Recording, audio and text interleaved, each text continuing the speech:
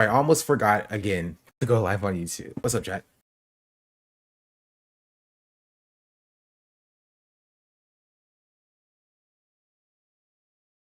What is up, chat? Hello. How's everybody doing?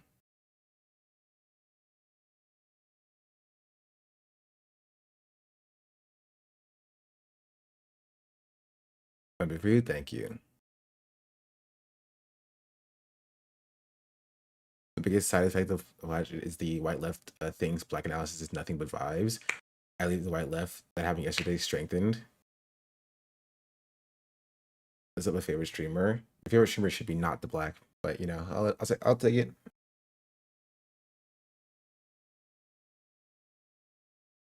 How's everybody doing? These drop-in just came through. You're lying to me.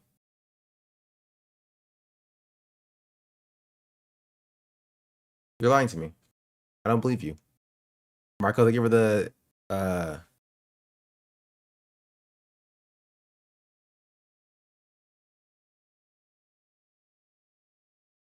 here, while you think about that, my delivery just got here, so I'll be right back.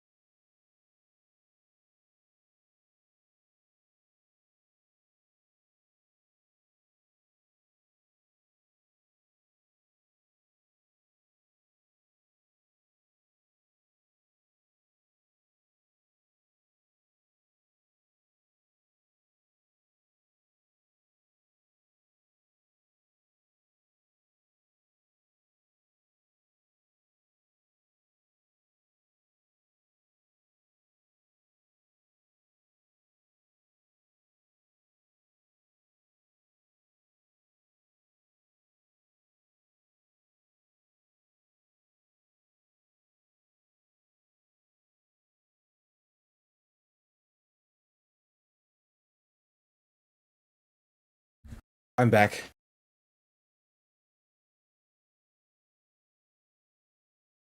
Okay, hold on. Guess I have to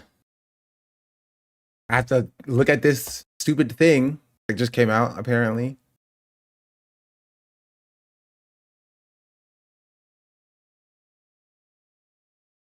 Let's see if he's actually dropping. Um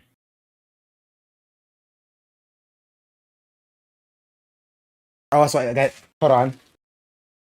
A new headphones came in.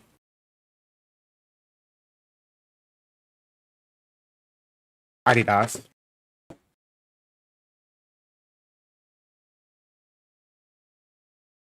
I don't have to wear these stupid giant things anymore. How do I open this? Hold on.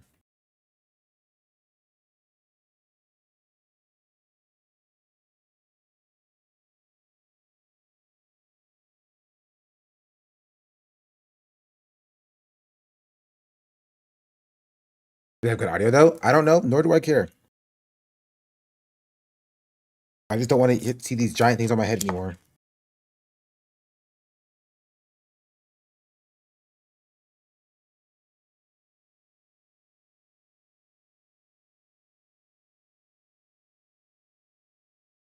Ooh, they have a little pouch that comes with it too.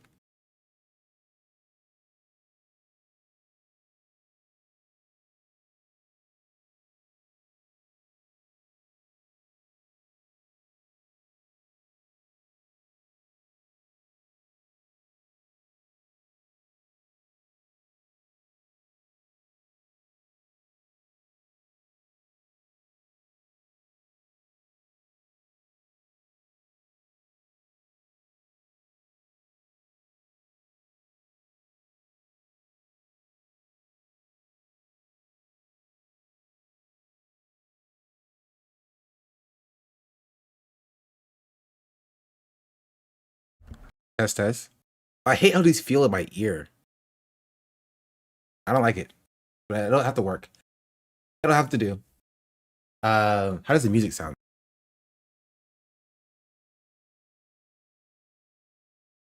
Better. Um, what is this? Platner's campaign working to navigate exit from consequential main race, sources say. Sources. Graham Platner and a small team of strategists behind his candidacy are trying to navigate an exit from the consequential Senate race in Maine without entirely squandering the movement that he built. People familiar with the matter said, rather than digging in or trying to find a path forward for his candidacy, he's expected to announce the decision through a recorded video, which could come later today. Bro, it's gonna be as soon as I end stream. Buddy, thank you for the prime. As of this morning, no, the message has not been taped. The people familiar say, "Oh, the message hasn't even been taped." Okay, he's not going. He's not leaving, bro. Support for the main Democratic nominee in Senate race collapsed this week amid a rape allegation that he has denied. After CNN and Politico reported the allegation, which was made by a woman he previously dated, Platner said that he would reflect on the best path forward for Senate's bid in Maine on Wednesday. Katz, who is a key advisor to the New York Mayor Zohran Mamdani, has told associates that he does not believe Platner can remain in the race given the allegations against him. This could and should end today. A person close to the campaign told CNN, "We'll see if it does." A question looming over the main political imbroglio. What? It's okay. I am stupid. What is this word?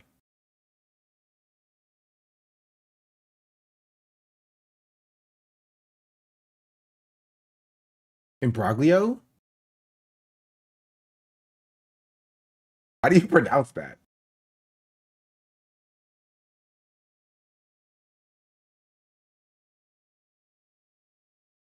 Ambroglio. Imbroglio? That's not how you pronounce it. That's stupid. Platner's statement. It's not Platner. It's a poop sock, isn't it? Oh.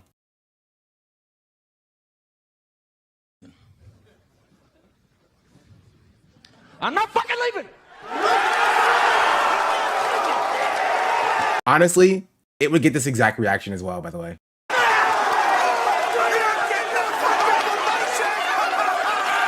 The show goes on. This is my home. Yep. I can see that happening. I can see that happening. Here, well, we'll cue the Calvert video as well. That's not why we're here, chat. That's not why we're here. Okay, no more links. No more links. Stop links. We're here for a very specific reason. We are here for a very specific reason. And that is today we are doing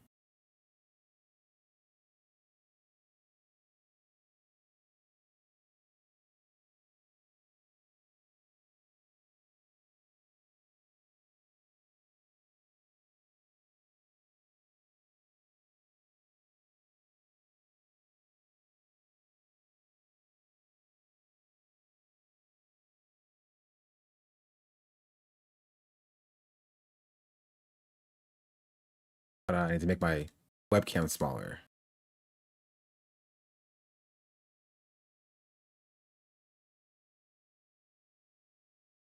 A little retrospective. We are doing a wee amount of a retrospective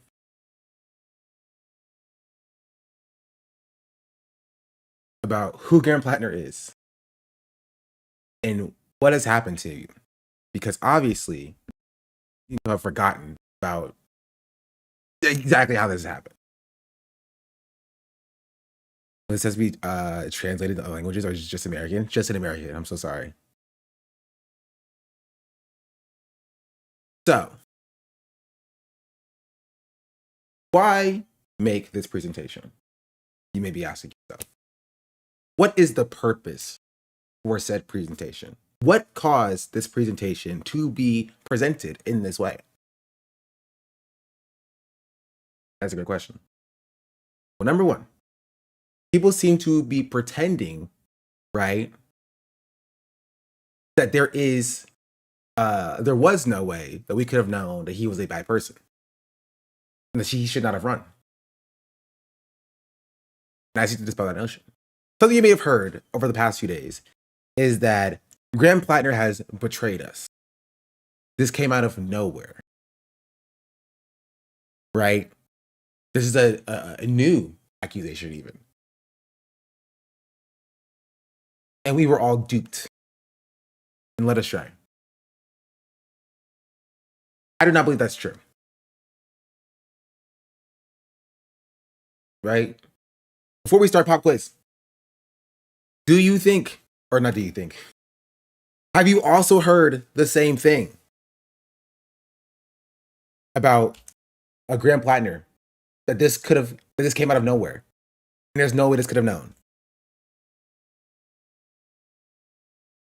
You have 1 minute on the quiz.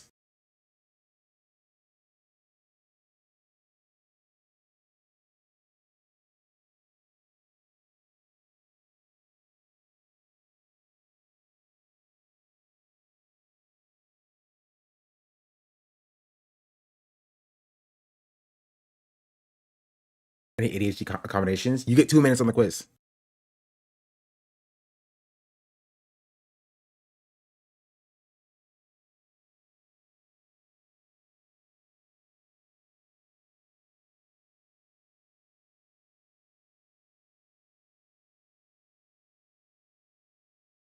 Push it again? No. There's no help on the pop quiz.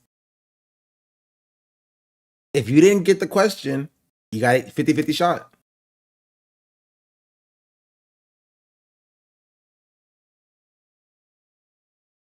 Oh, my accommodations? You didn't ask for them before the quiz started. The answer was yes. Most of the class has heard this rhetoric as well about this is new, right? There's no way we could have known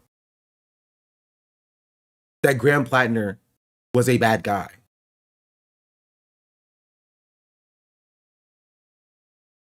I think that is false. And so we're going to look back at everything that happened over the past 10 months since he announced his campaign in August up until now, and all of the red flags and all of the controversies and all the people who defended him every single step of the way, to dispel this notion that there is no way we could have known. Because I believe that we could have known, right? But I would go as far as to say not only could we have known, I believe we should have known, right? And not only could we have known, and not only should we have known, but we would have known if we held a critical eye for the politicians, as we should for every politician. Every politician should be held, right, with a critical eye. They should be examined with a critical eye, because they are a representation of what we believe, right? They're being elected to serve our interests.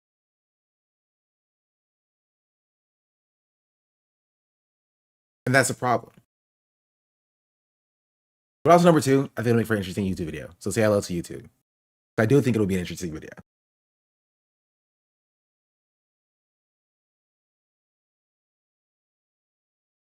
Right? Table of contents. So what are we covering today? What is on the agenda for this stream today?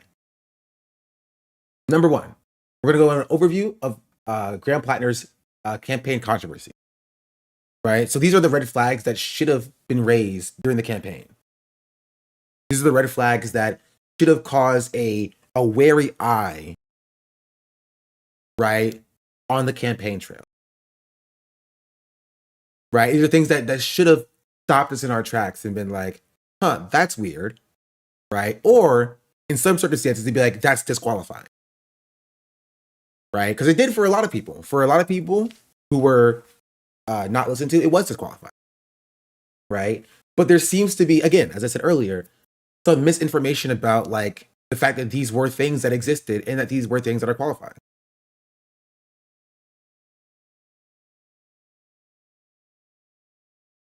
Isn't this why purity testing is a thing, though? What do you mean?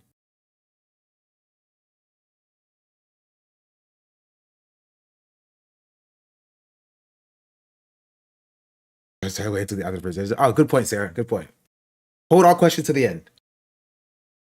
No questions allowed during the presentation. Hold all questions to the end. Answer a good question. In which case, that's fine, I guess. Anyway, so first we'll look at the overview of Graham Platner's campaign controversy, right? We will take a look at what we knew of him, when we knew it about him, right? And what people overlooked for him in those regards, right? Number two, we're going to look at the reaction from a lot of Graham Platner defenders, right? So when these things were brought up, right, when they were talked about, when they were spoken about, we're going to look at the reactions that those critiques got at the time in order to defend Graham Platner, right? And this will be a moment where if you have some of your own stories, right, about how maybe what you saw, right, or how you specifically were treated when you raised Graham Platner defense, right, that will be the time where you can share that in chat as well. And number three, we're going to look at it through a full timeline of the entirety of Graham Platner's history. So not just on the campaign trail, but everything that happened, right, from like the beginning of his political journey.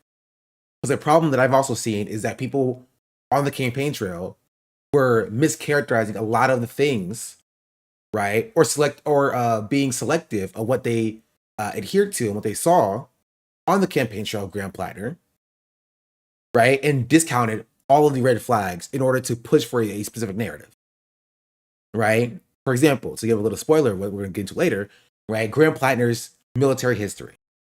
A lot of times people will point out that he was like posting positively about the SRA, right, the Socialist Rifle Association, and they're like, oh, he must be a socialist, right? Or they'll point to him holding a sign that says "Free Palestine" on his senior yearbook picture, or post him what's the word, protesting the Iraq War and yelling at like George Bush. And they're like, see, he must be based, right? But those are selectively chosen, right? They're selectively picked to serve a specific narrative. And they overlooked all of the red flags that were a part of that entire discussion as well. Where like, yeah, he did all those things, but he distanced himself from his Reddit posts, including being called like a communist, right? And he protested when he was 18, right, the Iraq War, but then went out of his way to join the Marines, serve 3 tours, get out, join the Army, serve another tour, get out, and then 6 years later go back and then join Blackwater, right? So I think it's very selectively talked about his history. So I want to cover the totality of his history, right? And then 4, we're going to go into a conclusion of we will wrap up what we can take from this conversation and what we should take from this conversation, and a call to action to be better when discussing like political candidates, right? All right, something that I forgot, which I'll throw it in here at some point. I'll throw it in here at some point, and that is a comparison between Graham Platner and John Fetterman. And if you have any takes of people who, I know one in my head off the top of my head right now, but if you have any takes of people who defended John Fetterman, who then turned on him, who then defended Graham Platner, that has happened consistently, and people are now running for the defense of John Fetterman, pretending like there's no way we could have known with John Fetterman, right? Not familiar? And so we'll throw that in there somewhere as well. That's a mega place advocate, but people knew his bad history, so I had faith because during the campaign he advocated for rehabilitation and changing. Yeah, that's how that works. You can't advocate for rehabilitating and changing. Also, that's technically kind of a question, basically. But you can't advocate for rehabilitating and changing. You have to show that you have been rehabilitated and you've changed, right? I can't go out there kicking babies and then be like, nobody should kick anymore. Like nobody should kick babies, right? That's not actually doing rehabilitation, right? Honestly, that's more of me trying to sweep my own history under the rug, right? Rehabilitation is acknowledgement of the harm that you've caused. And he has not done that. And we'll get to that when we're talking about his history, right? So hold on, put a pin in that because we'll get to that when we're talking about his history. So, introduction. Who is Graham Platner? In case you're wondering. In case you wandered in here, or you clicked on this video being like, why is this white man on my screen? I should have put a picture of him on here. That would have been great, but I didn't. Graham Platner is a 41-year-old, keep in mind, he's 41 years old, right? He doesn't need your defense. Graham Platner is a 41-year-old Marine and Army veteran who began running for Congress in August of 2025. As described by his biography on his Oyster Company's website, which we'll get back to that later, Graham, he was on the left picture, was born and raised in Sullivan, where he lives with his wife, Amy, and their animals. After time in the military, he returned home in 2018 to get involved in oyster farming. In 2019, he took over operations of the Waukegan Neck Oyster Company, slowly but sustainably making a commercially successful small-scale aquaculture operation. And if it invertebrate, that is the word. I'm a genius. A diver and lover of the sea, he also runs a mooring service and serves as a harbor master in Sullivan. Right? In case you're wondering, he looks like, just imagine like a white guy. You'll probably get it.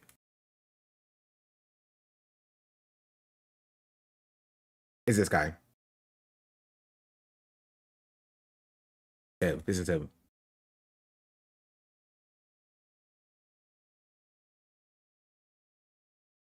Also, I should post on Twitter that I'm doing a presentation. Hold on. Hold. All right, everybody, smile for the screenshot.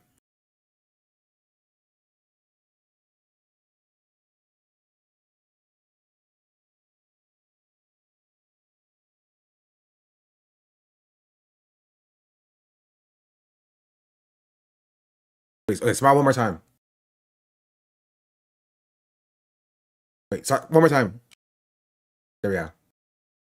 Wait, one more time. Okay. Wait, one more time. There we go. Perfect.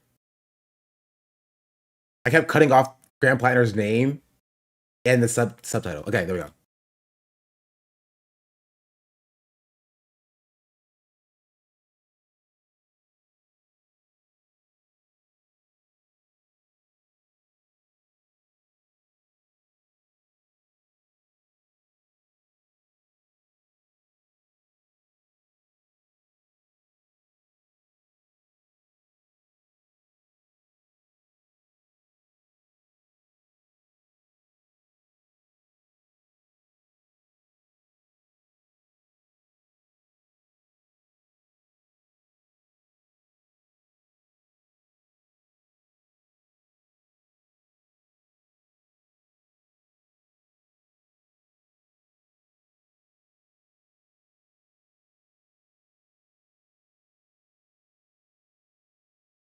I'll give me a second.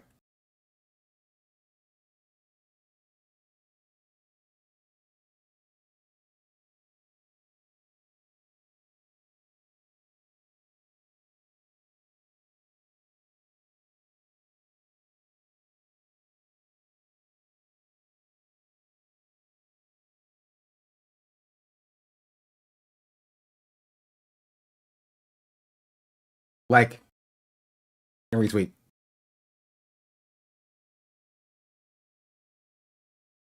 Because you're raising with way more time. No. I needed a good picture because y'all kept covering up the Graham and the Platner in my screenshot. I didn't make it. Oh, unfortunate. Unfortunate. If we don't have Twitter, I don't know. to reply back to your question about what I said or what should I wait till the end? I don't know, bro. I'm not the professor here. I mean, I am the professor here, actually. Also, I did reply to this person here. So I said the white left is cooked, and this person said, there is no other left. I know you like to pretend like there's this black leftist group out there, but there isn't. My suggestion is wait, is move like the establishment moves. You're like, oh, well, keep moving. No need for navel gazing. Then I just posted this.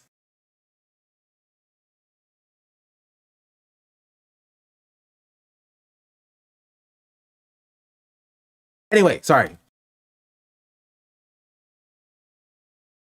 To this conversation, right? This is who Graham Platner is.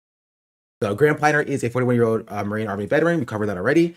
We get ready for August for Congress in August of 2025, right? And keep in mind a few key things in his biography from his website for his oyster company, right?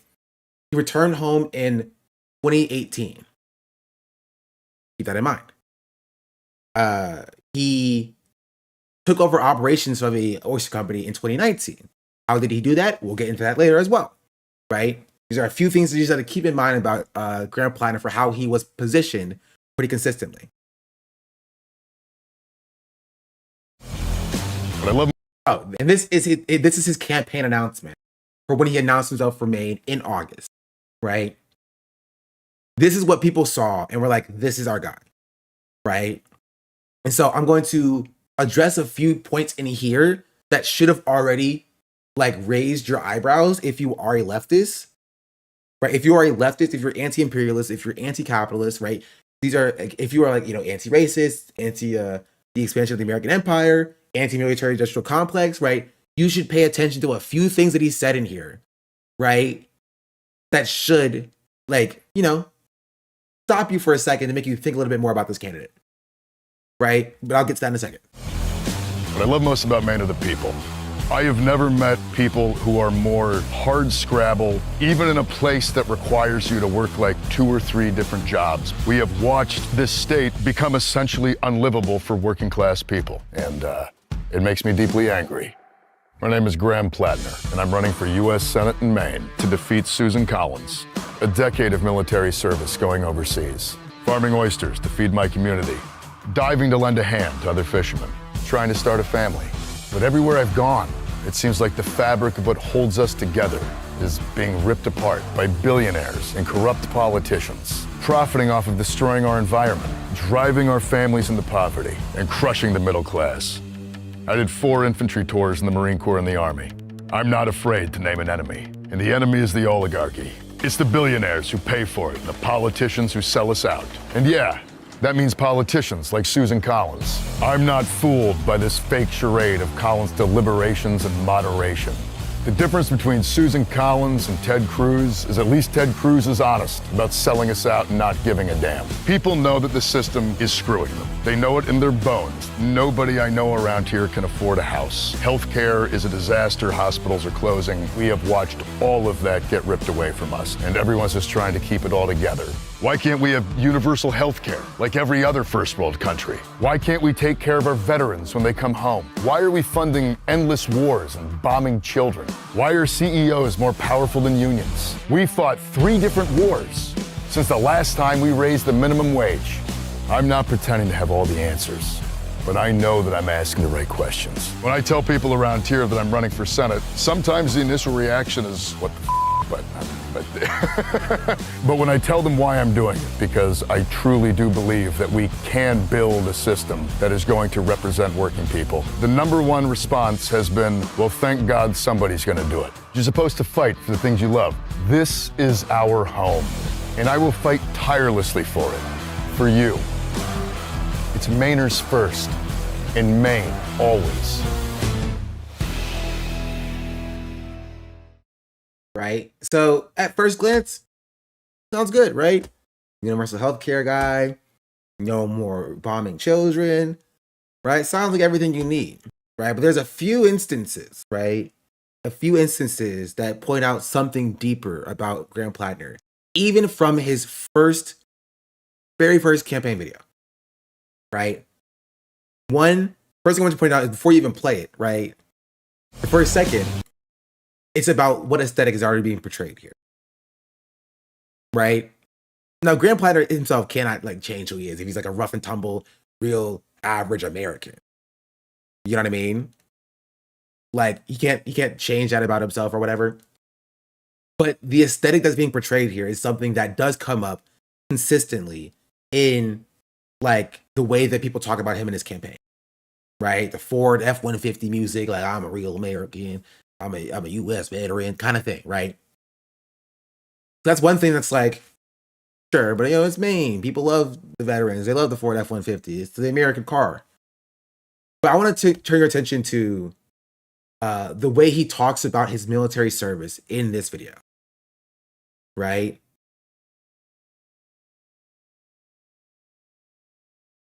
Firstly, it starts here. One of the first things he does to introduce himself is talking about his service. In Maine to defeat Susan Collins, a decade of military service going overseas.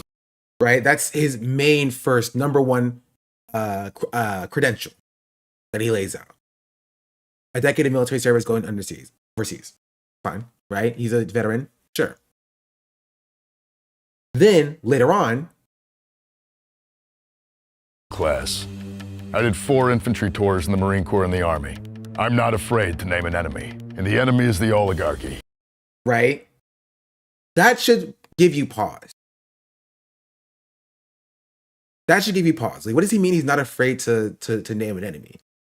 Especially if you consider the wars in Iraq and Afghanistan as being unjust, right? And who the enemy was then.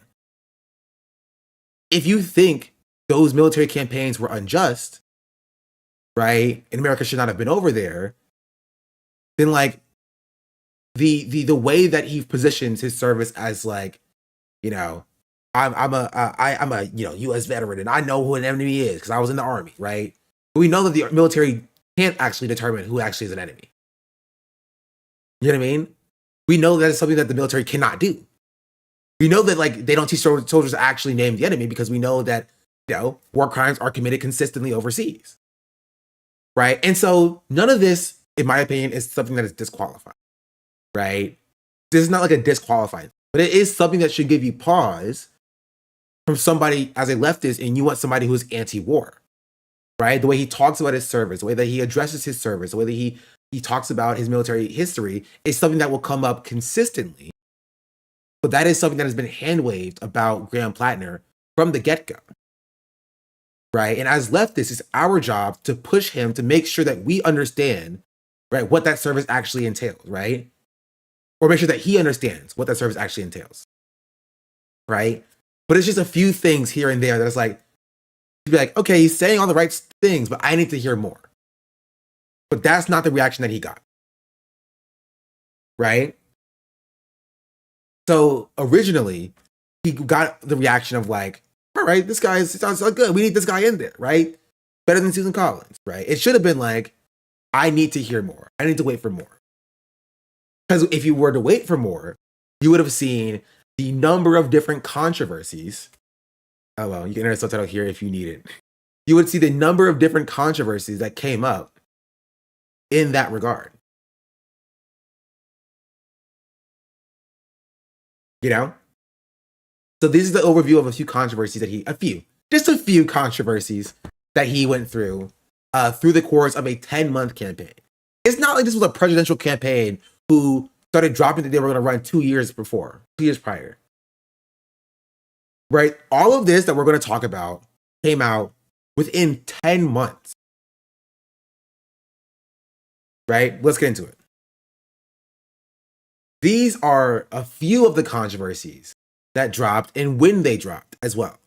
Give you context of like when people were defending him, when they were bringing them on for interviews, when they were interviewing him for press, when they were talking positively about him on Twitter or whatever, right? These are the things that we knew about them when we knew about them, right? These are the things that they were defending, right? In October of 2025, it was announced that Graham Platner had a Nazi tattoo. Now, if you were to ask Graham Platner about this, oh, hold on, excuse me. That's not what I meant to open. Excuse me. You know what, I'll actually open it and I'll actually move this over. Actually, I'll do this. Oh, sorry. Spoiler. Spoiler. Um. Bow.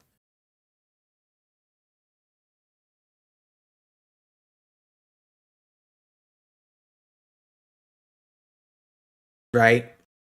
We got things like this. We got Maine Senate candidate Platner says tattoo recognized as a Nazi symbol has been covered. This is when it was covered up. Right? But the actual tattoo itself was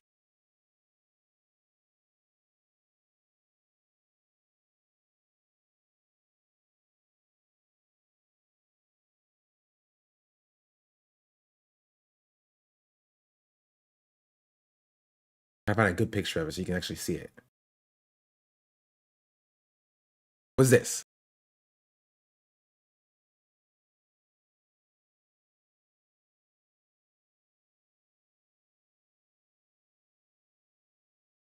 This is the tattoo that was featured very prominently on his chest. Right?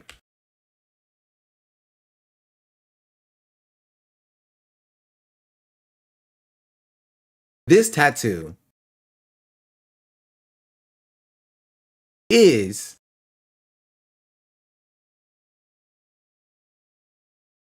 this tattoo. It is a totem cloth. This is a Nazi tattoo. It is a tattoo that the Nazis used. They wore very prominently on their little hats.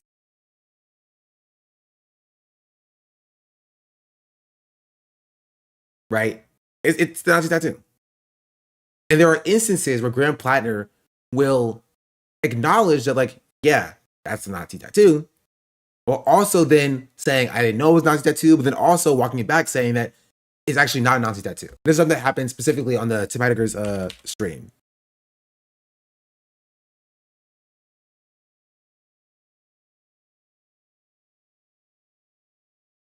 I'm trying to find it.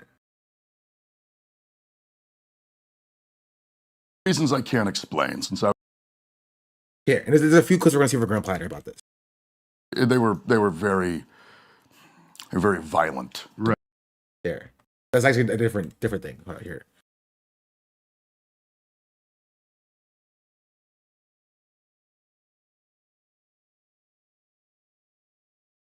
Years old. Yes. The tattoo is a problem.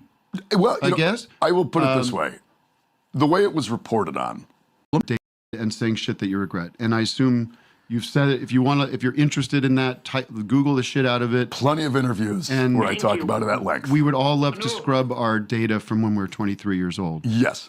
The tattoo is a problem. Well, I guess I will put it this way: the way it was reported on, I think made people picture like I had a swastika. Yeah, exactly. Right. And I had a skull and crossbones. Right. And I had it for 17 years. I saw the picture, and I myself. Like, that's the problem. It's not a skull and crossbones. It is a totem cloth, right? The totem cloth is a skull and crossbones, right? It's like how all squares are rectangles, but not all rectangles are squares, right? A totem cloth is a skull and crossbones, but not all skull and crossbones are totem cloth. That tattoo is a very specific tattoo that the Nazis use, right? And here, prior to this, he also said this. Important context. Oh, Feeling of, well, talk about. Yeah. Talk about so, I mean, I think of leftist bands that use the Iron Cross. Yeah, Mods, can we ban that person, please? I'm not having someone who defends like the use of like Nazi iconography for Graham Platner in my chat, please. Thank you very much. For reasons I can't explain, since I was about 2 years old, I wanted to be a soldier. Sure. And I don't know why that Probably watching Cobra or Predator on TV or and something. I grew like up playing with G.I. Joes, Sure. but it was also deeper. Into high school, I've always been a big history buff, and I was really into the Civil War. I was really into the Second World War, and I kind of just. Let's chat again. Yeah, that's why I banned them. They were in here last year doing the exact same thing, right? But here, Graham Platner saying that he was a big history buff, huge into the Civil War, huge into World War II. I don't know, took off for this. But into high school, I've always been a big history buff, and I was really into the Civil War. I was really into the Second World War, and I kind of just, right. And so it is something that, again, should give you pause. If you are a leftist and your candidate has a Nazi tattoo, right, and they're a big World War II, big history buff, right, that is something at the very least, should give you pause. It's, hold on, that's weird. That's weird. When does the video come out? This video came out in February of this year, right? But this is something he's been saying for months. He's been saying it since October when he got it covered up, right? Like, this shows inconsistency for Graham Platner, right? And so what you oftentimes saw with when people covered the tattoo, which we're going to get to that in a second as well, what you oftentimes saw is you saw people be like, I didn't know it was a totem cough, right? I had no idea it was a totem cough. I didn't know it was a Nazi tattoo. I didn't know Nazis used that skull and crossbones, right? As like popular leftist commentator. And so that's one thing, right? But he is a history buff, right? A World War II history buff specifically. At the very least, that should give you pause, right? It should be, hold on, pump the brakes for a second here. Pump the brakes for a second here. That's strange. That's weird. We need to hold off on the Graham Platner stuff until we can get to the bottom of this. Right? Because even if he didn't know, right, which is a separate circumstance, I'm not going to get here and try to reiterate, like, you know, he definitely knew or whatever, right? But like, it is definitely something that is weird, and it demonstrates inconsistency in the history of Graham Platner that should cause for you to maybe take a step back from that race, right? But people didn't do that. People defended that. People defended the tattoo. And we must ask the question, why? Right? We must ask the question, why that is. At the time, people said that we need to beat Susan Collins, right? They defended the totem con because they said that we need to defeat Susan Collins, right? But now these same people are calling for Graham Platner to drop out. Does Susan Collins not still need to be defeated? Right? Are we not in the same political circumstance as we were 2 days ago? 3 days ago? Right? Susan Collins still needs to be defeated. You still want the Democrats to win the Senate. The question that has to be asked is that why did Graham Platner get a pass for this? Right? Why did he get your undying defense for this? And this is controversy number 1 out of 9. 9 separate controversies at varying degrees of insanity.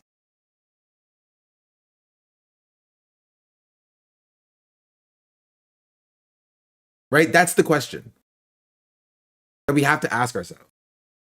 Also, I have no idea where I put my, oh, it's over here. Actually, I found it. Let's continue. Let's continue. Because in controversy number 2 was Graham Platner's military service. Right? This is something that has been a topic of discourse consistently, right? Because there is this idea, right? There is this idea that everybody who criticizes Graham Platner in the way that he talks about his military service hates all veterans, right? This is something that people have consistently said about the way that people engage with the discourse around him having 4 tours or going on 4 tours, right? People oftentimes bring up anti-war activists, right, who are veterans, as an example of like, not all veterans are bad. You know? People oftentimes brought up the fact that he protested the Iraq War before he joined, we'll get to that later, as a example as not all veterans are bad, right? This is a straw man because there are a lot of people, right? There were some people who were saying all veterans are bad, but there were a lot of people, a sizable amount of people who were saying that you can be an anti-war veteran, but Graham Platner is not that. Just by the way that he talks about his military service. Do you remember what I was saying about the campaign video? About the way that he talks about his military service is just weird, right? It doesn't read as anti-imperialist. It doesn't read as the expansion of the American enterprise. It reads as pro-American. It reads as pro-veteran, which itself is not inherently a bad thing, but pro-veteran is not anti-war inherently. Right? And so this is something that I discussed in, spoilers as well. I discussed in a video that I posted titled, Is Graham Platner Anti-War? Is Graham Platner actually anti-war? Right? And in this video, I discussed the differences in the way that Graham Platner speaks about his service versus the way that an actual anti-war activist speaks about his service. Right?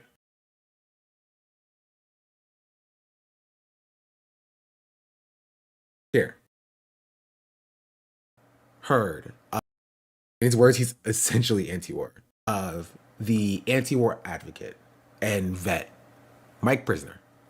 I just want you to understand how I read this, how Graham Platner spoke about his service. You know, I'll play me reading it as well. From Graham Platner, his regret. People have been demanding that he has regretted it. People have been yelling at me that he has regretted his service. This is what he has to say about his regret. This is the question.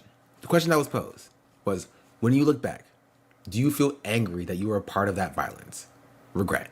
His answer was, I have a complicated relationship with it because I am still proud of being a Marine. I am very proud of my service and the service of the guys that fought next to me. We tried our best. We truly did. But it doesn't matter if you tried your best inside of a flawed policy and a flawed system. It is flawed from the top down. It's bound to fail, and it's bound to bring an immense amount of violence upon the people who in no way, shape, or form are deserving of it. We destroyed Iraq, we destroyed Afghanistan, and all the suffering, all the killing, all the dying, all the displacement, we, the United States, did that. And that I am ashamed of. The anger that I feel is for the people that sent me, who are, frankly, still the same people who are sending people off right now to be in harm's way.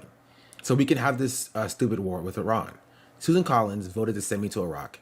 And she's also there to help Donald Trump continue this insane conflict in the Strait of Hormuz.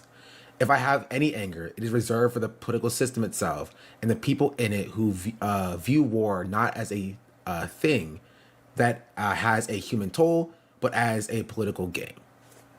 That is his statement responding to that question. I think this statement is okay. I don't think it is a bad statement. I think it is an okay statement. I think it is a step in the correct direction towards somebody recognizing that they were a part of an unjust, illegal occupation. However, I do not believe it is an anti-war statement. And I do have actual evidence to back this up. Have you all heard of the anti-war advocate and vet, Mike Prisoner? I just want you to understand how I read this, how Graham Platner spoke about his service. And I want you to keep that in your mind and contextualize that, right? And contrast that to this clip. I will play you the first 45 seconds. And I tried hard to be proud of my service, but all I could feel was shame. And racism could no longer mask the reality of the occupation. These were people, these were human beings. I've since been plagued by guilt anytime I see an elderly man, like the one who couldn't walk, who he rolled onto a stretcher and told the Iraqi police to take him away. I feel guilt anytime I see a mother with her children, like the one who cried hysterically and screamed that we are worse than Saddam as we forced her from her home. I feel guilt anytime I see a young girl, like the one I grabbed by the arm and dragged into the street. We were told we were fighting terrorists. The real terrorist was me, and the real terrorism is this occupation. Do you understand how differently Mike Prisner talks about his service? Does it make sense how distinct that contrast is? Yeah. That's anti-war, right? And that is what leftists should have been pushing Graham Platner to be saying. In every single interview that Graham Platner did, they should have been pushing him to make statements like that. But instead, they accepted a, I tried my best. Right? I tried my best. But 20-year-old general in the Israeli occupying forces said, listen, y'all, I tried my best. Maybe not 20-year-old general, right? But even anybody, right, in the IOF said, I tried my best. I tried my best. I was doing my best when I was in there. Would that be acceptable? I tried. Well, we tried. You know, there's only so much you can do when it's Netanyahu's war. I really did try. Would that be acceptable? I don't think it would be. It wouldn't be acceptable to me.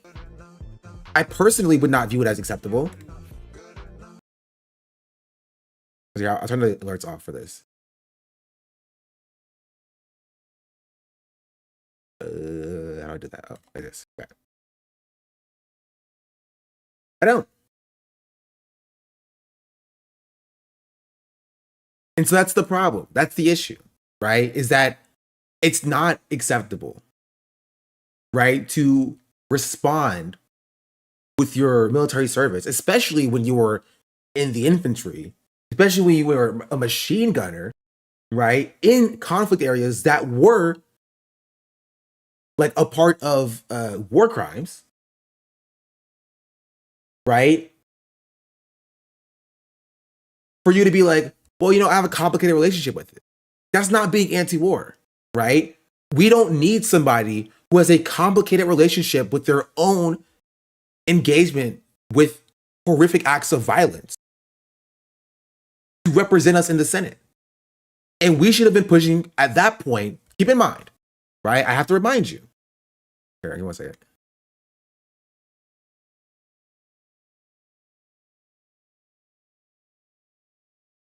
Right? This was in September of 2025.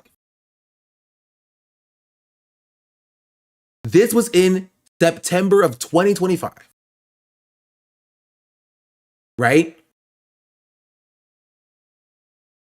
We should have at this point been pushing for him to actually regret his service and to be anti-war at that point, or for somebody else.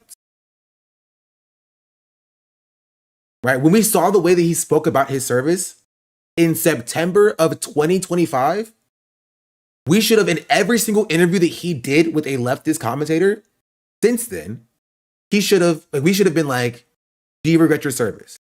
And if he says any answer other than no, we push for him to give that answer. And if he doesn't give that answer, we push for somebody else. We say, this is not the guy. Especially, right? Especially when his Reddit posts show that he is an insanely violent person, right? And we'll get to the Reddit comments in a second. The Reddit posts are his own section, right? But there's a lot of overlap here because in his Reddit posts, it shows that he is an insanely violent person. He relishes violence. He loves violence. He loves violence. He's a violent person, and it's our job to see his Reddit posts and see how violent of a person he is and see how he talks about not regretting his service, or at least, you know, saying how he had a good time when he was in the military, how he looks back fondly about his time in the military. We should have seen that and connected the dots to be like, okay, that's a red flag. That's weird. Right? But is that what happened? Is that what we got at the time? From the entire commentary space on Graham Platner? I don't think it was. And I know it wasn't because I have evidence that it wasn't. And we'll get to that in a second too. We'll get to that in a second. Right? The left utterly failed. Right? Or at least I'll say the white left utterly failed. This test. Right? We let a profoundly violent person, right, attempt to represent us with no real accountability. Because there has been no real accountability. Every time Graham Platner was asked to answer for his service, this is the answer that we got. Right? Here, I have it. Talk about it later on too. That your own.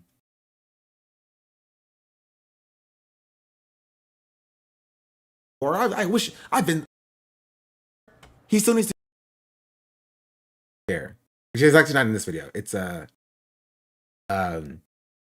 the New York Times interview itself. Go find it.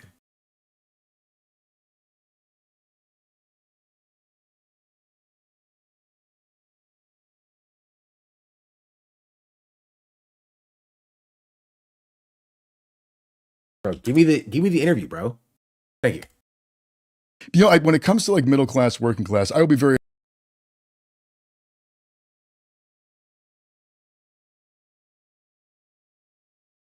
Here. disillusionment became something much deeper because then I'm in Kabul and I'm like seeing it I'm like at the embassy and seeing it from the high side. And I was like, oh my God, 7 years I haven't been in this country and no new ideas. And we're out there dropping bombs on people's houses. There are special operations units kicking in people's doors in the middle of the night. It's all the violence is still happening and nobody down here has an inkling of what to do or right. And this is my biggest beef with the people covering this specific aspect is people say that he reflected on his service and he's a disillusioned soldier. Graham Platner was a disillusioned soldier before he was a soldier, right? Because Graham Platner tells his story. Graham Platner at 18 years old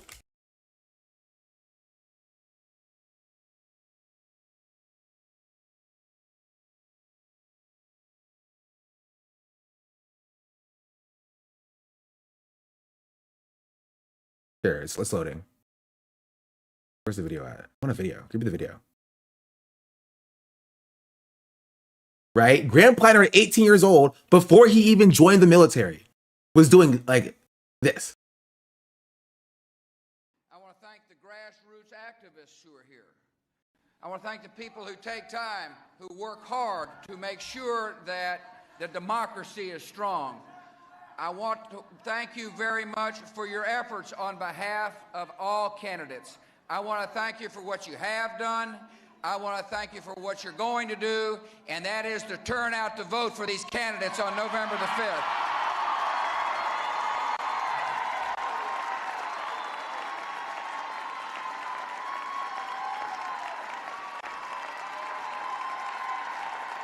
Where's the...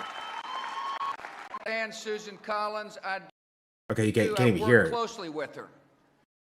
Yeah, hear it. But basically, Graham Platner and Susan Collins in the same room in 2002. Collins cheering for war. Platner shouting at Bush, "Don't attack Iraq." Right? In 2002, he was shouting at Bush, "Don't attack Iraq," and 3 years later, he signed up.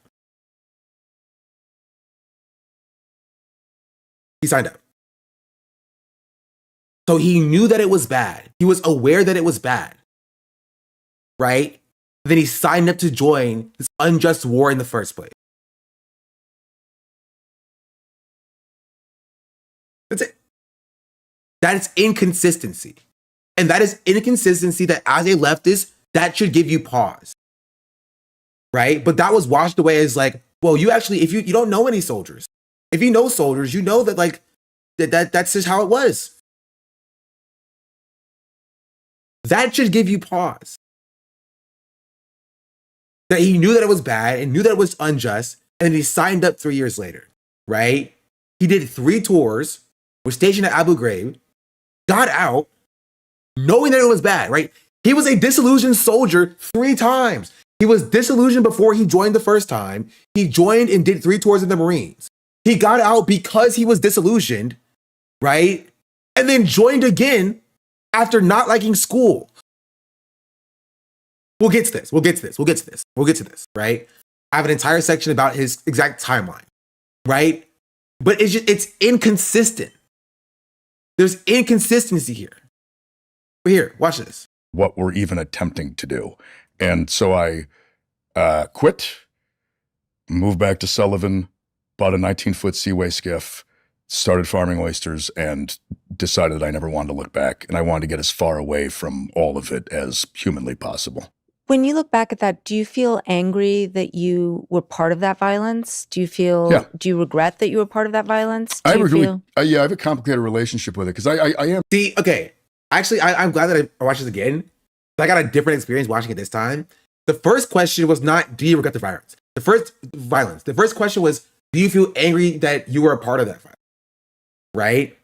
The answer is yes. The question of, do you regret being a part of that violence is a question that is a complicated relationship. Right? When you look back at that, do you feel angry that you were part of that violence? Do you regret that you were part of that violence? I have a complicated relationship with it because I am still proud of being a Marine. I am very proud of like my service and the service of the guys that fought next to me. I mean, we like, I'm sorry, that's not anti-war. That's not anti-war. It's not. Objectively speaking, that's not anti-war. And this was hand-waved away too quickly. Right? He's been consistent on this, and he's never changed on this. Right? And back in September 2025, when we first found out about this, right, if you gave an interview to this man, it's your job to press him on this. It's your job to push him on this and say, why don't you regret it? Right? We had to get this from the New York Times. We had to get this line of questioning from the New York Times. We didn't get it from the Majority Report. We didn't get it from Breaking Points. We didn't get it from Zateo. Right? We got it from the New York Times.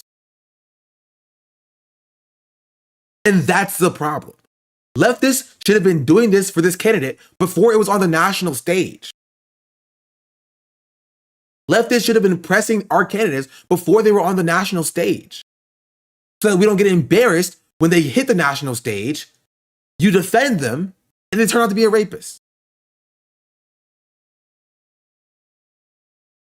Tried our best. He said we tried our best. Him and his platoon, stationed in Fallujah, they were trying their best. Keep in mind, he knows how to identify an enemy, by the way. They were trying their best. That's not anti-war. I am very proud of like my service and the service of the guys that fought next to me. I mean, we tried our best. We truly did. But it doesn't matter if you try your best inside of a flawed policy and a flawed system. It's flawed. Like, there's zero personal responsibility. Right? That's why I don't subscribe to the be nice to people, be hard on systems, right? Be nice to people, be harsh on systems. Like, no, people did bad things. People did bad things. People do bad things. And they should be held accountable for that bad thing, right? And keep in mind, at no point am I saying that Graham Platner, even at this point, right, should be kicked out of the movement. I'm not even saying, even at this point, that he shouldn't have ran inherently, right? But if he was going to run with the blessing of the wider left, and you're going to be defending him, he has to change these things. And these are things that we should have been pushing for him to change 10 months ago, in September. But that didn't happen, right? Ryan Grimm didn't do that. Al Kleski didn't do that. We should be better on that regard.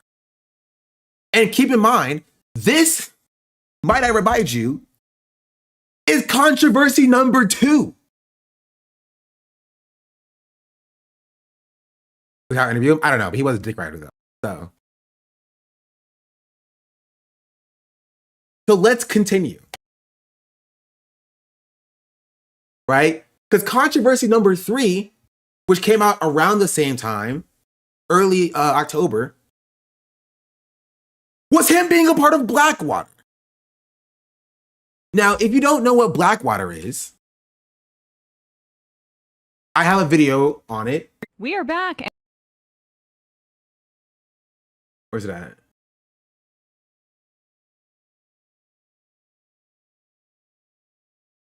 It's a pretty old video for me, 3 years ago, right? Into the Blackwater, how American corporations escape accountability, right? Where I talk extensively for over an hour about Blackwater and how it exists. Right? So if you want to know exactly the intricacies of what happened with Blackwater, you can watch that video. It came out in 2023. So I won't get too deep into it, right? But Blackwater is literally known for war crimes, right? Blackwater had to change its name and shut down its operations and do a shell game of its companies. They had to do this because of all the war crimes they kept committing. The killing of civilians, the killing of civilian children, right? Profiting off of a unjust occupation. Right? They are literally known for war crimes and changing their names and shifting things around specifically to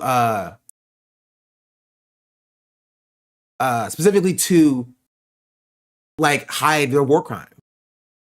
Right? It's Eric Prince's thing. It has ties with the Russian Wagner group, the Nazis, by the way.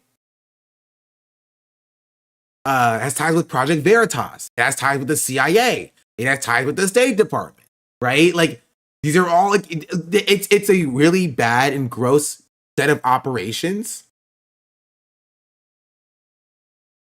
that it by itself is disqualified. Like, I'm sorry. Right? Maybe if, like, he joined Blackwater in, like, 2004 or whatever and stayed for one day, you can maybe change my mind on that. This video of them shooting at random civilians and laughing. Yes, there's footage of them. There's a very the Nisour Square massacre. They were a part of a massacre, chat. Right, where they just killed a bunch of civilians. Look, this is a thing, by the way. Like I'm not making this up. Here. For Blackwater members argued that the approaching Kia was a tactical team was dispatched in Iraq. The long and short of it is that after a car bomb exploded near where U.S. and Iraqi officials were meeting on September 16, 2007, a 19-man Blackwater tactical team was dispatched and took a position on the south side of the square. At some point, keep in mind, this is really important, chat. The people who were dispatched were not like active Blackwater, combat teams. They were the teams protecting diplomats. They were people who were protecting the meeting points that were dispatched. The car bomb exploded like nearby, right? So you don't have to be a part of like the people who are like, a part of like the combat teams to do war crimes. The people who did this war crime, right, were the people who were like stationed to protect the meeting. And we'll get to who one of those people, ended up being later on in a second, right? Not to bury the lead, Graham Platner ended up being a part of a diplomat protection team, right? So this idea that Graham Platner could have never done a war crime because he wasn't even doing anything there. He was just protecting the embassy and protecting diplomats. That's who we're doing this war crime that I'm about to describe here. The tactical team was dispatched and took a position on the south side of the square. At some point, the team began firing upon civilians in response to an approaching car, according to the team. Blackwater ended up killing 17 people, 14 civilians, and wounding 20 more. This was taken to a criminal trial in 2014, where defense lawyers for Blackwater members argued that the approaching Kia was a credible possibility as a car bomb, and that opening fire was in self-defense. The prosecutors held that the men did not face any hostile gunfire when they began shooting and continued to shoot despite the lack of hostile threats. The driver of the Kia was shot once in the head by a Blackwater contractor and was killed. The Kia continued to roll forward after the driver was killed, and the team continued to fire upon it, killing the passenger, the driver's mother, and a dozen other civilians, including civilians who were trying to drive away from the shooting. Eventually, the Kia was struck by a grenade and was incinerated. The grenade was shot by Blackwater, of course. Okay. This also adds an extra layer to new reporting that came out this month about Graham Platner bragging about rigging, right, makeshift mortars to use when he was in the military as well, right? Which is the kind of stuff that is directly a part of war crimes, by the way. That is a new thing that I actually haven't covered. Also, this is what the IDF has been doing to, I guess, who trains with them? Yes. On September 27, 2007, the New York Times even reported that a member of the Blackwater security team continued to fire upon civilians despite urgent ceasefire calls from his colleagues. That alleged incident was only resolved due to another Blackwater contractor pointing his weapon at the man still firing and ordering him to stop. Immediately following the massacre, the Iraqi government revoked Blackwater's right to conduct work in Iraq, and the investigations were performed by them, the US State Department, and the FBI. But make no mistake, the State Department was not operating in good faith, as they're usually known to do.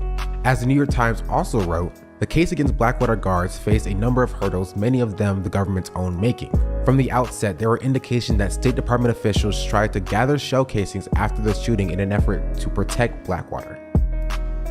The State Department also gave contractors limited immunity after the shooting, which made it significantly harder for the Justice Department to build its case. Keep in mind, all of this happened and everything else I'm 10 minutes into an hour and 10-minute video. Everything else that happened here happened before Graham Platner joined. This was stuff that has been prosecuted. These are the first instance of many instances of things that have been prosecuted from before Graham Platner joined. So all of this happened, and Graham Platner ended up joining after all of that, by the way, because he was bored. But again, I'll get to that when I cover the entire timeline of his life, right? But he ended up joining because he was bored. I'll get to that later. This, yes, of course, is controversy number 3 of 9.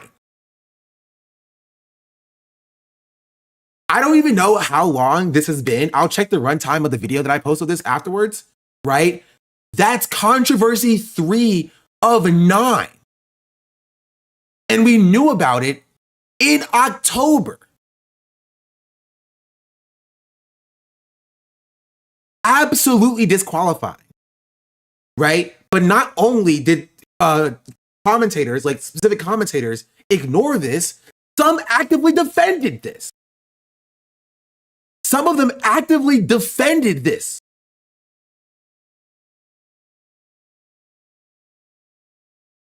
And I'll get to that later. So on to the next controversy, which should have been disqualifying, which is pretty similar to the 4 tours, but it's so specifically bad that I want to call it out as distinct. Right? It's him being stationed at Abu Ghraib. Right? Again, after human rights abuses have been reported at Abu Ghraib. Right? So I won't spend too much time on this because it's the exact same scenario. The exact same scenario as the Blackwaters. Right? Where it's like maybe slightly different because he didn't necessarily choose to be stationed at Abu Ghraib, we think. Right? We assume. Right? But just like with Blackwater, he has to at least take accountability for being, at the very least, in proximity. Right? But for, patrolling I don't know how to describe this, bro. In a way that's accurate, where you get the full picture. War crimes human rights abuses, right? Illegal torture. Like, he was stationed there. At the very least, an acknowledgement that, like, yeah, that was bad. I wish that didn't happen. I wish I did not do that. Right? But the only thing that he can say about his service is that he tried his best. Right? He tried his best. They tried, like, him and his team, they tried their best. They were trying their best. Zero acknowledgement of the role that he has played in the expansion of the American empire.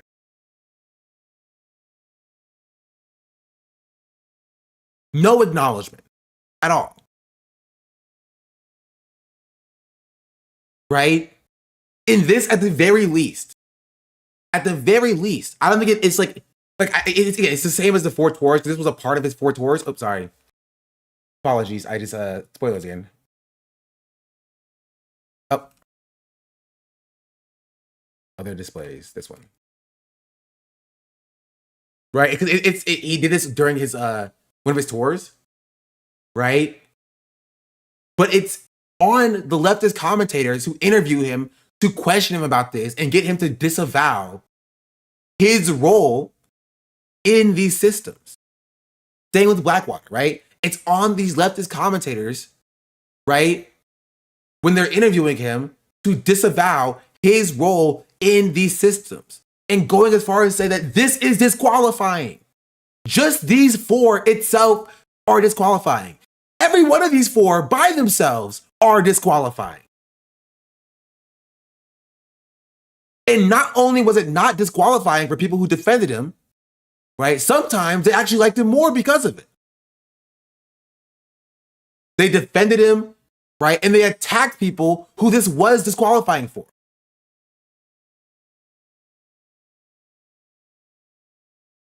It's K-Hive behavior. It's no different than the K-Hive attacking people who disliked Kamala Harris, who said that Kamala Harris and what she did in Gaza was disqualifying, and the K-Hive attacking them. Right? It's no different. Because other people drew their red lines, right, at the Four Tours, at Abu Ghraib, at the Tattoo, at Blackwater, and they were attacked as wreckers, right? They were attacked as ruining the movement. They were attacked as being somebody who hated power. They don't actually want to hold power because they actually hate all veterans or whatever, as a straw man. So it's not even just the fact that this should have been disqualifying for leftists. It was the fact that the people that it was disqualifying for were attacked for having that correct moral position.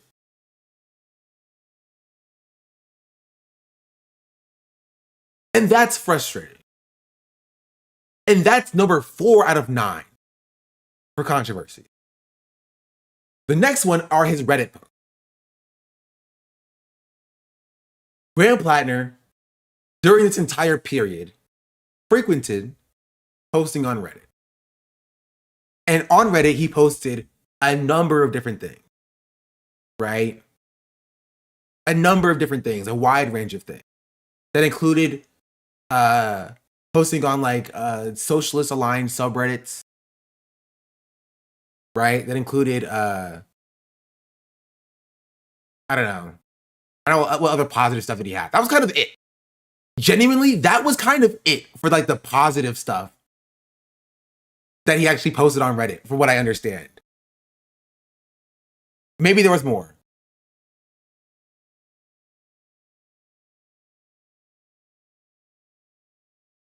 Right? Maybe there was more. Right? But people really held on to the, I'll see if I can find a link to it.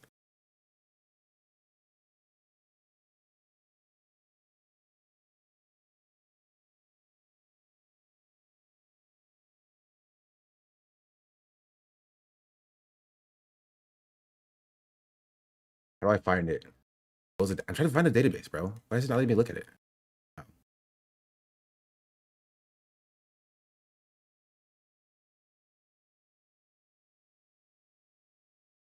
Here.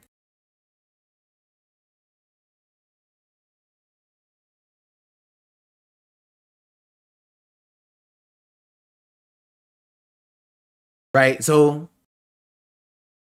he had things like this, and people looked at things like this and they were like, oh, he's the guy, right? These few Reddit comments were what people held on to as like, oh no, yeah, he's a communist. He's a secret communist, actually. 37, I got older and became a communist, right? In 2021. Anti-Trump stuff. Jeez Louise.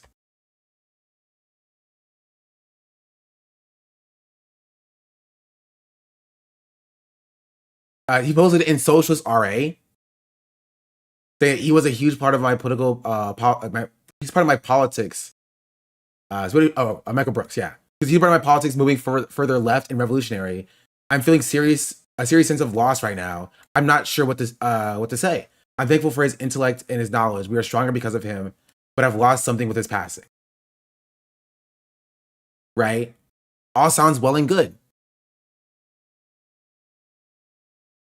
After Trump deployed secret police in Portland, imagine what happens after he gets 4 more years.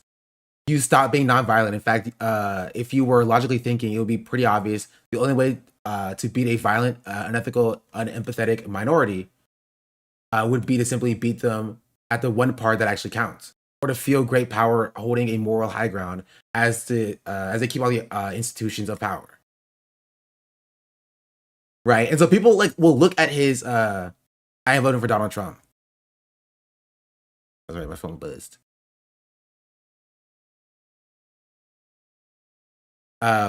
People looked at these and were like, also about like Bernie Sanders, right? Posting pro Bernie Sanders. People looked at these and were like, oh, he's a socialist. He's a socialist. He's a socialist, right? Which is fine, sure. But they ended up ignoring, right? They ended up ignoring other stuff like,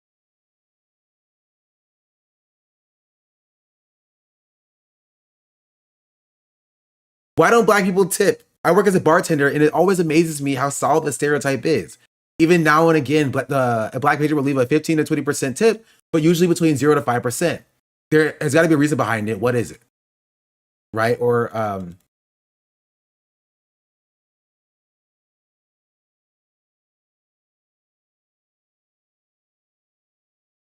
he posted a lot in combat footage. I find it.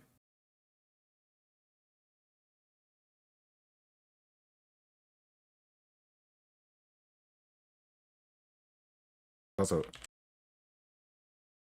oh, good spell.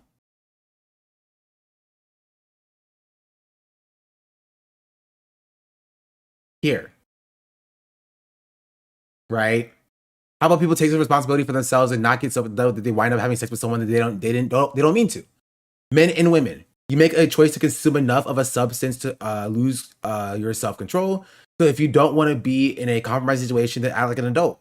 Rape is a real thing. If you're worried about it, buy Kevlar underwear. You think if you're worried about it, if you're so worried about it to buy Kevlar underwear, you think you might not get blacked out that when around people you aren't comfortable with, right?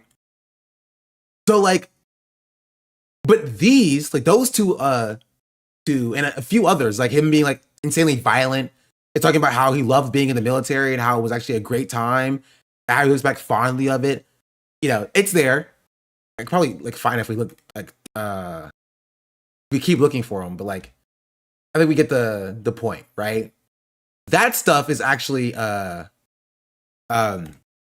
this stuff, like these stuff is like, oh, he doesn't mean it, right?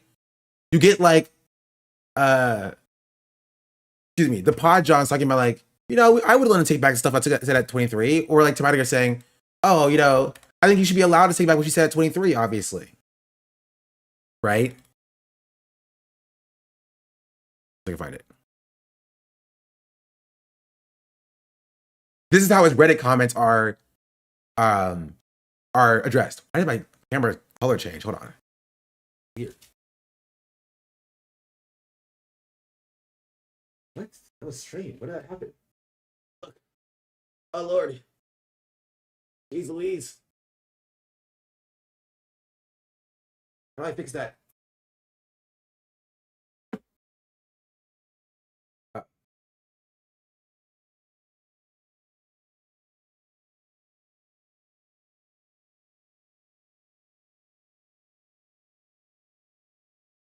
I don't know how to fix it. So we're stuck like this now, I guess.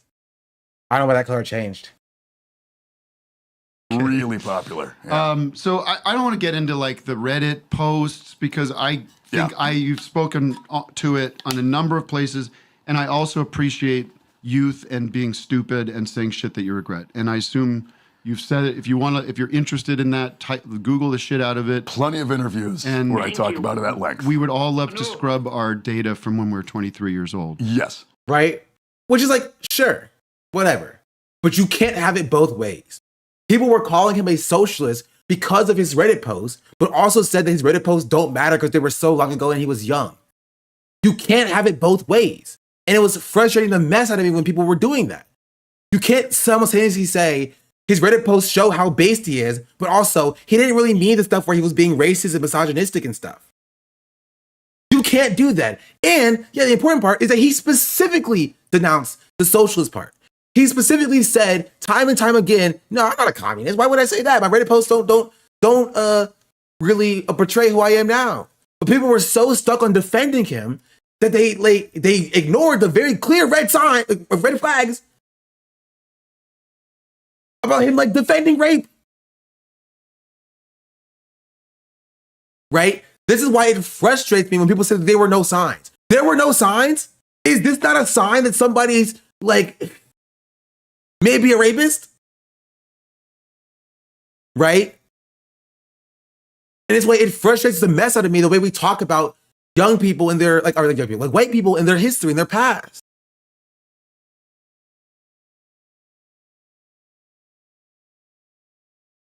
Right? And it's even more disgusting when you have the Pod Johns who will defend him in this regard and defend him not being defined by his Reddit post, but Daria Lisa calls herself a communist in a Reddit post, and then it's like, oh no, or not Reddit post, like on Twitter or whatever, or like on social media, and they're like, oh, that's too far, right? She wasn't defending rape, but the Pod Johns have a problem with her, but defended Graham Platner. Please, somebody explain to me what the difference is.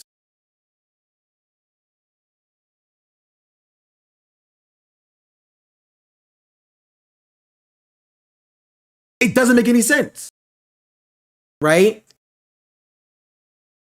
And so there's way more Reddit posts that are like, in my opinion, that like you should at least have to ask him to address directly, right? But do you think any leftist commentator asked him about his thoughts on black people tipping? Do you think any leftist commentator asked him about his thoughts on whether or not he thinks that women should are to take responsibility for being raped?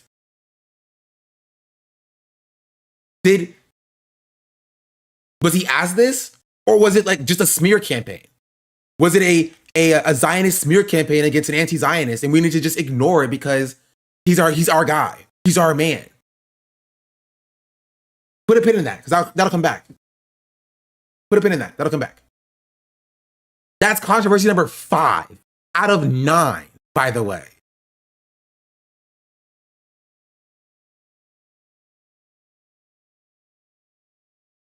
The next one is a less known controversy, but one that I think is disqualified personally, is that he had a kick account, right?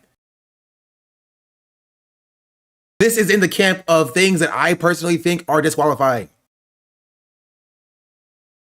He was on Kick.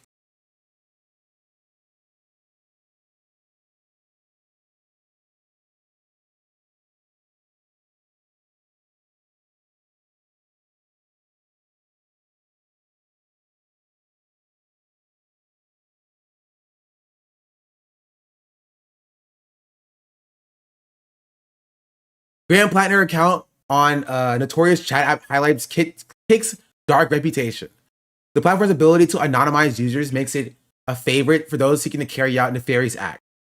Right, bearing the lead here, it's like an app for pedophiles, but that includes a lot of pedophiles. And I wish I could show this to you, but it's paywalled, so we're gonna find an archive.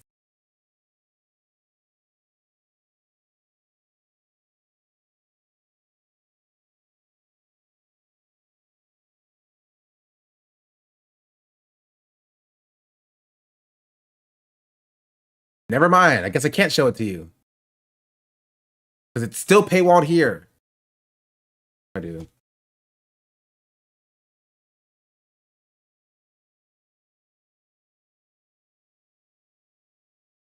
Awesome. This is his profile photo? Yeah. This was his profile photo on Kick.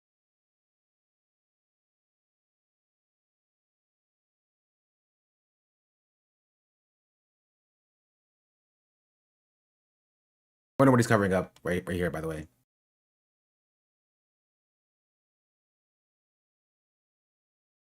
Wonder what he's covering up right here. Just curious. Anyway, I won't spend too much time on it, but I think that's disqualifying. Remove the paywall.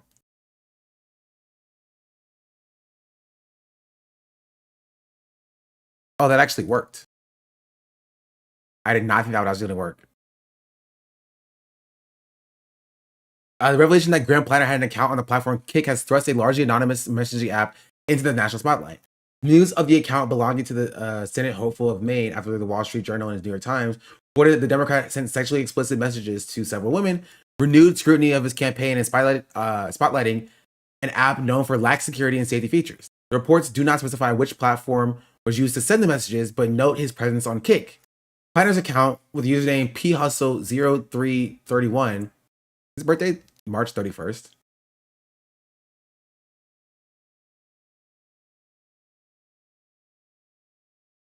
No, it's September 1st. I don't know why that's his name anyway. Featured a photo of his bare torso taken in a bathroom, a mirror with an open toilet in the background. An archive of it shows. The account has been removed from the platform. Platner's campaign has confirmed the account is genuine, but says it has not been used for years. His wife, Amy Gerter, released a lengthy video on social media expressing anger and disappointment at the media's attempt to report on the sexually explicit messages he allegedly sent. Senator Bernie Sanders and other members of Congress have come to Platner's defense. Campaign told official that news that Platner downloaded Kick when he was single, saying the app was that doesn't bode well either. Saying the app was deleted from his phone and the account has been inactive for years. And officials added any indication that he was aware or using the app of anything illicit or illegal is a lie. I mean, it says something about his rape, so who knows? Who knows? Who knows? Who knows? Like on Kick if you're single. I don't know. This is something that I just like. Again, not as like robust as the other ones. I just think it's weird.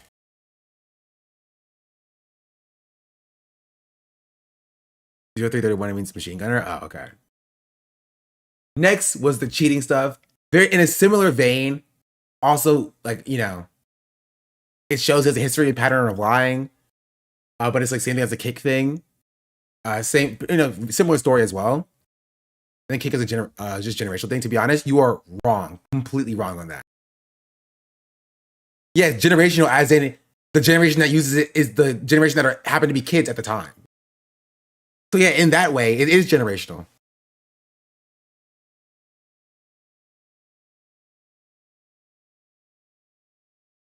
Like, and his profile picture is him as an adult. I'm sorry.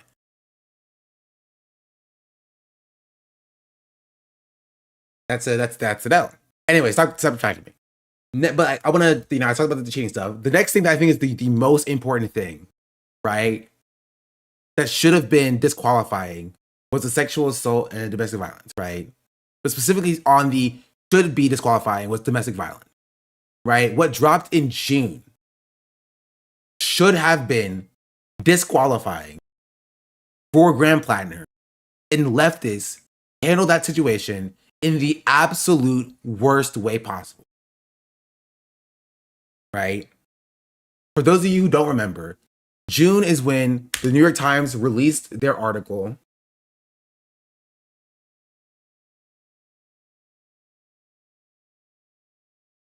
titled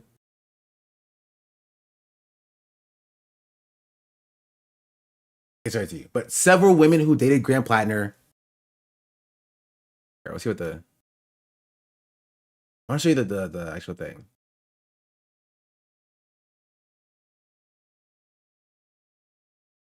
I want to get the actual name. article. Several women who dated Graham Platner recall unsettling behavior. Right? And this article, right, detailed the experiences of 3 women, right? One more prominent than the other ones, Lindsay Fifield, right? And their experiences with Graham Platner in the times that were they were together, right? And then the way the left covered this article was genuinely disgusting. If you don't remember, before this article even dropped, you had people like Kyle Klinsky, you had a bunch of other different leftists on Twitter, right, immediately running to discredit the victim before we even knew who the victim was. That's disgusting. Like, before we even knew who the victim was, right, they were already muddying the waters. Right? So even if you want to come to the conclusion that this person is lying after the fact, right, that's gross. That's disgusting. And that's the antithesis of the entire point of Me Too. The entire point of Me Too was you do not immediately run to discredit allegations, right? Even if it's not coming from somebody that you think is like the most credible person in the world.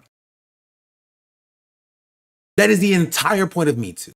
The entire point of Me Too is when allegations are levied, you take it seriously. You take it seriously. And you engage with it in a serious manner. Right? It doesn't mean that people don't lie about allegations or that it never happens. Right? But you have to take the allegations seriously. Right? Because in the case of where they are telling the truth, which is, statistically speaking, most times, right? You don't want it to be where you have defended a rapist.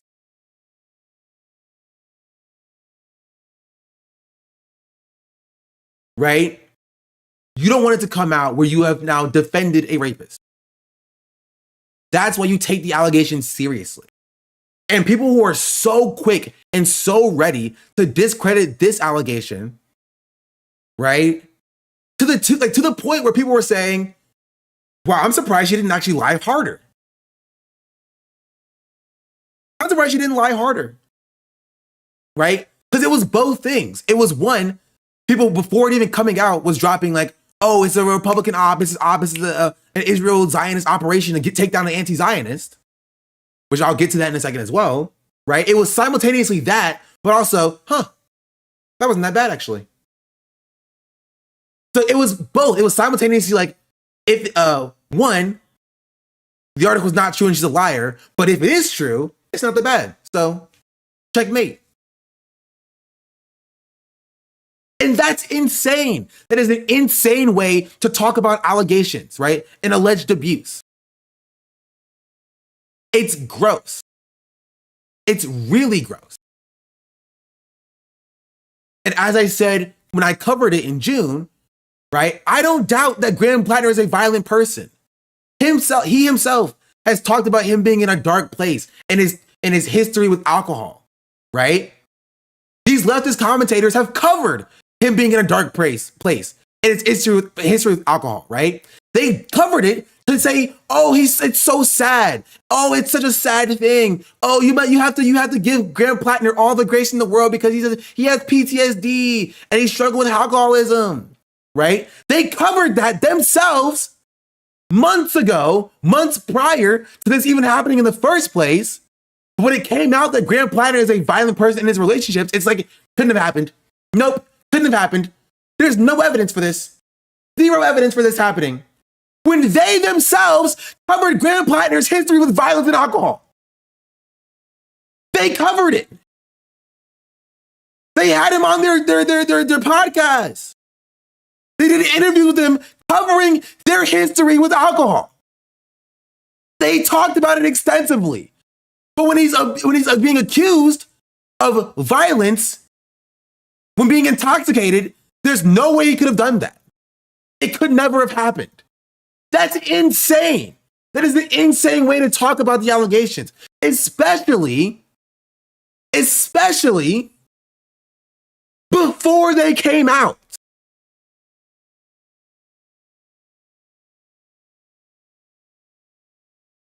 Because what you are saying, right? What you are saying with that is that you don't think that liberal men or leftist men could abuse Republican women. That's what you're saying. You're saying that there is no way that liberal or leftist men could abuse Republican women. And I'm sorry, if a liberal or leftist man wants to date a racist Republican or whatever, they have the capacity to abuse that person too. I'm sorry, that's just objectively the case. He dated her. He was in a relationship with her. And he has a history of violence. This is all stuff that we know. Their relationship is not something that is being called into question, right? The only reason you would think that she would be not telling the truth is if you don't think that he's capable of that. The only reason, I have to repeat that, the only reason you would think that she is not capable of telling the truth is you thinking that he is not capable of doing that. And you have no evidence that he is not capable of doing it. And we know you were wrong about that because he has showed himself to be capable literally a month later, 3 days ago.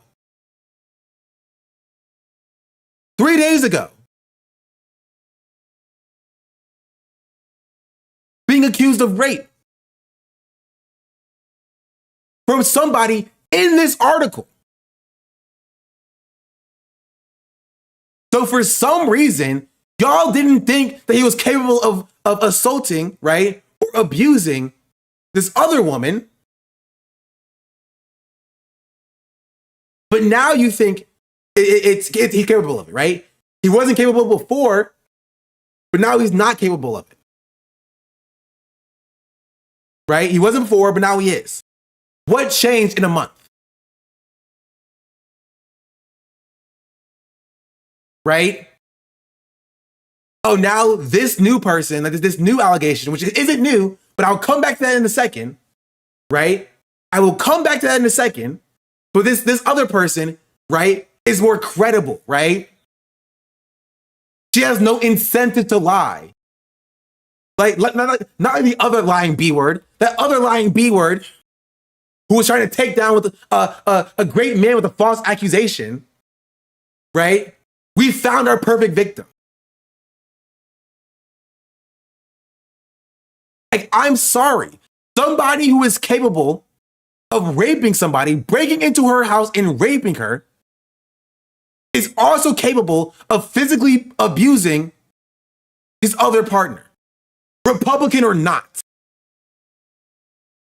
Somebody who is capable of breaking into a woman's house and raping her is also capable of physically abusing his other partner.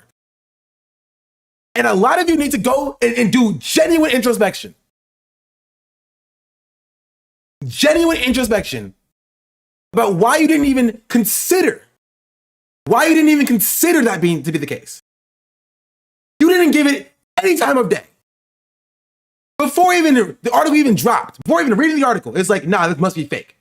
Must be real. It's an op. Smear, smear, smear, smear.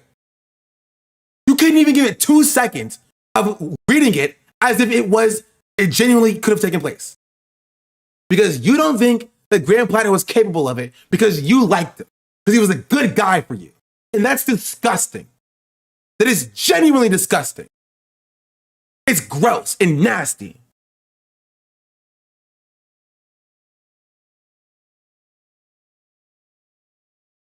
It's disgusting, right? And don't think I won't be calling them out by name, because I will. I have an entire section in this PowerPoint where I will be calling every single one of these people out by name. This is gross and disgusting. And you need to do genuine introspection for why that was the case. That is nasty.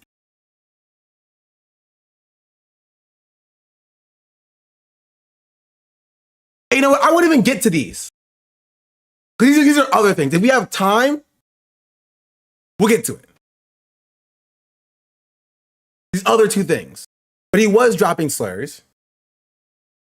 Right? I didn't even see the Ryan Graham saying the key details that were left out of the story.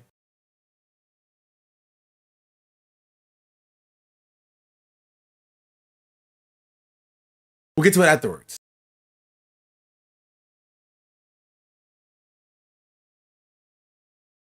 Right? But he was dropping slurs in January of this year. That was also hand waved away. Not surprising. Right? Did be the typo? Yeah, I left it on purpose. Right? But him lying about his working class background is also another example of that as well. Right? And this is a back to the first controversies that we talked about. Him describing his experience in the military. Excuse me. Platner went to the United States Marine Platner went to the United States Marine Corps School of Infantry and deployed to Iraq in 2005. It was a relatively calm deployment for the first few months, mostly because of the Battle of Fallujah that just happened, and much of the insurgent activity in the area had been crushed in that fight. He told me. Later, while he was on patrol at Abu Ghraib, there was an attack on the prison. I wonder why. It was nearly 2 years after human rights abuses were first reported at the prison. Platner was not involved, allegedly. This was my first real taste of combat, he said. So actually, he fought. He literally fought in combat to defend this torture camp. Actually. He literally fought in combat to defend this torture camp. Again, should have been disqualified. This came out in September, by the way. We knew about this in September. It was nearly 2 years after human rights abuse. Oh, I already read that. This is my first real taste of combat, he said. It was an odd juxtaposition discussing Platner's experience in the Iraq War while looking out at the islands and on Frenchman Bay.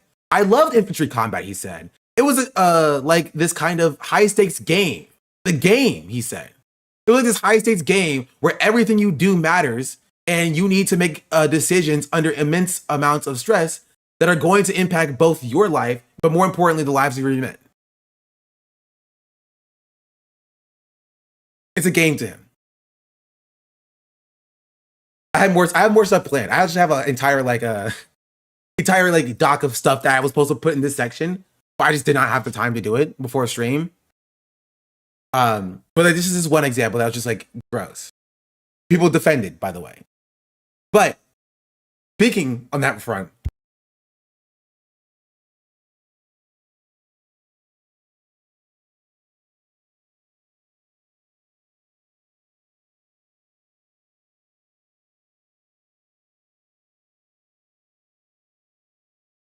all right, I'm still muted. Chapter 2. The reaction from Platner defender. This section is specifically about last section was about the stuff that we knew and when we knew it. Right? September and October when we knew about his 4 tours in Abu Ghraib and Blackwater. Right? About his tattoo. Right? And then in June with domestic violence. Right? The stuff that we knew when we knew it. This section is about what people defended when that stuff came out. Right? What people defended when that stuff came out. What people ignored when that stuff came out. Right? In service of a rapist.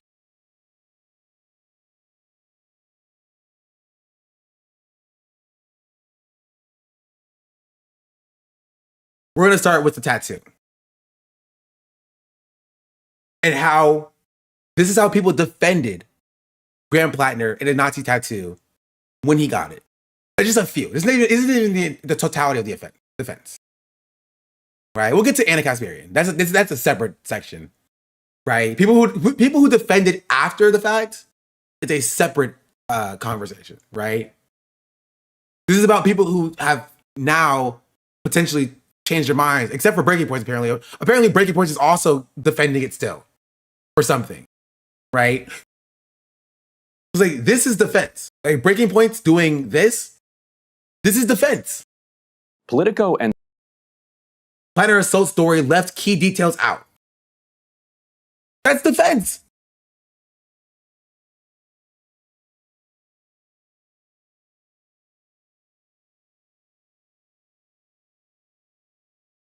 But we'll get to it. We'll get to it. We're gonna start with how people defended the tattoo when it happened. Right? We'll start with breaking point. Maine Democratic Senate candidate Graham Platner is under fire for a variety of old Reddit comments and an extremely poor tattoo choice. Graham says he got the tattoo with a few of his buddies in the service during a drunken night of shore leave in Croatia, and it turns out it's not just a cool-looking skull and crossbones, but a Nazi insignia. Well, yesterday we received the update that he has already had that tattoo covered. I think that racism and anti-Semitism... I love that they say already, like it wasn't like a decade after he got it, by the way. A decade after he got it. Are a long scourge on our society and a long scourge on our politics. And I think it has no place in our world. For that reason, I have gone and gotten it covered up. Last night, I went to a tattoo parlor and I got this to cover up the skull and crossbones. I genuinely believe that this Graham Platner question is at the heart of what course the Democratic Party is going to take for the future. Will establishment Democrats continue to limit the field to the most professionally boring and uninspiring people on the planet, or will the Democratic base reject their smear tactics and force a new anti-oligarch direction? Because if you are opening the gates to a broader range of candidates who haven't just been planning presidential runs since they were like 5, like total psychos, you're gonna get some warts. You're gonna get some weird tattoos, some off-color remarks, some very weird tattoos. Unprincipled. There's no other way to describe it other than unprincipled. Unprincipled.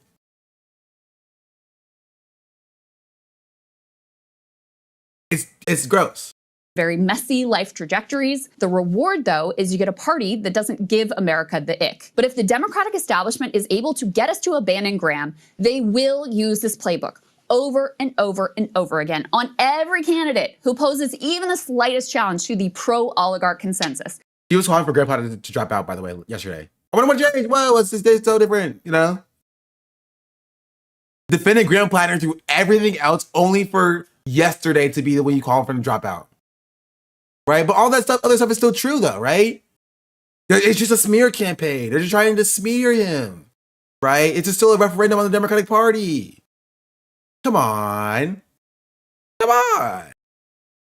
People are messy. If you are going to be a party of people and not a yeah, having a Nazi tattoo is just messy.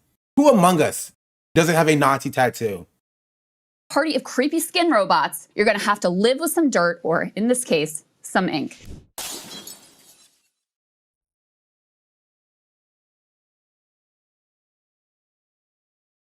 Dang it, got started. Okay, how do I? Assurance. Pause. Swap displays. Oh, I can. Oh, that's cool. I can press. This is swap the displays. That's cool. Okay, sorry. How would you describe the U.S. relationship with Israel? Shameful. What is happening? Wait, where's? I didn't do the timestamp. What's the timestamp for this one? It was like around like here. You're like a 10-minute rambling, winding explanation. I think the reason for your success so far in the polls is that This group tested. there's all the controversies associated with you and especially your online comments from the past. And since you said you're comfortable explaining yourself, let's talk very plainly about some of this stuff, because I know you've spoken about this before, but it's the first time you and I are speaking about any of this. The biggest single controversy of your campaign, which is not going to go away if Susan Collins has her way, is a tattoo you got in 2007 that you've since had covered up of a skull and crossbones that resembles a very infamous Nazi. This is, I'm sorry, Nazi apologia. It does not resemble a Nazi symbol. It is a Nazi symbol. It's a Totenkopf. It's a very specific thing. It does not resemble a Nazi symbol. Symbol. You said you had no idea about the connection, saying, quote, "I absolutely would not have gone through life having this on my chest if I knew that." When exactly did you find out that the tattoo on your chest? I mean, do you believe him now, Chet? He tried to run for Senate while being a rapist. Do you think that he wouldn't keep it on his chest thinking nobody would find out?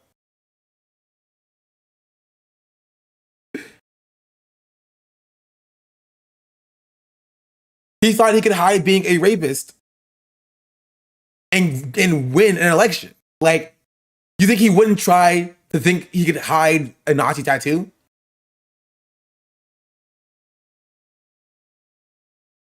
could be a Nazi tattoo or seen as one? Oh, about 3 or 4 days before I had it covered up. I mean, I got that tattoo with some other Marines when we were on shore leave in Croatia in 2007. And then I had it for 17 years. I went through 2 security clearances. I re-enlisted in the United States Army, got screened for gang and hate tattoos, and then I went to work for the State Department on the ambassador security team in Kabul, where I got a top secret clearance and also got screened. Never came up. I took my shirt off in front of my extended Jewish family the entire time. I would not have done that if I thought I had some obviously recognizable white supremacist or Nazi symbol. So Graham, why then, and that all sounds perfectly reasonable, especially the security checks. So why then did They don't really, if we're being entirely honest. a former top official on your campaign, Genevieve McDonald, your former political director, tell The Guardian last year, while he may not have known what his tattoo meant when he selected the image, it's not plausible he remained ignorant of its meaning all these years? I don't know why she said that. She was only on the campaign for a little over a month and would not have known anything about things I would have known. She quit in rather spectacular fashion, and then Here. Okay, what did this? Nope, wrong thing. There we go. Watch this one. I have to run and grab something to eat because I'm starving. I'll be right back. It's already 12 o'clock. This thing's going for too long. Okay, we're gonna have to speed up a little bit. Okay, watch split Croatia, myself and a few of the other machine gun squad leaders, Actually, if you read through my Reddit comments, I think you can pretty much figure out where I stand on Nazism, right, and anti-Semitism and racism in general. I would say a lifelong opponent. And we went ashore and split Croatia, myself and a few of the other machine gun squad leaders, and we got very inebriated. And we did what Marines on liberty do, and we decided to go get a tattoo. And we went to a tattoo parlor in Split, Croatia, and we chose a terrifying looking skull and crossbones off the wall because we were Marines, and skulls and crossbones are a pretty standard military thing. And we got those tattoos, and then we all moved on with our lives. All right, and so the story is that he went into a Croatian tattoo parlor, picked a skull and crossbones off the wall, turned out to have some Nazi symbolism. If you do walk drunkenly into a Croatian tattoo parlor, you are extremely likely to want, especially if you ask for a skull and crossbones, to wind up with some type of Nazi symbolism on your body. Your first mistake is drunkenly walking into a Croatian tattoo parlor, because it is a high likelihood you walk out. And so we can put up D2. Here's his. Here's the side by side. That's the Totenkopf. Sagar is gonna. I'm sure Sagar should come on the Friday show and give us his full download on this. Yes. See a lot of thoughts. So okay, pretty clear. I'm like, looks like Grateful Dead to me, but yes, clear. So last night, new Oppo came out, which said that at one point on Reddit, he said that he wrote Antifa super soldier on his armor. Either I think it was in the Army or maybe back in the Marines. So we now have a candidate who is being accused in the same day of being fascist and anti-fascist. We call it a full Platner. The full Platner. Now, the way that this was revealed is that at his sister-in-law's wedding, and he talked about this on Pod Save America, he performed a Miley Cyrus song with his shirt off. We've all been there. And that's how people notice, wait a minute, what's this skull and crossbones you got on there? So we have to watch a little bit of Graham Platner performing Miley Cyrus. Okay, so I overpromised and underdelivered here. We can't actually play this because YouTube is going to take down the video if we play some Miley Cyrus. You know the song though. This is Wrecking Ball. This is Graham Platner singing Wrecking Ball to his entire family. You said he was shirtless. He is also pantless. And he said those are his Marine silkies. Absolutely hammered. Yeah. And singing Miley Cyrus. That's how people found the tattoo. And Ryan, you keep mentioning Oppo, shorthand for opposition research, meaning that another campaign pays people to dig up this information, put it in a file, and then the campaign drips it out to different media outlets, sort of in in a strategic way to maximize the pain. Right. So maybe they're still sitting on stuff. Maybe they did this because Janet Mills, as soon as she announced her candidacy, got this predictable wave of backlash for being 77 years old and trying to become a senator with a 6-year term amidst all of this genuine concern about Democrats hiding Biden's infirmities. So the oppo comes out right away. That's what this oppo very clearly is. We discussed last week, Crystal and I discussed last week, how bizarre it was when Platner's old P. Hustle Reddit posts popped, that they had been screen capped within hours of them being posted. And they were from years ago. So before anybody seemingly knew he had a career, someone, unless there's a way on the internet to go back and make it, to find these posts in a way that shows they were posted 1 hour ago, 3 days ago, and screenshot them when they popped in the K-Files CNN story, it looks like somebody screenshotted them years ago. And maybe he had some enemies that were somehow... Was the Wayback Machine capturing them? Could that have been it? I mean, it's pretty hard to believe that Wayback Machine was capturing things in a way that showed up as 3 hours ago from 2020 or 2021. Right, yeah, I don't. It's all weird, yes. But that is just to say this is opposition research very clearly. It's not absolutely. People organically stumbling into these videos. And Platner preempted it by going on PodSave and releasing the video himself, which is a pretty smart move. And releasing it all right after Mills announces her run.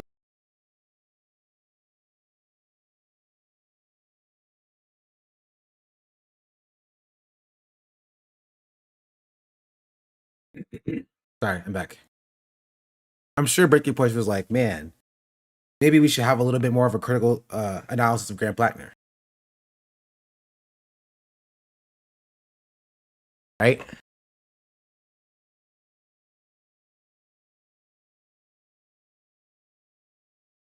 The Grateful Dead, is that what he says?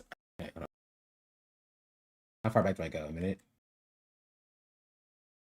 If we play some Miley Cyrus, you will just, the song though. This is Wrecking Ball. This is Graham Platner singing Wrecking Ball to his entire family. You said he was shirtless. He is also pantless. And he said those are his marine silkies. Okay. They're also not taking it seriously. I'm sorry. If a candidate gets called out for having a Nazi tattoo, you have to cover it seriously. Genuinely. I'm not even saying you have to say he has to drop out. I'm not inherently saying that. But like, you have to cover it with a level of sincerity. Right? But this is how they did everything with Graham Platner. This is how they did everything with Graham Platner. Every single thing was sweep, sweep, sweep, sweep, sweep. It was sweep, sweep, sweep, sweep, sweep. They just kept sweeping for Graham Platner. Graham Platner gets exposed for having a Nazi tattoo. Oh, well, when I was silly and younger, I might have gotten a silly tattoo too if I didn't know what was going on. What? Yeah, he's saying Miley Cyrus. Don't we all love Miley Cyrus? It's not covered in with a level of seriousness because they don't think it was serious. And now look, months later, he was exposed for being a rapist. Right? Nothing was taken seriously. Nothing was engaged with a level of serious critique. Everything was a smear. It was literally just Darvo. Right?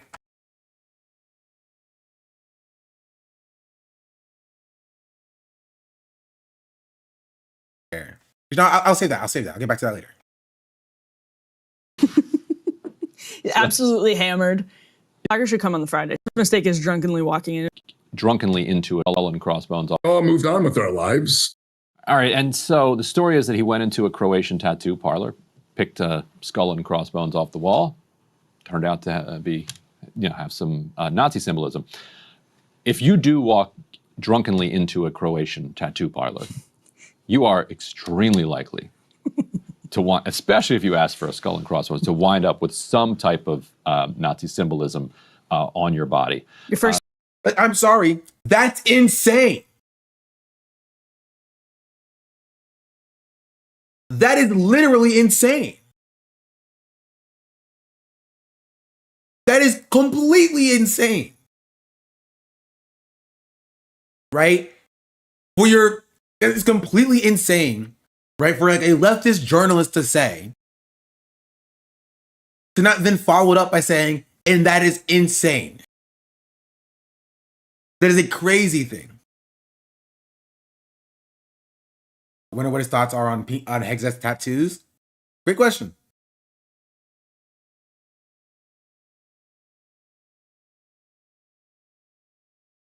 That's craziness. The lengths people go to, right? That white leftists go to defend this guy, right? And this isn't even the worst one. I'm burying the lead a little bit. This isn't even the worst one as it pertains to the lengths that white leftists go to defend this guy. Like, it's crazy. It's insane to not then follow this up by saying, yeah, and that's insane, and he should apologize for that being the case. Mistake is drunken. Keep in mind, because the conclusion to this, right? The conclusion to this is, so you shouldn't be mad at him. That's what the thesis of this entire thing is. It's the conclusion of this is that, well, it's the likelihood you're gonna throw a dart at a wall and get a Nazi tattoo in Croatia is pretty high. So no reason for you to be mad at him. I can't actually blame him. That's crazy. That is a crazy expectation.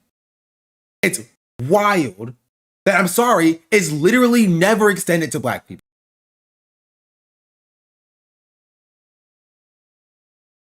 It's not. Ever.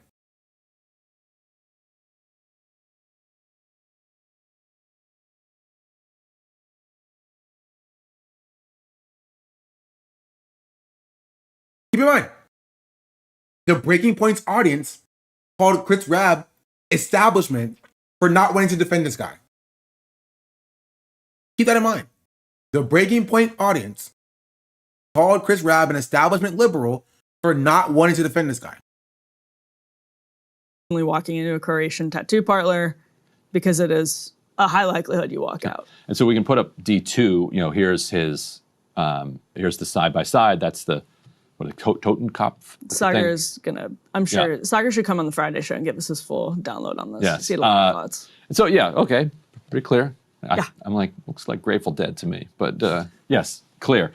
So it's like Grateful Dead last to me. night, new Oppo came out, which said that at one point on Reddit, he said that he wrote Antifa super soldier on his armor. Either I think it was in the Army or maybe back in the Marines.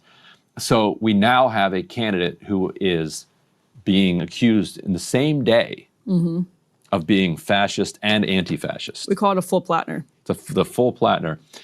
Now, the way that this was revealed is that at his sister-in-law's wedding, he talked. Nobody should ever take the things these people say seriously, ever again.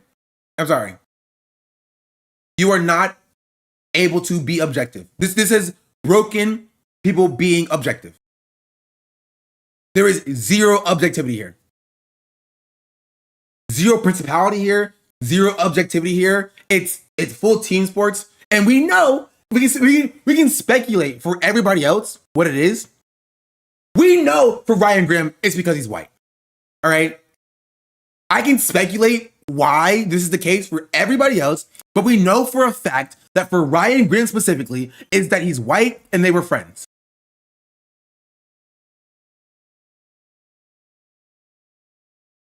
We know.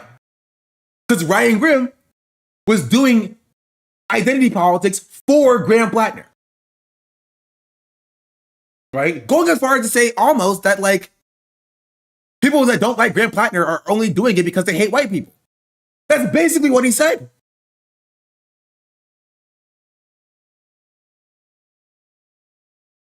That coupled with the fact that Ryan Grimm also cheered on the destruction of affirmative action and DEI.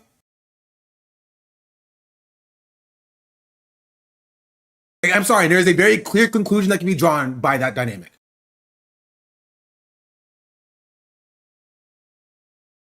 There is.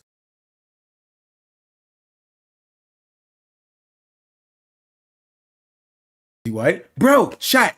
He compared being a white man on the left to being queer like over a decade ago. They say like being a white man is now being the new gay. You're in the closet now. In a way, that's literally what he said. I literally have a video on this. I literally have a video speaking about this explicitly. It's my latest one. It's white leftists have a racism problem. You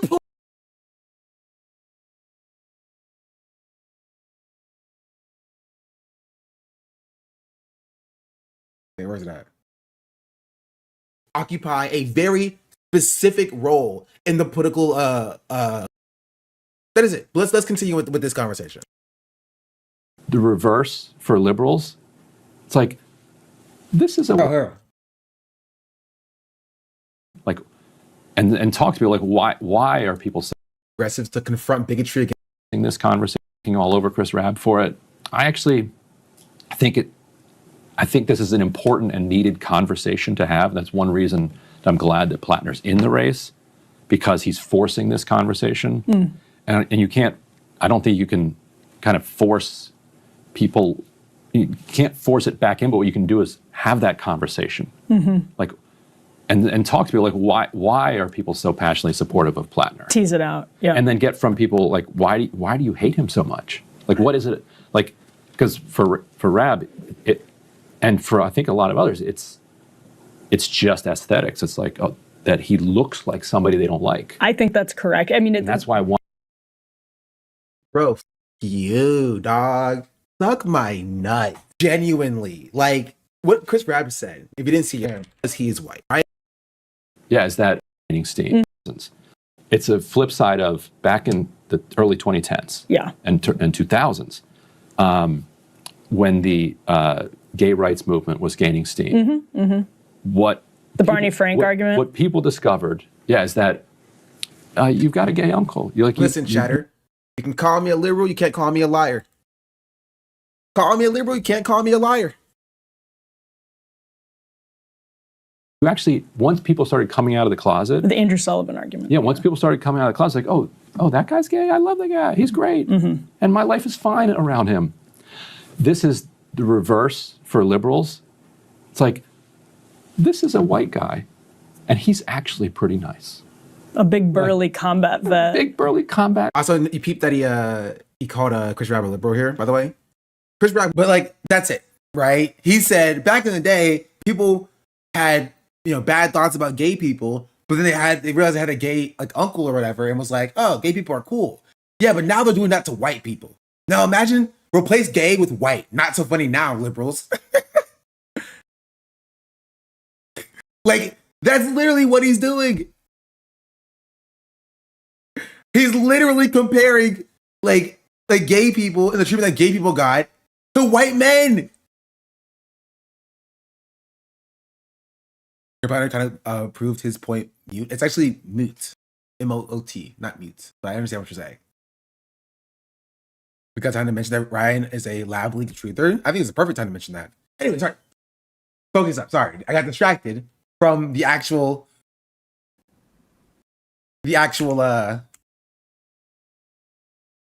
My guest today is a veteran. I have to finish this. My presentation. Because there's still more after this, by the way. There's still more after this. I gotta get through it. Ryan the Mainer. I still support Platner. Yeah, his tattoo isn't great, but sending Mills to Washington or sending Collins back is far worse. I mean, I think that's ultimately the easiest. That's the nub of it. I mean, people can argue as to how enthusiastic you should be about it, but I want to hear the case for Mills. Yeah. We have two options. I want to hear the case that Mills. Bro, this is just a liberal argument. Bro, Kay Hyrens literally said this exact same thing a year ago. Sorry, 2 years ago. I remember it. They literally said the exact same thing 2 years ago. It's like, we only got two options. Actually, before that, it was actually, we only have two options. Joe Biden or Kamala Harris. Those are your only two options. And then guess what? Joe Biden had to drop out, and there was somehow a third option that was always there. A third option was that was just sitting right there the entire time. And it was the exact same thing with Graham Platner. There was never, I have to repeat, there was never only two options. Even in the context of electoralism, there was never only two options. Never. For the last 9 months, there was not two options. It was Graham Platner, Janet Mills, Susan Collins, and then like whoever else we wanted to put in there. And guess what? Now we have 4 days to get somebody else in there. We had 7 months before. If we had any number or any amount of pressure and drew a red flag literally anywhere else before this, right? At Blackwater, at the Four Tours, at Abu Ghraib, at the tattoo, right?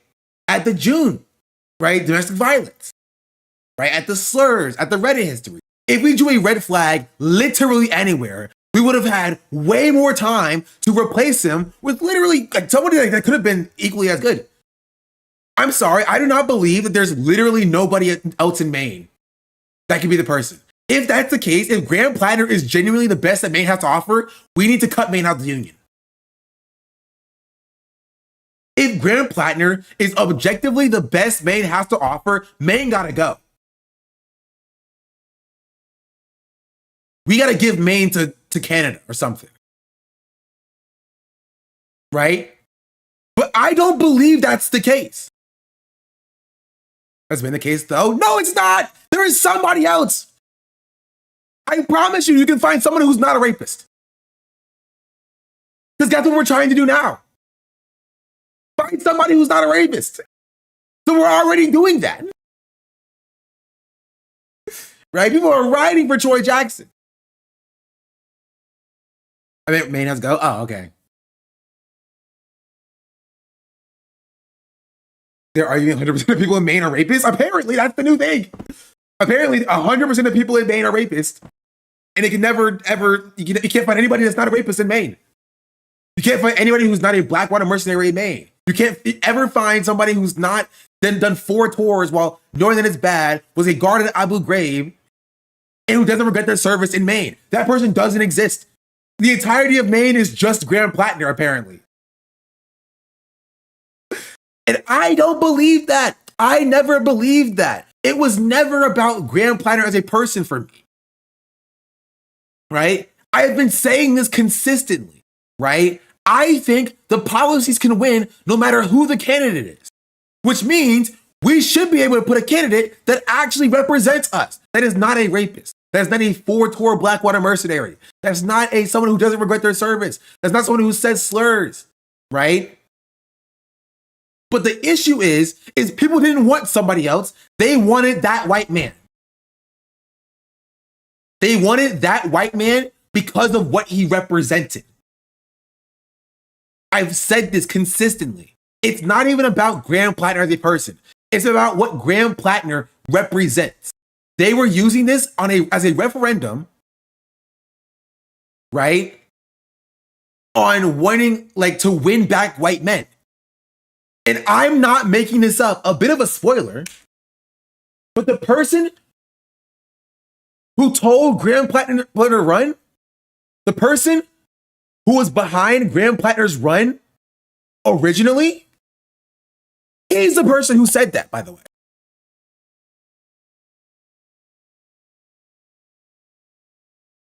August 21st, 2025, 2 days after he ran, right? Joe Covello, who, in case you're wondering, yes, communication director for John Fetterman, Joe Covello, who scouted Graham Platner, who was a part of the committee scouting Graham Platner, said this: if national Democrats are serious about reaching the what? The male voters they've been hemorrhaging, then they will support Graham for Senate. That's all this has been about. That's the only thing this has been about. Why people don't actually want to get rid of Graham Platner is because it's about his whiteness. It's about his masculinity. It's about attracting the white male demographic. And that is what I've been saying for months. The entirety of the political landscape has been only about how do we attract young white men. Nazis wanted to attract young white men. Conservatives wanted to attract young white men. Centrists wanted to attract young white men.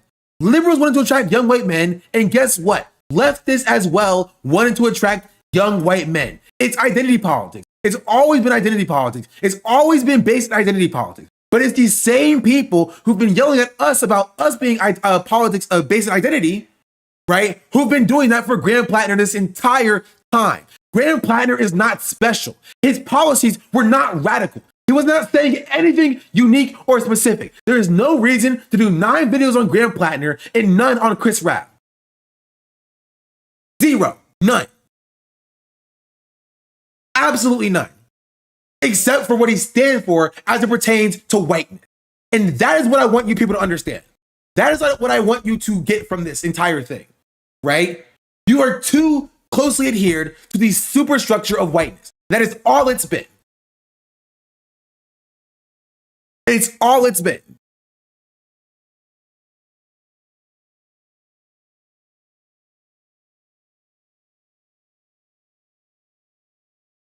And I want to show you this message that I saw yesterday.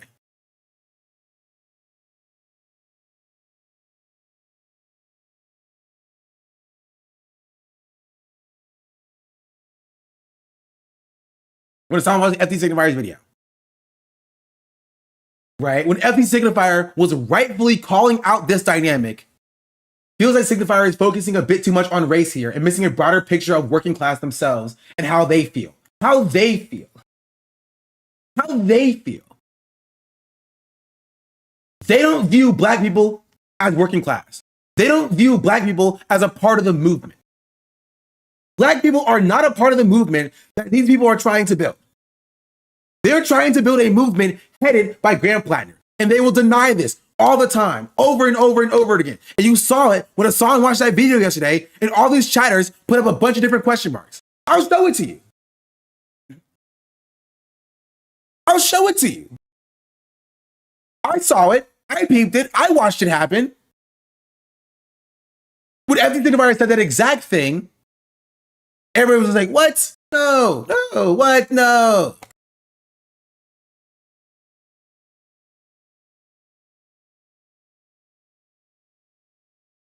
It's like too long, and now I have lice. And black people shouldn't get lice. That it doesn't work like that for us. Lice in America cannot survive in black hair. Y'all probably don't realize that because a lot of y'all don't be knowing shit about us, but we already off topic, and the fact that I be explaining black people shit is kind of why I have this problem in the first place. We're going to start out talking Graham Platner a little bit because he's a great framing tool for everything I want to get off my chest. I want to be really clear. I'm going to say that a lot in this video. I don't like this dude. He feels like a seasonal villain from a prestige political drama like House of Cards or Scandal or something. I'm not saying he's a Nazi, but he's at least like Hydra or Order of the Cyclops for those of you that watched Watchmen all those years ago. He just is that guy, and it's incredibly obvious to anyone who isn't some of y'all. And this isn't just taking issue with his military service. I don't have a purity politic toward anything, really, if you know me, but definitely not ex-military people on the left. I am anti-American military. Like, I don't want to misconstrue that. But there are also Black Panthers who were ex-military. The American military spends billions of dollars marketing and propagandizing young people across this country. So I try to hold a nuanced position for how that works. But I wouldn't apply this to Platner. 4 tours and Blackwater and a Nazi tattoo is a lot. And I know that's not a hot take. I know even more moderate folks would agree with that. So I have to wonder, why and how is Platner being pushed so hard by the establishment and the online left in general? Platner is the latest project out of the Fight Agency. The Fight Agency is a political consultancy that was started by some ex-Bernie Sanders, ex-John Fetterman folks. And in recent years, they've been behind the success of Zohran Mamdani, as well as people like Dan Osborne, Bob Brooks, etc. And aside from Zohran Mamdani, you kind of see what's happening here. All we're missing is Hank Hill. Like, the main, mostly valid argument that I will get about Platner is that he's one of the few folks amongst the Democrats that vows to pull military support from Israel. Coming, I promise. Not a single taxpayer dollar should be spent. By the way, a lot of people consistently point to me. Younger than God I am. darn it! I did it again. This in the past in a way that respects the basic rule of law. And if we're Apologies. serious about I didn't mean to do that. Masculinity, it's reason, but to see What was that part? It's a genocide. And that is extremely important for Palestinian liberation. But I do have to ask, why are we being asked to not just tolerate Platner for that reason, but to see him almost as the future of the Democratic Party and maybe even the left? Why has he become the darling of the online, predominantly white left in this time frame? Why did the Fight Agency scout him in the first place? It's because the Fight Agency... Like, well, no, I'm sorry, who's doing that? Question mark? Who said that? Right? Question mark. Has he? Has he? Has he? Excuse me?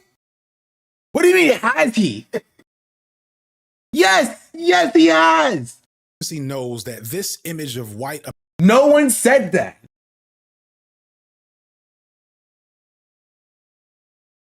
American exceptionalism and especially masculinity. Huh? Question mark? No one is hedgehogging, said hedgehog be the leader. This is the problem. This is the issue, right? There's no, oh, you can't see it. Sorry, hold on. My chat is covering up this chat. Okay, hold on. I'll move it like this.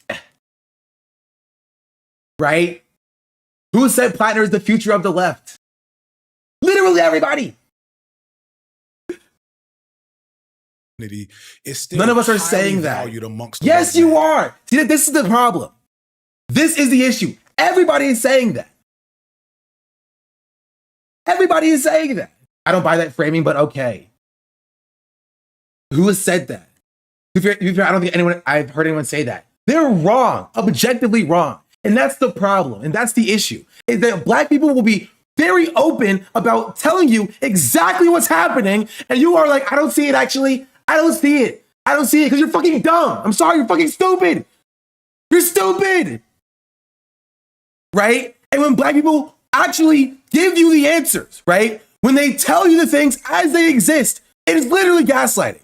It is objectively gaslighting. This has been the entire discourse around Platner.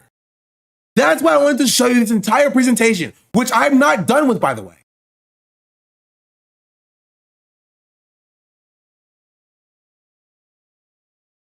Article dropped and people genuinely stopped accepting a different reality where everyone was always against them. Exactly. And that is insane. I never saw Platner that way. He was a means to an end with the Senate. These are lies. Because if this was the case, if Platner was actually a means to an end, you wouldn't be yelling at every single person who was anti-Platner. If Platner was a means to an end, you would not be yelling at people who didn't like him and calling them wreckers. If Platner was a means to an end, you would not be screaming at people who did not like Platner, who did not want to give their attention to Platner. But that's not what we saw. Chris Rabb had the audacity to not endorse Platner, and people called him an establishment shill. And the reason why nothing will change in this movement is because there's a lack of self-reflection. People don't want to self-reflect on maybe the way I acted for the last 10 months about this guy was wrong and dumb. Now they're pretending like, no, actually, I had a critical lens of Platner the entire time. I had a critical lens of Platner the entire time, fully critical, actually. You don't understand. He was always a means to an end for me, right? But if somebody said, I don't like Platner, it's you're a wrecker.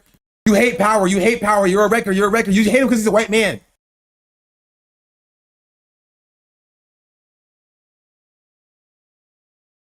He's doing a reskin of the Marlboro Man, or better yet, like Don Draper, Joe. Right? That's the issue, right? That's the issue. There's zero self-reflection in these losers. Zero. None. No self-reflection. Because that's what was happening.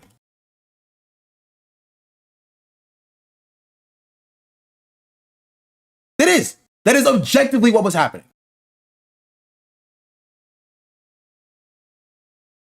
Graham Platner was being positioned as the next leader of the movement, right? They were calling him president.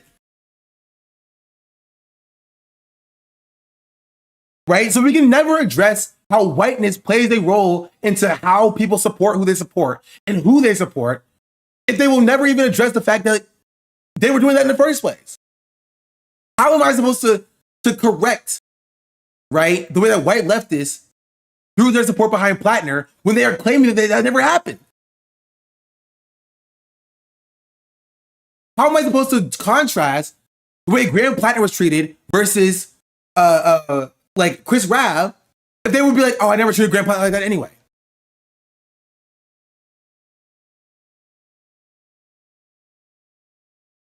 It just doesn't make sense. Joel Miller from The Last of Us, literally he looks like Walter White. And I want you to remember all of these characters were villains. And historically, it's always straight white men that... No one ever said that on the left side? No, I mean, I think there were a lot of people who were glazing the shit out of Graham Platner, and that's what he's referencing. Like, look, and FD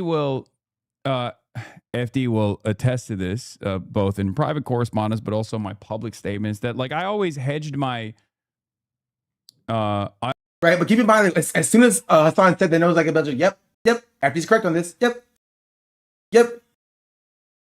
Put in glaze, FD's very right about this, yep. You know what I mean?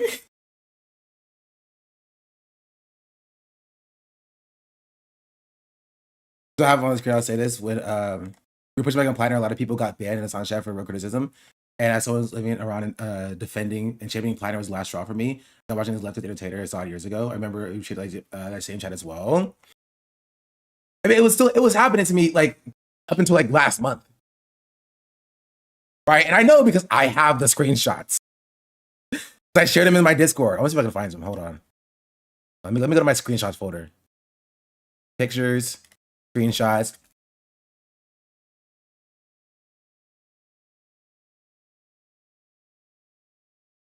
Oh no, they're in my other computer, aren't they? Or is it going backwards? Yeah, wait, this is backwards. Hold on. Sort by dates.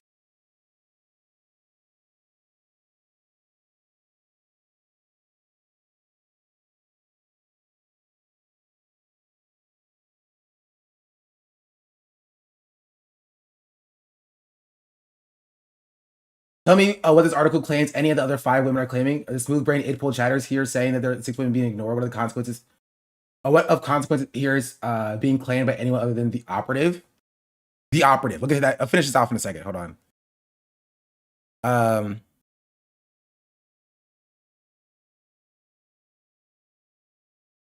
they're all on my other computer that I've packed up. Yeah. I wish I could show it to you so badly.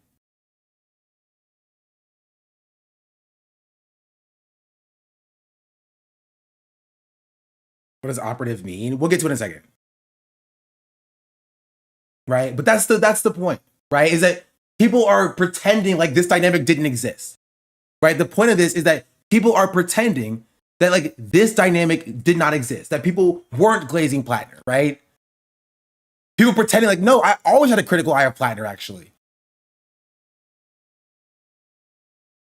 I always had a pretty critical eye of Platner, actually. I've always looked at him critically. And it's just objectively not true. It's objectively not true. Like, and people who pretend like that was the case, they're lying. They're lying, and nothing will ever change if you continue to lie about stuff like this. Where's the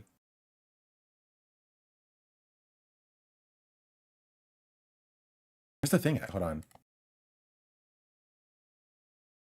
Oh, here it is. So, guess what, guys? But here, this is the Podjons. Actually, no, I'll skip the Podjons. I don't really care about the Podjons. Graham Platner's tattoo has made me more ride or die for him than ever. Let me explain my thinking here. So, as Ryan and Emily covered yesterday, Maine Democratic Senate candidate Graham Platner is under fire for a variety of old Reddit comments and an extremely poor tattoo choice. So here's that tattoo, revealed in a pic of Graham drunkenly serenading the crowd with Miley Cyrus's Wrecking Ball as a gag at his brother's wedding. Honestly, it's a good song. You guys should listen to it. Graham says he got the tattoo with a few of his buddies in the service during a drunken night of shore leave in Croatia. And it turns out it's not just a cool-looking skull and crossbones, but a Nazi insignia. Well, yesterday we received the update that he has already had that tattoo covered. Let's take a listen. I think. Right, and then I covered the rest of that. Right, but I wanted to show you the first part of her being like, it actually made me more pro Graham Platner. The Rabbit interview is the best explanation of the situation with him and how there was no space for Black POC to perform, such as or to have a troubled past. Yeah. Does his brother have some weird affiliation? Yes, he does. How do I minimize this, bro? Oh. Anyway, and that's all only on the tattoo stuff, chat. That entire section was almost exclusively on the tattoo stuff. There's still 2 more sections, right? This is one thing that should have been a red flag, but 2 disqualifying, that was defended by everybody who was pro Graham Platner. They just accepted his explanation without any critical analysis. It was like, good enough for me. That's it. Right? The next one. So, guess what, guys? Also, I want to get to this in a second as well. Was on Blackwater in the 4 tours. And how people defended that as well. We got a whole bunch on, your service and then also your time with the Blackwater offshoot. What is this site? Google Slides. Constellus, I think it was called. Bro, okay. You notice that Brian Grimm did the exact thing twice? Oh, he's so predictable. We're talking about the totem cough. He was like, yeah, he got this tattoo. I think it's called a totem cough. Something like that, totem cough or like that. Like, yeah, it's like, he always pretending like he doesn't know. You're a journalist. He's also a journalist in the Middle East.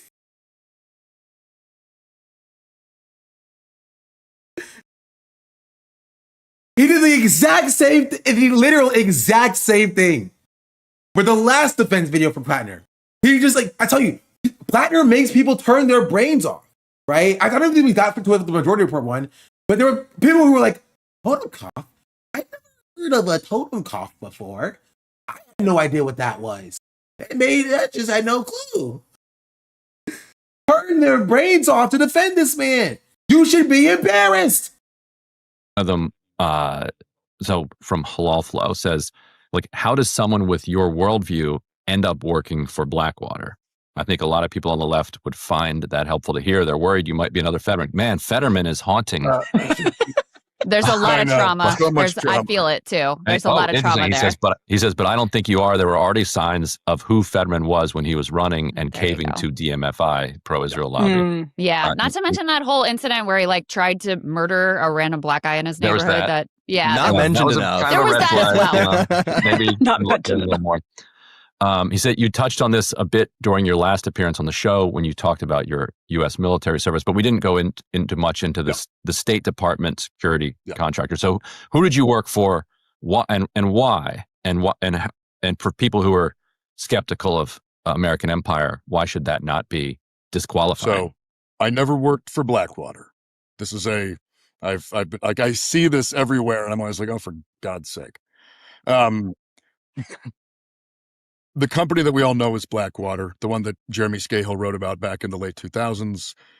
That company, Eric Prince's little kind of warlord fantasy, that company essentially went away after 2012.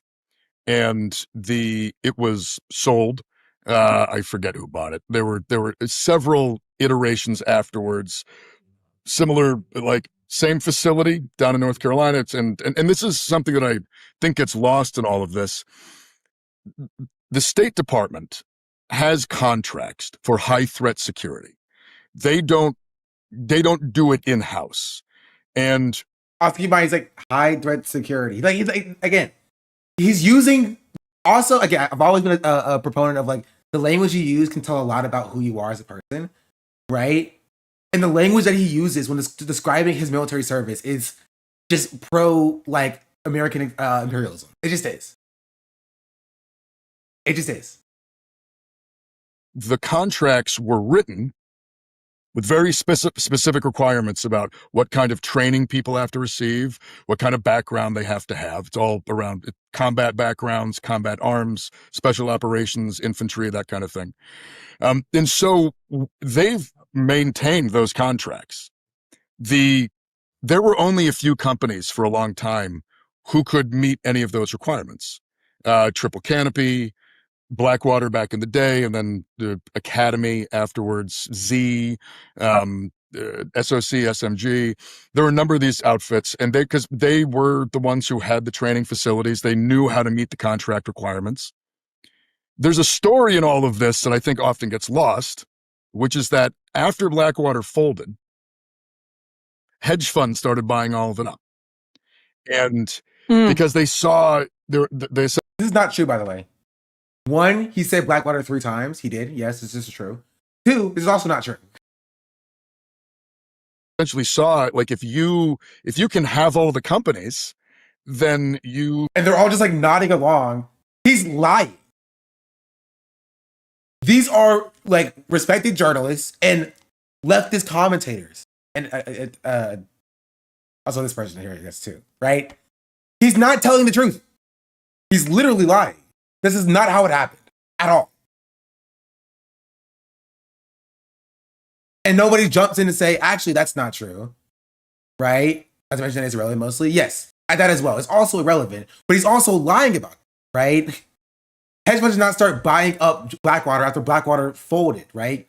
Blackwater had to change their name because of all the war crimes, and the stink of the war crimes was on them, right? So they changed their name to Z Services, keeping all the same facilities, right? It was still Blackwater, and it was still owned by Eric Prince while it was Z Services. Eric Prince only left when it changed to Academy after Z Services, right? And if you need a graph to describe this more aptly, don't worry, chat. You can watch my video on this where I talked about Blackwater extensively. Wherever I did it. I don't remember where I put it.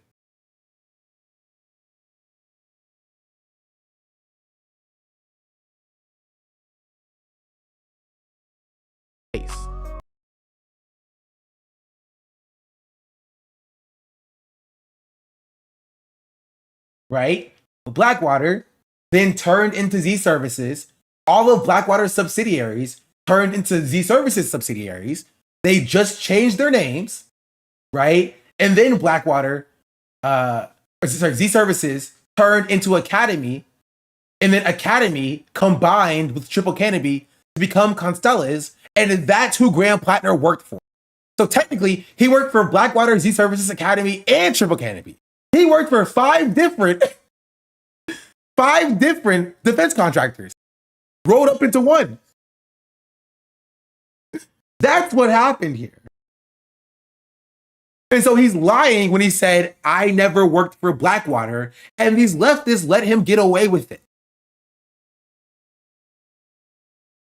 This should have been a red flag. Him working for Blackwater should have been a red flag. And him lying about it should also have been a red flag. But because leftists love everything that he stands for, Graham Platner stands for, right? They let him do this like revisionism on Blackwater's history. You can set your price. You're the only ones that have the ability to meet the contract requirements. By the time I got around to doing this, which is 2018, so I left the Army in 2012. I frankly didn't know what to do with my life for the next 6 years. And in 2017, I was back in Maine, utterly lost, had left college, didn't know what I was doing.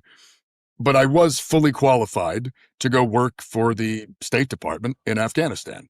And I had a lot of friends who were on that contract. And so essentially a friend of mine hit me up on Facebook, was like, hey dude, what are you doing? I'm like, honestly, man, I have no idea. I'm lost. I can't figure out where I fit in this whole thing. And he was like, I mean, come on over and get on the Ambos detail, and it's the money's okay. We don't do, like, we did nothing. I mean, this is by 2018. Nod, yep, yeah, nod, yeah, nod, yep, nod. At some point, somebody's gonna jump in with like hey, but it's still kind of crazy for you to have joined Blackwater after the war crimes. How do you square that circle? Nope, it's just nod. No pushback, no critical commentary. This is propaganda. This is not even just a Graham Platner. This is Blackwater propaganda. And that's insane. That's craziness. Yeah, we talk about what you actually did, because people think of it as like you went out there and you're shooting kids. Mercenary, for the record, all of that used to happen back in the late 2000s. Like all the horror stories from that shit are true. Sorry, all that it is there, but there is also a reason why the hammer came down, because that stuff happened. By the time I get there, essentially it's this like it's a corporate money grab. And like they use guys like me with these backgrounds to meet the contract requirements so they could pay us bare minimum. And he's also lying about this as well. Yes, it did used to happen, right? But why do you think they had them there in the first place? He's going to say that he's did embassy detail, right? He worked at the embassy. He did security at the embassy. Who do you think was doing the war crime? Right? Like with the Nice Square massacre, it was a meeting, right? The Blackwater squad that went out and did the war crimes were people defending a meeting, right? They didn't lay on the ground saying your job is to kill people. That's why you had guns. So if something did pop off, right, or they thought something popped off, yeah, no, Graham Platner would grab his gun and Graham Platner would commit a war crime. That's the problem. It's not whether or not Graham Platner in his own two hands actually did. We don't know. The problem is that Graham Platner joined an organization that has a history of doing that, knowing its history, right? And occupied that role with the capacity to do that. The reason that the hammer came down is because Blackwater threatened to kill American investigators. It's a structure that allows it, yes. Also, even the hammer coming down is not even a real thing either. Like, because they just changed their name. And walk away with the balance, which is frankly what everything in Afghanistan was by 2018. The whole thing seemed to exist purely to move taxpayer money into the pockets of defense contractors. I was a driver on the ambassador's advanced security team. So I would go to a venue before the AMBO would go, and I drove the vehicle, and guys on the team would make sure that... Look, I'm sorry. People like that did war crimes as well. I don't know why we acted like... I don't know how we got away with this, bro. People like this, in that position, in 2015, did war crimes. So just because he didn't happen to do any war crimes, allegedly, right, does not make that him joining moral. It's still immoral.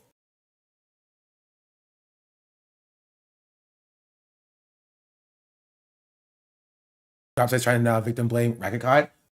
I don't want to spend too much time or even skip past anything else, but we'll get to this as well. Right? We'll get to this as well because I have a whole section about how they treated or acted with the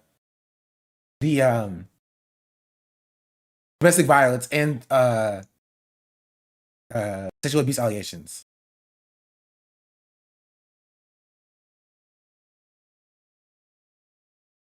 Sorry, I've been talking for a lot, and I don't want to lose all of this stuff I'm talking about here. Right, but so I'll just continue going on. I'm gonna skip detail because it's more about just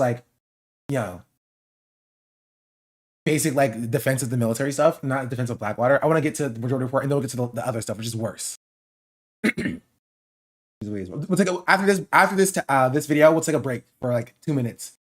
Use the bathroom, get some water because I need to do both as well.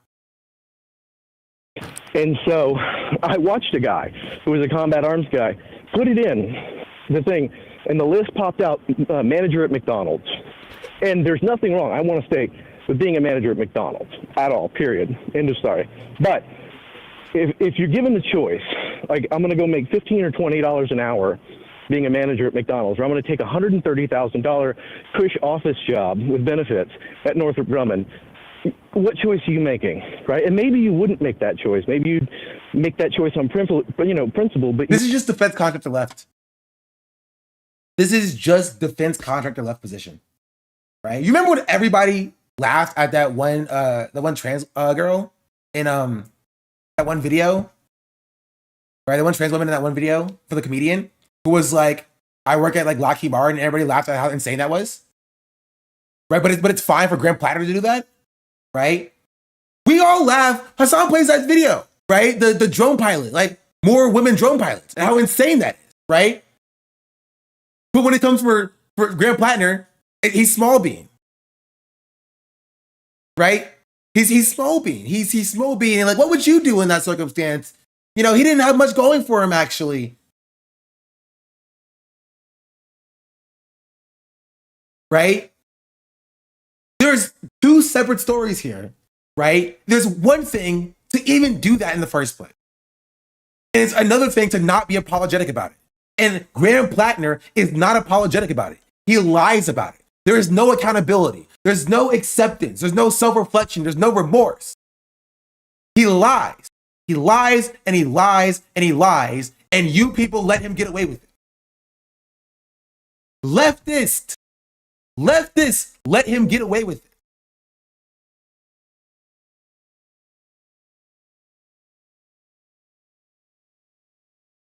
And that is insane. That is insane. You're making that choice out of privilege. A lot of people have to do what is necessary for their families, and a lot of these jobs are just office jobs, right? A lot of these are like no frills, like Excel spreadsheet office jobs, you know, at some location for one of these government contractors. And I've seen a lot of people throwing around words like baby killer or war criminal regarding this issue, and I just find it incredibly short-sighted, and I think those people need to look at how veterans played critical roles in like not only anti-war movement but also the civil rights movement.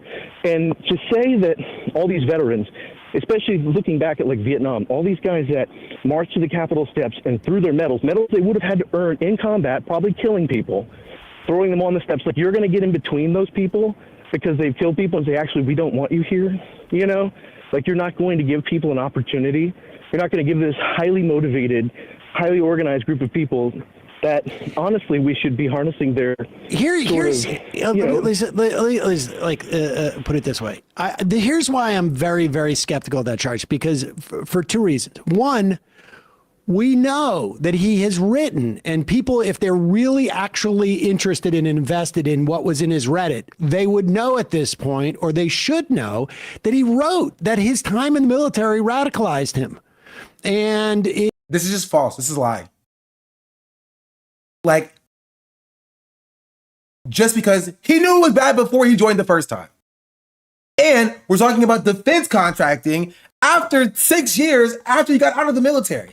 This is the problem, right? And this is why for that chatter who says, like, what's the difference between the military service that he did and him being in Blackwater? The reason why it's different is that he got out because he knew that it was bad and then joined 6 years later, right? But people keep trying to be like, oh, you just hate all veterans.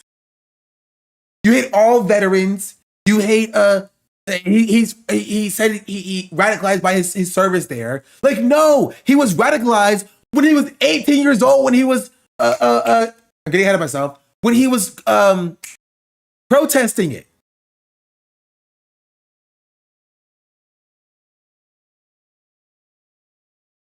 Like, and we'll get to Ryan Graham. We'll get to Ryan Graham.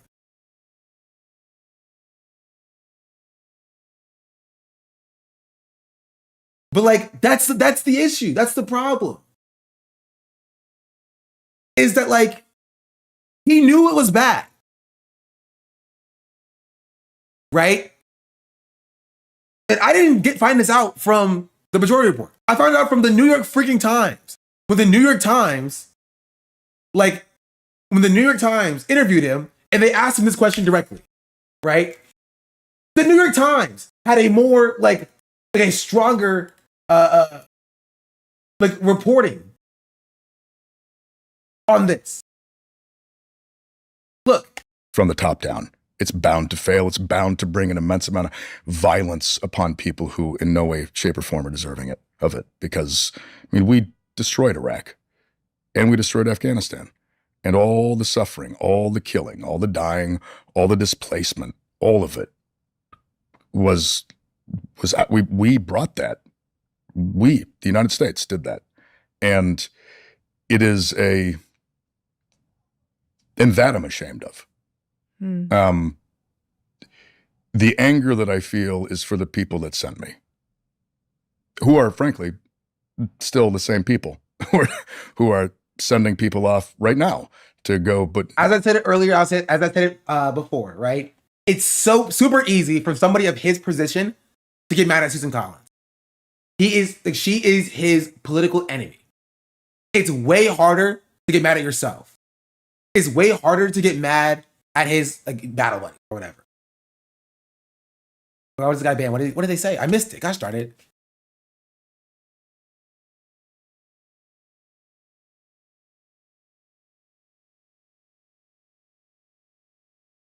Oh, okay. I see it. That's right. Be in harm's way so we can start and have this stupid war with Iran. Susan Collins voted to send me to Iraq. And she's also there. It's also objectively not true. I'm sorry. Objectively not true. Susan Collins did not vote to send him to Iraq. Susan Collins voted to send soldiers to Iraq. And then he joined. He was like, me too, please. That's what happened. Okay. That's what happened. I'm sorry. That is literally what happened. He joined after. He volunteered to go. And that should have been a red flag too. To help Donald Trump continue this absolutely insane conflict in the Straits of Hormuz. So it's the same people. And that is if I have any anger, it is reserved for the political system itself. And not him and the actions that he took. And the people in it who view war not as a thing that has a human toll, but they view war as a political game, something that they can use. Do you see yourself? I'm not gonna mince semantic play when it's just there's a clear thing here for me to focus on. But obviously he's stupid. Is anti-war now, not the war with Iran, but just in general, absolutely. In general, yeah, I do. I'm not a pacifist, but I am. But I am essentially anti-war, and I think the way that we, the United States, wages war. Really I'm pretty critical of most of our military engagements. I fail to see many that made lives better here for Americans. There are a lot of examples of it being good for multinational business interests. There are a lot of examples of it being good for people in places of political power. Rarely good for the people who have to go fight and die. Sorry. One thing that he has not said is I shouldn't have joined. And I'm sorry, that is a requirement for me, from a veteran, to be anti-war. That is a requirement. I'm not saying you couldn't have learned stuff there. I'm not saying you couldn't have looked back and think that there could be some aspects that were beneficial to you in your growth and your journey. But you have to say you regret joining. You have to. And he has not said that. And rarely good for the American people who have to pay for this nonsense and deal with the repercussions of it. Meanwhile, Raytheon executives get a yacht. People make a lot of money off of this thing. It's interesting hearing you talk like that. There are some on the right who have very similar views. Yeah. How do you think about that? Do you think that there's a natural Okay, I'm looking for something very specific. Alliance. Reflect the first. Come back to something that we mentioned at the top, which is something else that happened during your time in the Middle East. And that is, of course, that you got a tattoo. It's not that either. With it, he said, well, Did other people get the same in fact, with engage with? Because, you know, their life. Does it make you concerned about who you engage with, because this is self but I will ionizations and these need to thing that is huge.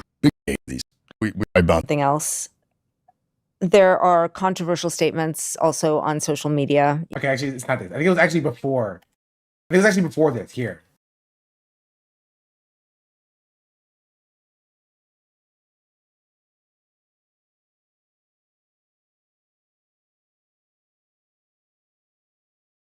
Yeah, I think it's this. A lot. Back from my remarks, that really emotionally distant. I had like a girlfriend. The relationship totally fell apart because I was just a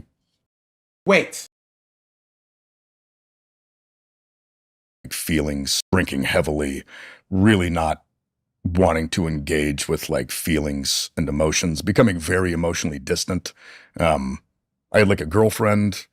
The relationship totally fell apart because I was just a wreck of a human being. Sadly, that kind of remained sort of the case for a while. After that, not being a very emotionally connected human being, and but I think it all started. I'm sorry. That's cooperation. It's cooperation.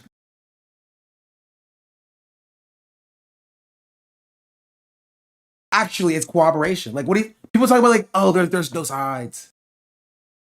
There's no signs. Couldn't have known. He's like, yeah, I know. I was self-medicating a lot, and I was really bad with alcohol, and it made me do some bad things when I was drinking, right? And so when somebody else came out, I was like, yeah, he did some bad things when he was drinking. He's like, nope, don't believe you. I don't believe you. You're a Republican.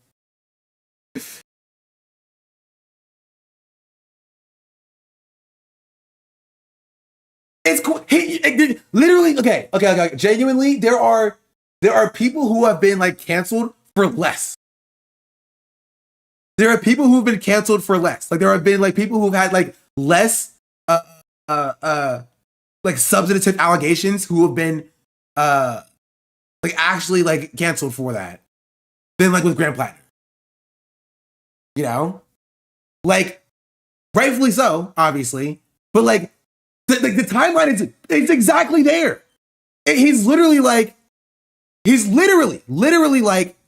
yeah, there was a time in my life where I had a girlfriend and it fell apart because I was a mess because I kept drinking. And then the person came out and was like, yeah, he was a mess and he kept drinking and he did some bad stuff, so it fell apart. And people were like, you're a liar. You're a liar. You're a disgusting liar. How does that make sense? He's saying it his own words. He's literally saying it with his own word.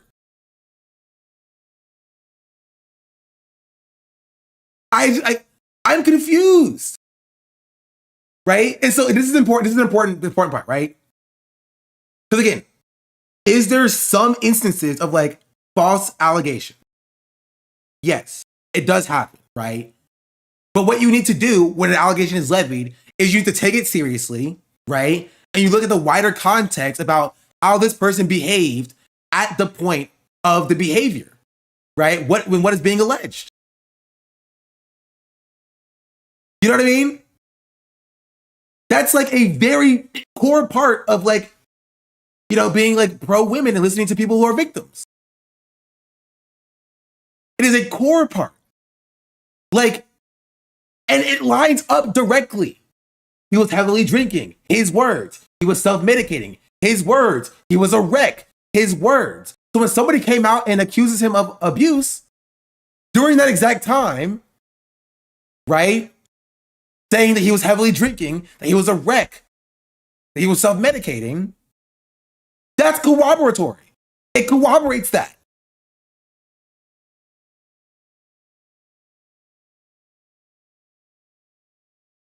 And now there's evidence that he's a rapist. And he did this to multiple women.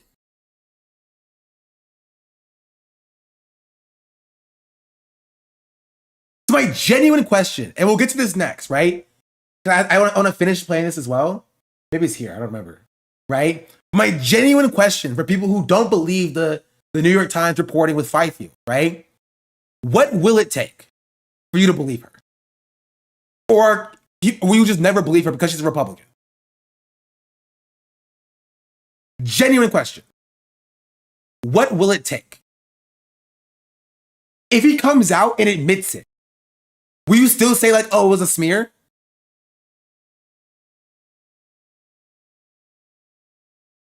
If there are 2 or 3 more people who come out with their own experiences, would it still be a smear then?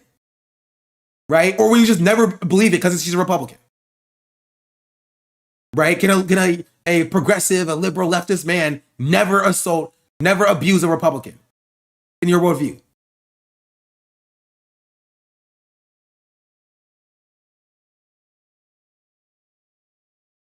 I genuinely want people to sit with that and think.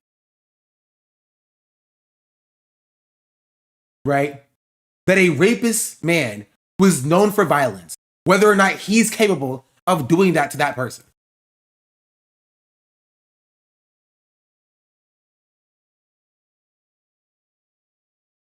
Like, just statistically speaking, there is more evidence that he's capable of doing that to her than it is of her being a liar.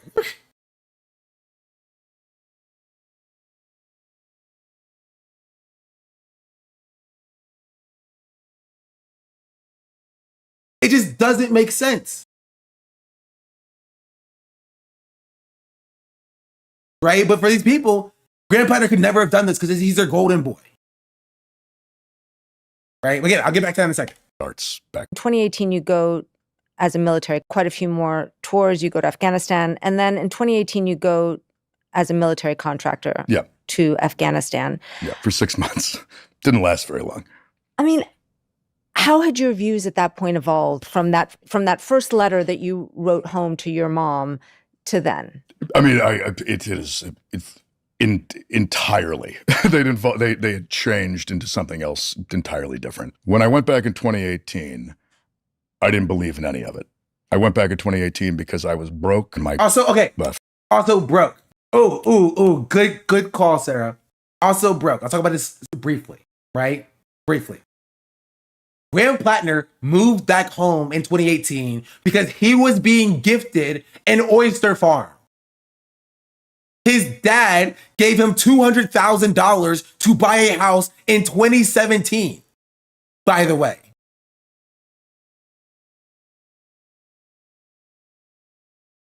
He's a liar. He is a liar. But no, he's a broke little boy. He's a broke little boy. You don't get it. You don't understand it. He's small bean. He's broke. No, he joined because he likes violence. He joined because he likes violence. He's a violent person. And y'all ate this up. Y'all ate this up. Y'all ate it up. No critical thinking. No critical analysis. Y'all ate it up. Every single thing that comes out about this person shows that he is a consistent liar. And it's disgusting. Craziness. He didn't even join for college. No, the military already paid for his college. He tried to go to college, but he hated it, so he went and joined the army instead.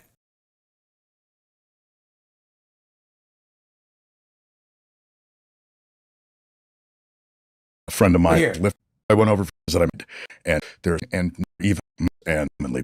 Do you feel? Do you regret that you were part of that violence? Where's it at? Yeah. There was a part of this interview where they asked him, like, why did you go back? Right? While being anti-war. I have a complicated relationship. Do you remember that? Tried our best, but it doesn't matter. It's shape or form to go into a rep. So it's this like political game. Yes, but during a lot of in place and get a. Hearing you talk like that, I mean, there are some on the right who have very similar. I know it was brought up at some point. Was this way? You know, I can remember exactly. What was it for you? And it's like alive, a lot of, and it's so like brain idea how to expect and it's significant. You know, you like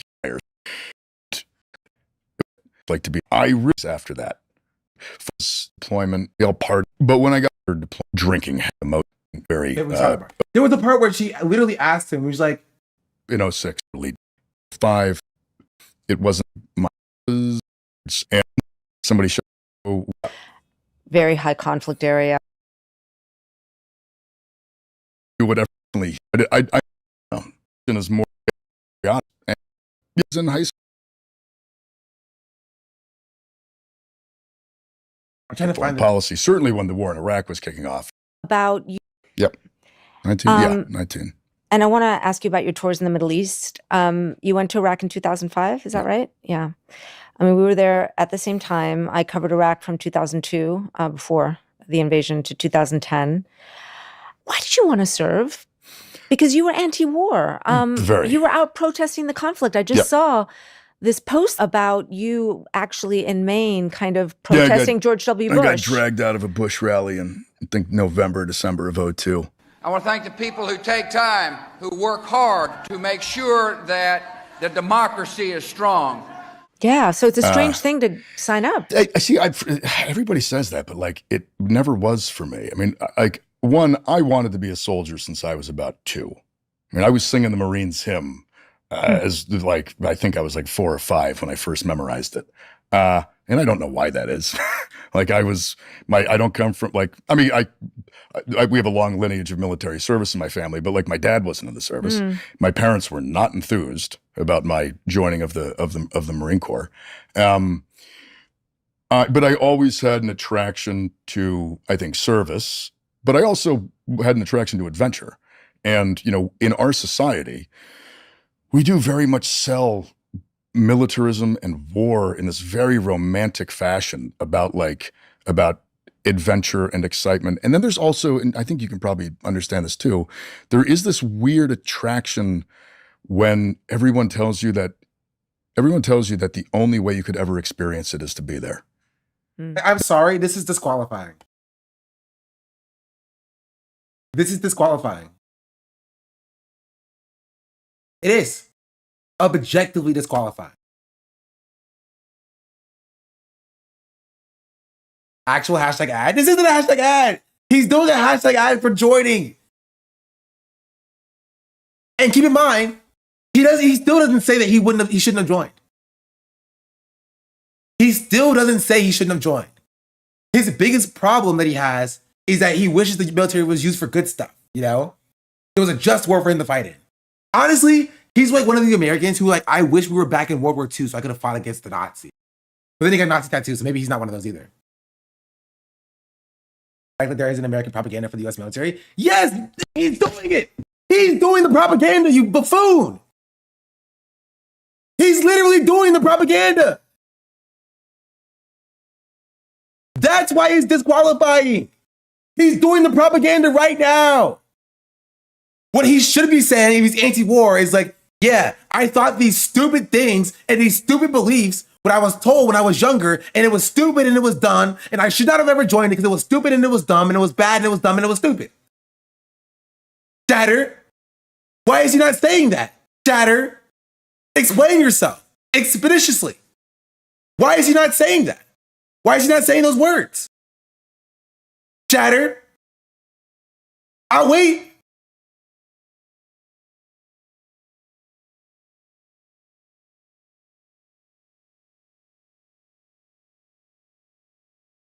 Obviously, there's propaganda, but it didn't even work on him. You buffoon, you moron. He's literally saying also that it didn't work on him. He was protesting the war before he even joined, before he became a soldier. Did you not see the video? I'll play the video again. He was literally protesting it before he joined. Square that circle, chatter. Make it make sense, chatter. Make it make sense. Make it make sense. If you want to talk about the propaganda of the American military, explain why he was protesting it before he joined. Explain how he got disillusioned, so he got out, and then he joined again a year later. Explain how he then got disillusioned again, got out, and joined Blackwater 6 years later. Make it make sense. Make it make sense.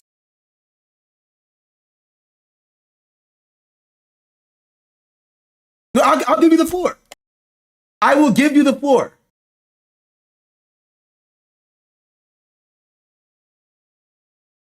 Where you at?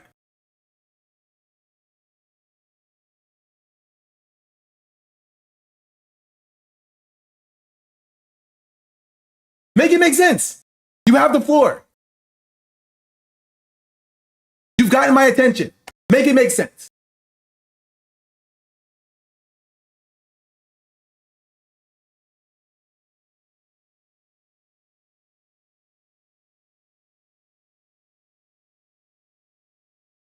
Make it make sense. Make it make sense how every step of the way he knew that it was bad, but every step of the way he kept making that bad decision. He knew it was bad when he was 18. He joined 2 years later. He knew it was bad when he was in the military and did 3 tours. He got out of the Marines knowing that it was bad. He got out because he was disillusioned after 3 tours, knowing that it was bad, right? Went back and joined the Army. He was in the Army. He did another tour, knew that it was bad. He got out and went back 6 years later to join a military contractor. Make that make sense. Make it make sense. Talk about being a kid? No! You don't understand. I'm saying it's inconsistent, right? He's a kid who wanted to be a soldier, but then he knew the war was bad and he joined anyway. He didn't join when he was 4 years old, chatter. He joined when he was 20. And then he joined again years later. And then he joined again years later. It doesn't make sense, is the answer. I'll help you out. It doesn't make sense. It doesn't make sense. It doesn't. It is inconsistent. It does not make sense. And the problem with the leftist ecosystem is nobody tried to make that make sense. Nobody asked him that question. The only person who asked him that question was the New York Times. The Majority Report did not ask him that question. Breaking Points did not ask him that question. Right? Details did not ask him that question. Nobody asked him that question. Nobody asked why it made no sense because they were so caught up on hopium of getting somebody elected. And that is the problem. That's the issue. It's inconsistent. Everybody slept for him consistently, because they were so hyper-focused on electoralism. And you know what that got us? Right? As a movement, it got us the rapists. If somebody, anybody, at any point ever stopped to think this guy is inconsistent, there are so many red flags. There are 9 separate controversies. 9 separate controversies. Maybe we should pump the brakes and actually interrogate what they believe. But that didn't happen. And that's a problem. And the final thing, the final point in this entire PowerPoint that I want to address is honestly one of the worst points and one that I really don't want to do because it hurts my soul. And that is talking about all the people who thought it was totally fine to discount a victim of domestic violence because of their political background. And how gross that is.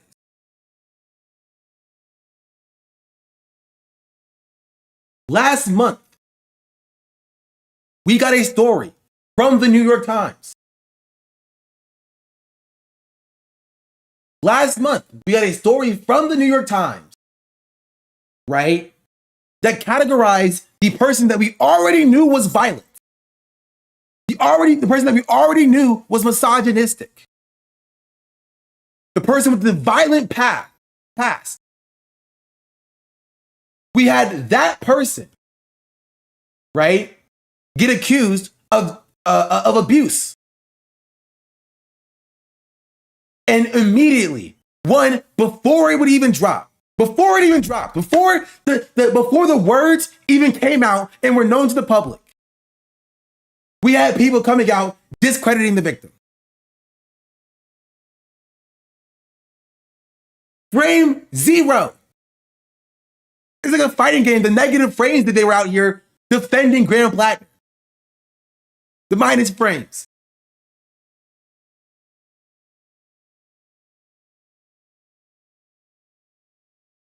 This article, right, with people simultaneously are downplaying as not that bad, but also being a lie, right, is corroborated by Graham Platner's own words. His own words corroborate this article. His own words, we just watched, corroborates this account. Graham Platner having a problem with alcohol, being intoxicated, being violent, right? During this dark place. Separate from what we know about the problems of the history of military members, right? Of service members, as it pertains to assault and abuse, right? Everybody who always jokes about 40% of cops, right? Always search 40% of cops because 40% of cops are abusive. That exists too for service members. There is a history of service members being abusive to their partners. We know this is the case. But knowing all of that, people still immediately, before reading the article, before addressing the article, before reading the claims, before the article even dropped, did everything in their power to say there's no way this can be true.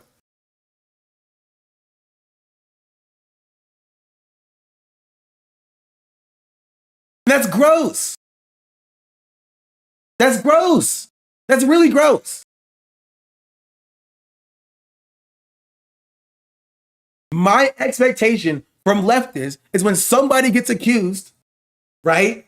When somebody gets hit with an accusation, right, of abuse, assault, rape, domestic violence, what you do is you stop everything and you take it seriously.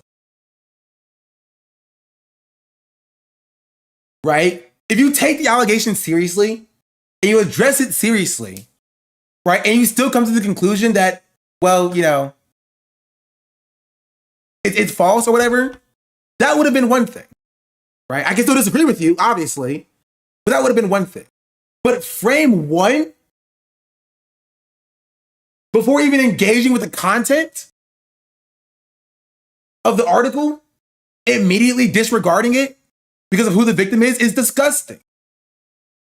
Thank you for the raid. Talking about Graham Platner. It's really gross.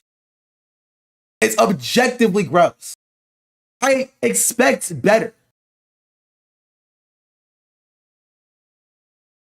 I expect better. I do expect better.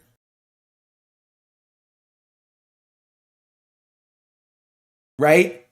Do we look at like the victims, the Trump victims, right? Do we look at the people who accuse Trump of rape? Right? And think, oh, they're Republicans, so they must be lying? Oh, they can't talk about their own victimhood?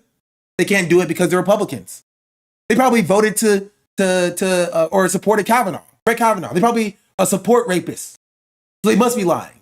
Or does it only happen for leftists, right? For progressives?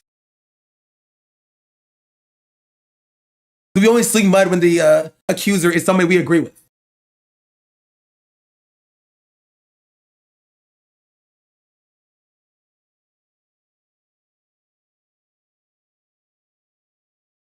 Is that what we're doing?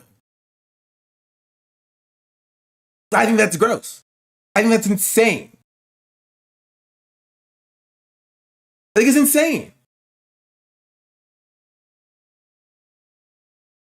Right? But that seems to be the response that I've seen people say we got from leftists about the June allegations.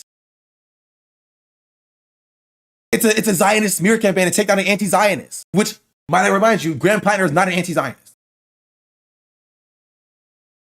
He's not. And I just love that people were saying it in a sound check yesterday. Graham Platner is what was one of the most radical candidates that's ever existed ever.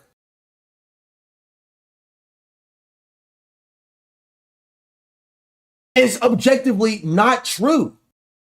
saying, "Oh, what you don't believe the Republican operative, but what about these other two women?" It's like, well, believe what? Like what? Like prepared to believe, or not believe, or evaluate claims and allegations or accusations. But what are they? Like what? Like literally. And keep in mind, right? Honestly, keep in mind that Rasco is mentioned in this article. She is mentioned in this article. There is an example of Ms. Rasco, Ms. Rasco, right? I'm pretty sure. Ms. Rasco also said that 2021, he arrived at her house drunk after she asked him not to. She declined to elaborate, but said that she cut off contact soon after that episode and found that his behavior reckless and unsettling. And there were so many people, right? If they even got this far in the first place. A lot of people didn't. But there were so many people, if they got this far in the first place, who was like, there's nothing here. There's nothing here. There's nothing here to talk about. She's not being accused of anything. There's no evidence of anything here. But it says very clearly that one, him arriving at her house drunk after she asked him not to come over is disqualified. That's disqualifying. That is a disqualifying thing. Objectively speaking, it's disqualifying. It's disqualifying. Right? But her declining to elaborate doesn't mean nothing happened. Right? A rape victim not being yet ready to tell their story does not mean that they were not raped.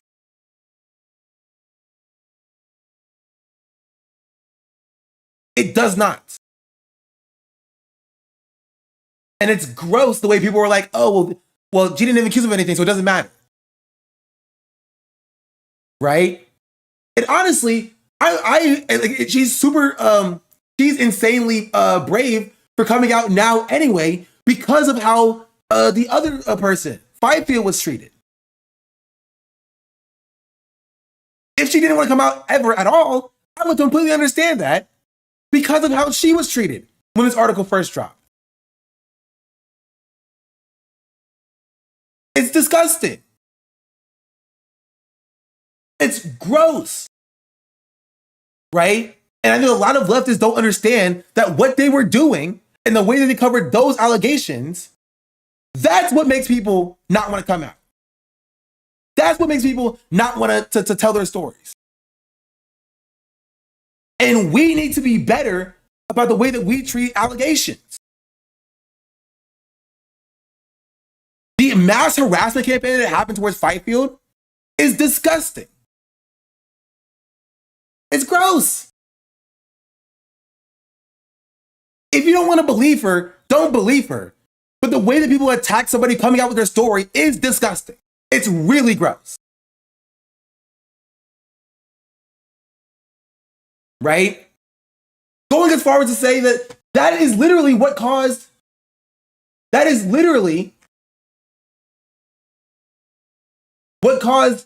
Rasco to come out in the first place. He came out because of how Fifield was attacked. She came out and was like, I need to tell my story because of the way that the New York Times article was received. And everybody was discrediting Fifield because of her political affiliation. It's disgusting. It's gross. It's gross. And we have to be better about that. We have to be better about that. Yes, I'll get to the Ryan Grimm thing in a second. I have it here. Right, but I want to talk about the way that the June allegations were handled first. We'll talk about the June allegations, and then we'll talk about everything that followed it.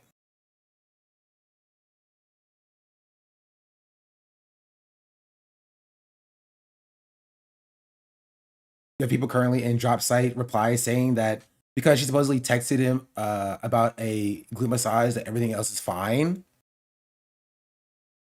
We'll get to that in a second. Like what? So yeah, Jenny, I can read this so one. Here we've got Jenny Rasico, 41, Yeah. a Maine Democrat, said she dated him casually, said the post deepened her belief he did not respect women. When I saw the old comments he made online, I recognized a version of him that I had experiences with. And yes, Ryan is still supporting him because even though he's dropping out, because they're friends. This is just a boy protecting his boy from allegations. They knew each other before he even ran.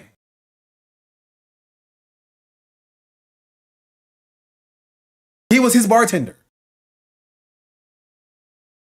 So like what is a reader supposed to take from that? Is there anything else from her? Is she the one where he showed up drunk at the house? Let's see. They say these vague things. The three described him in similar terms. Spending time with him could be exhilarating, they said. They also recounted patterns of heavy drinking and womanizing. I mean, I think Graham's owned up to all of this, by the way, this aspect of it. You know, I think. Yeah, if he owns up to this, right? Patterns of heavy drinking and womanizing, right? During this time, that's corroborating evidence.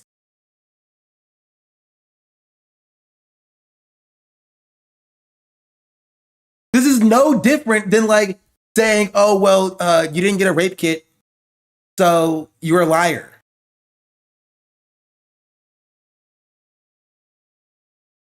No different, which is, by the way, that's what Anna Kasparian has said. That was already on the record that he had a drinking problem and the womanizing problem. Asked to sum up how he treated her, the third woman, I think that is the Maine Democrat, said she felt like collateral damage to the world that is his. Yeah. So, okay. Sure. I believe her. I believe that she felt that way. All right. So here's from Rasico. This is the allegation, and this is the part that winds up in the headline as unsettling. But again, they never even get to like, oh, here. Rasico also said that in 2021, he arrived at her house drunk after she had asked him not to come over. She declined to elaborate, but said she cut off contact soon after that episode and found his behavior, quote, reckless and, quote, unsettling. So to let you in on the journalism here as you're doing interviews and then packaging a story, unsettling wound up in the headline of this article, and this is where it comes from. Usually, if you're going to put that in the headline, you're going to quote the person, like you'll do the entire thing that she said. Instead, here it's paraphrased and then thrown into a quote. So you don't know. Like sometimes a journalist will say, "Well, was that unsettling?" And Rasico could say, "Yeah, it was unsettling." And so then it winds up like this. But okay, so he showed up drunk. It winds up as they all said that the same thing, that he's unsettling. And so he showed up drunk after she said, "Don't come over," and then she didn't elaborate on that. So it looks like, well, then I guess he left. Like what? No, it's not that she didn't elaborate. She declined to elaborate. That is also a different thing.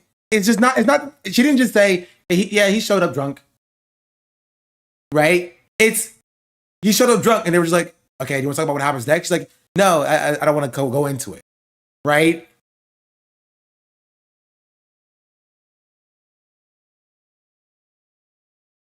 Again, I said it yesterday. This is the equivalent of a rape victim being like, "Yeah, he got me drunk, and then obviously I don't want to talk about what happened next." Right? You can't take from that. Obviously, nothing happened. Obviously, nothing happened with that. There was nothing that actually went on with that, actually. You can't take, no, you can't. That's not what journalism is. They're like, this is the equivalent of saying a rape victim needs to detailedly describe, right, what happened when they were raped. in order for it to be a genuine allegation, right? That's what this is saying.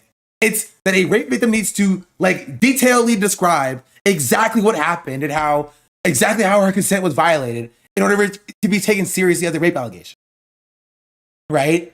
I'm not even saying you have to take this and be like, okay, he's a rapist, right? But my take on this is that you have to take that and be like, that's okay, we need more information on that. You need to stop and wait. You can't just throw that out as like being meaningless.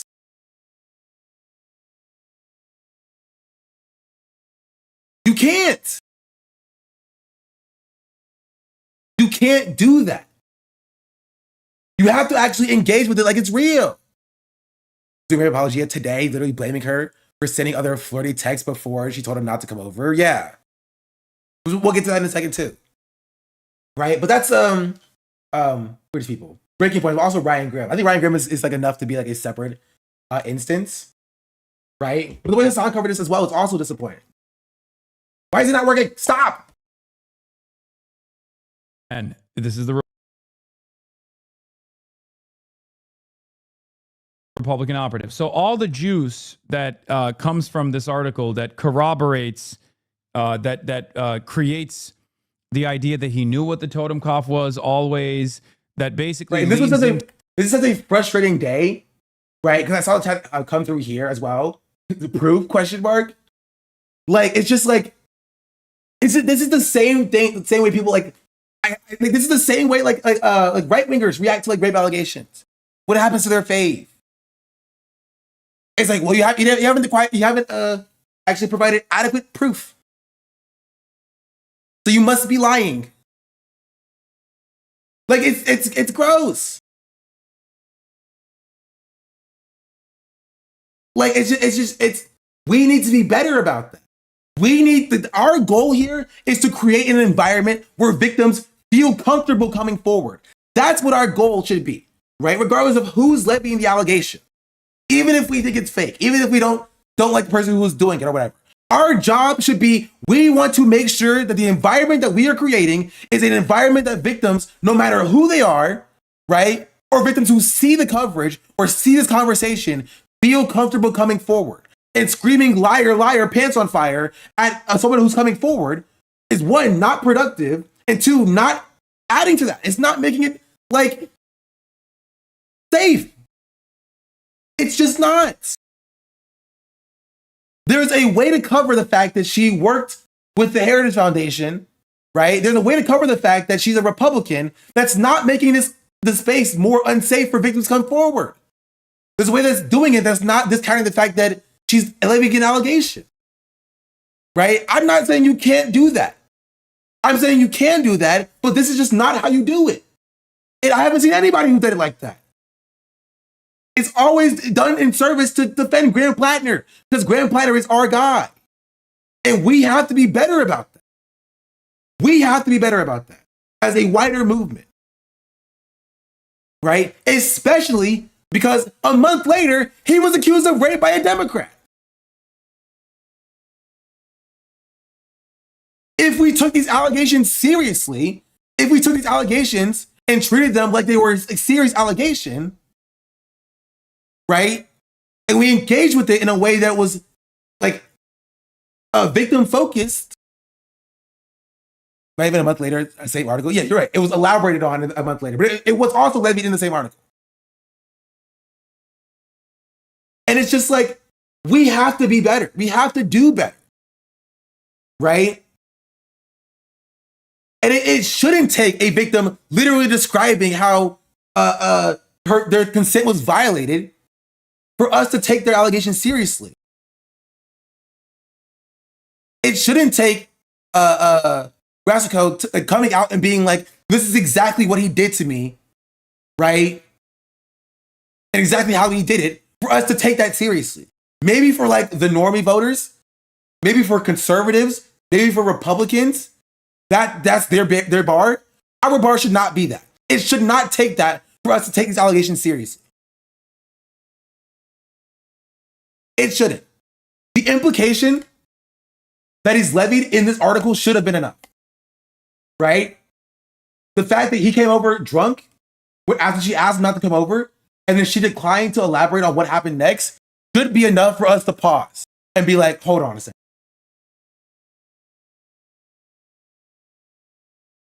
At the very least. This should have been enough for a moratorium on Graham Platner until we have more information.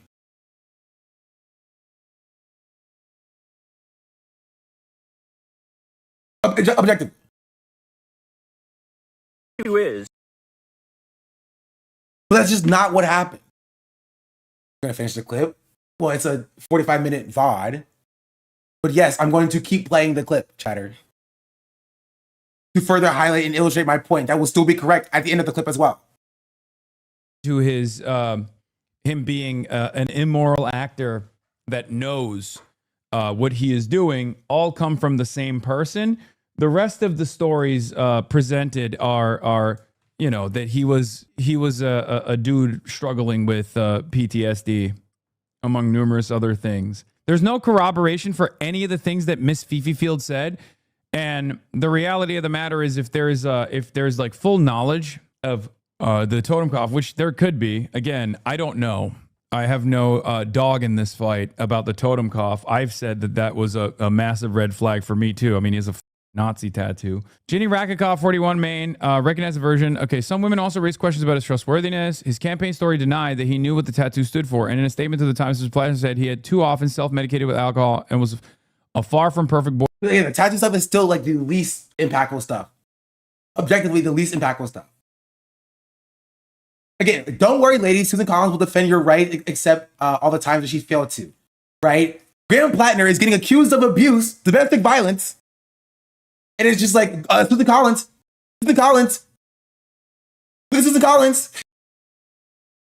I'm sorry, that's insane. Why would the New York Times publish this from a GOP op?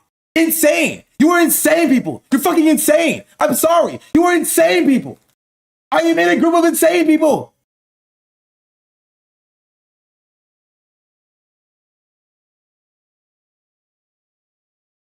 Right? I think Blaze is correct here, by the way.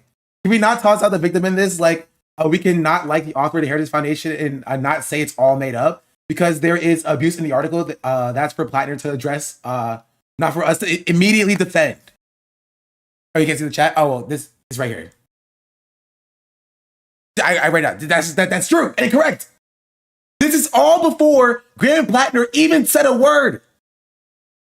We are not even doing like, let's wait to hear both sides of the story. It's just like, no, this must be false. And I don't understand. I don't get it. He's a violent person. We have history of this being a violent thing. We have a history of him being like violent, right? And flagrantly, like, what's the word? And we know his thoughts on sexual assault. Boyfriend during what he described as a very dark period in my life. I take responsibility for all that, and I wish I had been better, he said. Any characterization beyond that is false, and I believe politically motivated. I'm not proud of who I was then. Like, hold on. One thing I don't understand is, do anti-Platner leftists want us to vote for Susan Collins? Mods, can we check the chatter out in the Assange chat, please? Can you give me this chatter's logs in Assange chat? Because I want to see what they're saying now. Right? I want to see what they're saying now about the new allegation, like the new allegation. Same thing applies, right? Are you going to vote for Susan Collins? Are you going to vote for Susan Collins now? Ever chat here but follow? No, give me their logs in Assange chat. Yeah, if you have them. I want to see how they reacted to the allegations yesterday or 2 days ago.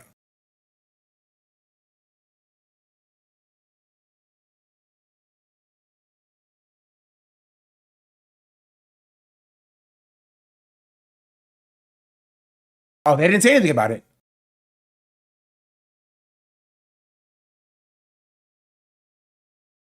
Nope, they didn't address it at all.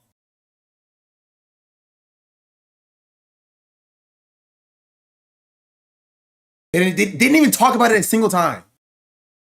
They chatted yesterday. Didn't even talk about it a single time. This still applies though, right? Nothing fundamentally changed about this dynamic, right? From 2 days ago to today. Except the person who was accusing him is a Democrat now. Even though she was also mentioned in the last article too.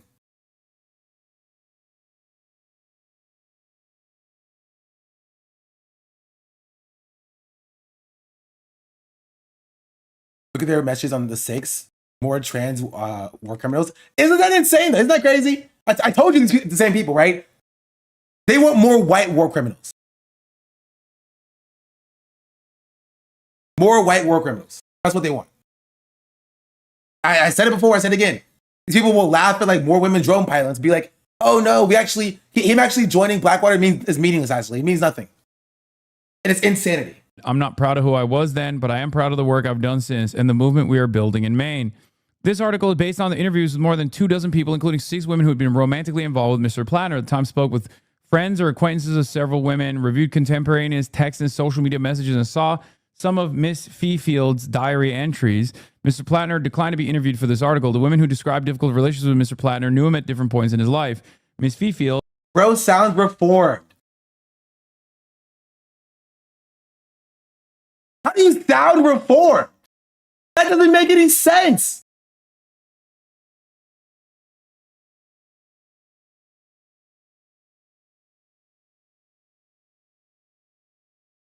It doesn't make any sense. The irony of a Republican operative woman clutching her pearls over Platner while also stumping for Trump. I can't. I need these people to expeditiously, like, I can't.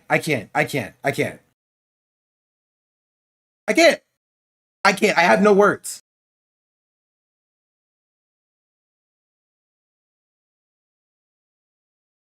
I have no words.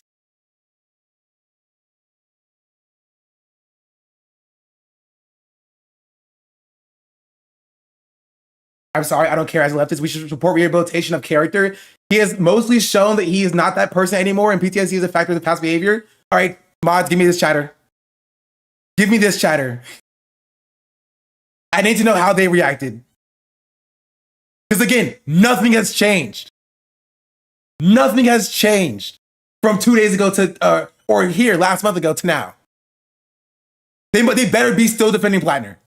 I want to see them still defending Graham Platner as of yesterday. Because nothing has changed. Nothing has changed.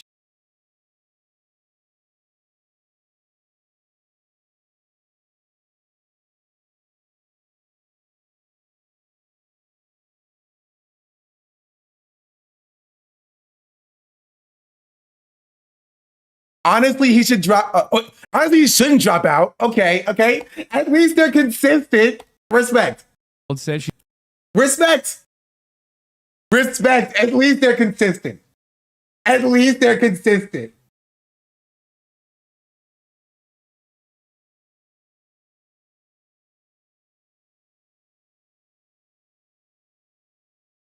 Honestly, he shouldn't drop out.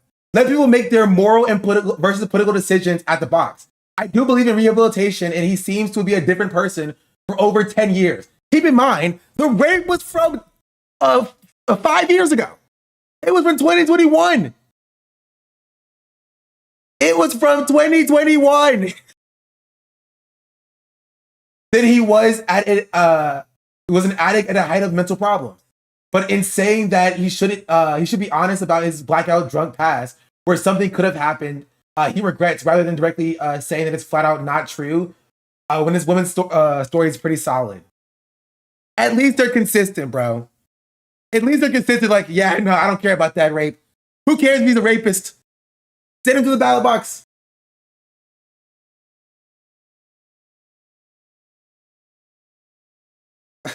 Bro, like this is who you Platner defenders are. I'm sorry. This is who you are. in such a tricky position in regards to him admitting wrongdoing, because if he was drunk enough to, he could legitimately not remember doing that, so he believes it's not true. This is rape apologia. I'm sorry. This chatter is doing rape apologia. And this is like, this is a lot of the people who are defending Platner. This is what Platner defense is doing. This is your mind on electoralism. 6'10", Platner is probably so hot to those kinds of women.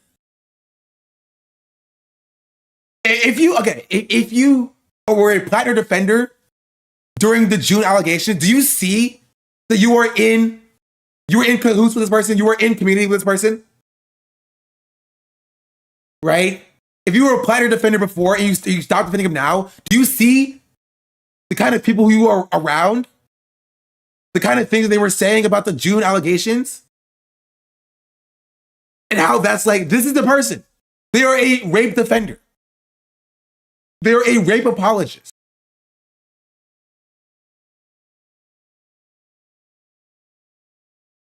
Like, it's just insane. It's crazy. It's crazy. Do you get what I'm saying?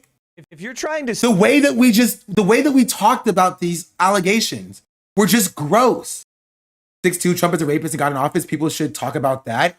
It's disgusting. It's so gross. It's so gross. Mind you, I know these judges got banned for a shot for Les. It's gross. It's gross. It's gross. It's gross. It's gross. It's gross. It's gross. It's gross.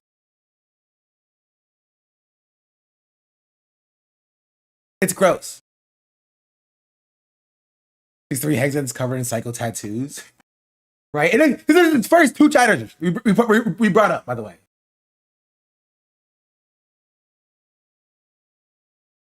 Right? The point that I'm making is the way that the June allegations were covered. And we'll look at a few more examples of this as well. The way that the June allegations were covered was so gross as it pertains to the treatment of a victim, right? Or even a potential victim, right? At the time, when you thought that she was lying or not, right? We didn't know if she was lying or not. The way that you treated her for levying allegations is bad. And we should be better about it.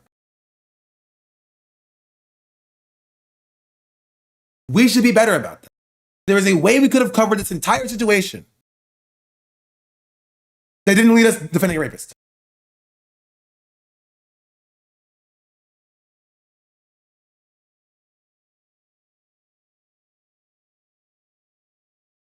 Now, Kyle was the worst of this. Kyle was literally the worst of this in June because he was doing it before the allegations even dropped. You idiots lie about everything. All of a sudden, we have to have baby brains when there's accident. The issue is... Crazy baby. Let me explain it very simply so even he can understand it. The issue is, you idiots lie about everything. All of a sudden, we have to have baby brains when there's accusations coming from literal Republican operative insider hacks. I'm sorry, we're not doing that. And if the roles were reversed, you would immediately swat aside the allegations if it was some Democratic woman accusing a Republican man. But actually, you know what? It's even worse than that, because you would swat aside any... Democrats have accused Republican men. And obviously, MAGA is doing that because they're MAGA. You're just saying, I want to be MAGA. I want to be MAGA. I want to be MAGA, by the way. I want to be MAGA, by the way.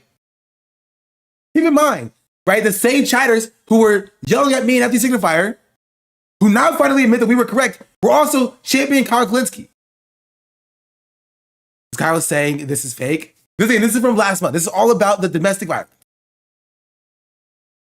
All about the domestic violence. Right?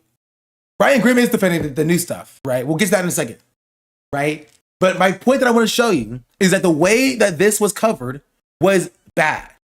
It was bad. It was not good. It was bad. It was immediately deny, deflect. You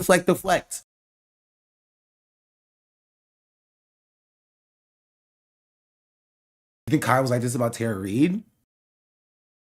I honestly have no idea. I don't think Kyle was covered. Kyle didn't even cover Eric Swalwell. I know because we checked last time. Right? He also didn't defend Eric Swalwell. I wonder why that is.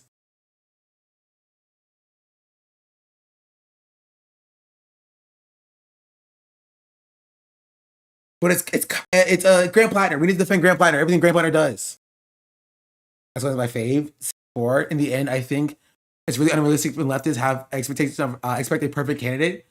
Everyone is a human being with good and bad qualities. There are much worse people out there than someone who acted dicky when they face alcoholism and PTSD, who have since gotten help over years. It's insane. Insane. I'm sorry, it's hypocritical. Especially when this space covered like Tectone's dad or whatever. Right? You also talked about like Tectone's dad and how Tectone's dad was a poster child of rape in the army. But when Graham Platner was accused, it's like couldn't have been him. Couldn't have been him. Which is a perfect way to describe that rapists is political people.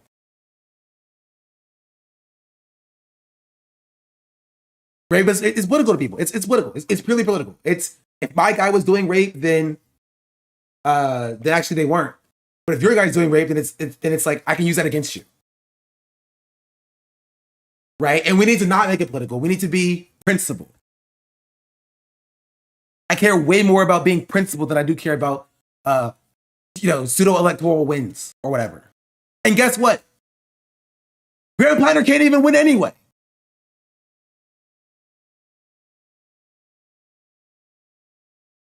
So, awesome, great, amazing.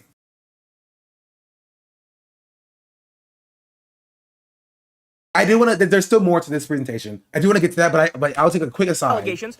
And a quick break. I need to look at Ryan Grimm. What Ryan Grimm is saying about the new allegations that I heard were absolutely insane. Politico and CNN omitted a key detail from its reporting around the Graham Platner sexual assault allegations we have learned. Let's take a listen to how Jenny Rassicot, the accuser of Graham Platner, described how the evening began in her interview with Jake Tapper on CNN. It was a night where him and I were texting back and forth, and he had taken something that I said as an invitation, and that's not how he meant it, and I quickly clarified, and he sent a message back indicating that he would come over, and I said, no, don't come over. Like, I'm not in the mood, don't come over. And I was more stern with that message. And then I didn't hear back from him, so I thought that meant he got the message, or...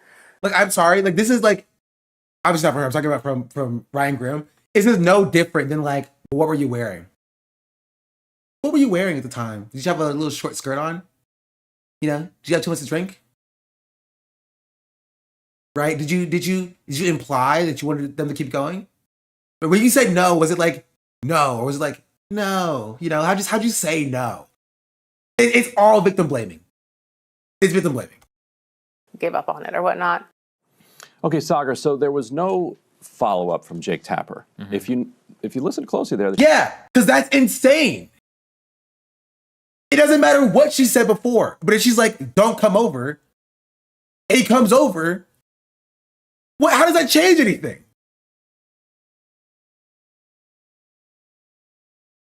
Again, if you are anti-Graham Platner now, right, if you think the accusations are credible, look who your compatriots are about the June thing.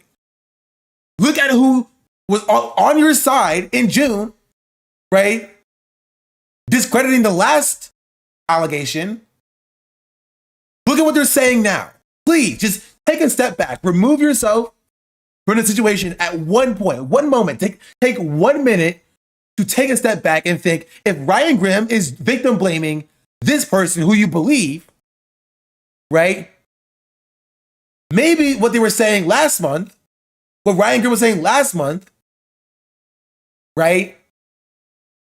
Throwing dirt on the last victim was also coming from the same place. Misogyny.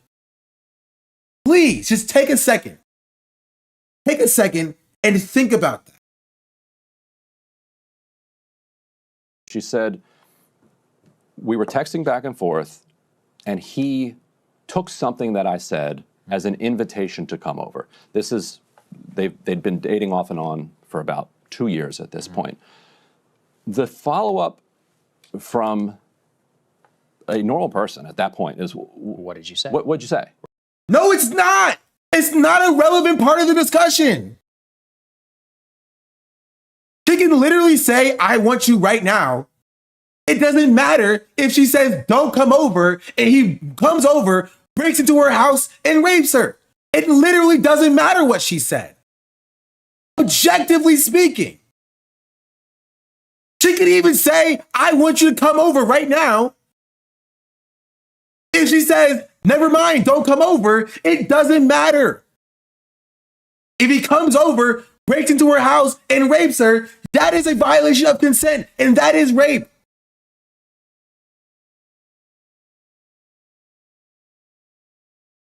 Again, I need to reiterate.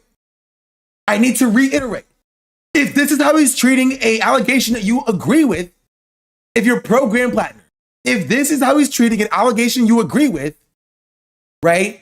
Do you think that that's how he treated the one last month as well? If this misogyny, that you understand is misogyny, now that you know this allegation is credible, if you see that that's how he's treating this one, please just go back to 1 month ago, right? Go back to 1 month ago with how you treated those other allegations and think maybe there's a through line here. There's a through line here. This is insane. Insane. So the Ryan Graham was not only a racist, he's also a misogynist and a rape apologist. But guess what? I bet he's still going to be defended. I bet people are still going to defend him and be like, well, I don't agree with them on everything. And that's insane. That's crazy. And we need to be better. We need to be better. Right. Like, what was the thing that you said to him that he misunderstood? Mm-hmm. Now let's take a look. Right now. I don't know what it is. Politico reported this. This is D8. This is how Politico first reported. So Razacote told Politico she connected with Platner on the dating app Bumble in 2019. And had consensual relations with him prior to the night he allegedly assaulted her.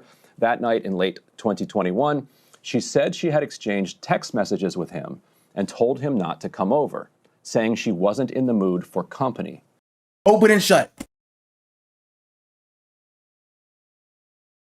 Literally open and shut. Objectively open and shut. She told him not to come. He came in and he not even came over. He broke into her house. Right? Basically trespassed. That's there's no, it's clear.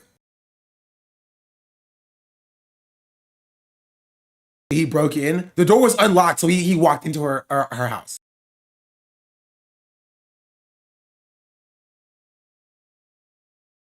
Later that evening, she said she realized when she heard a sound on the stairs that he had let himself into her house, which was unlocked. Platner came up the stairs, Razacote said, to where she was on a couch. He got on top of her and kept grabbing her, she said, while she repeatedly told him to stop and that she wasn't interested. Mm-hmm. So, Sagar, you read that, and most people in Washington who read that, they're like, that sounds like he broke in to the house, right. Uninvited, mm-hmm. and then began a violent assault of her. Mm-hmm. Nowhere does Politico mention what she mentioned to CNN there, that she had said something in the text message. Are you insane? Are you crazy?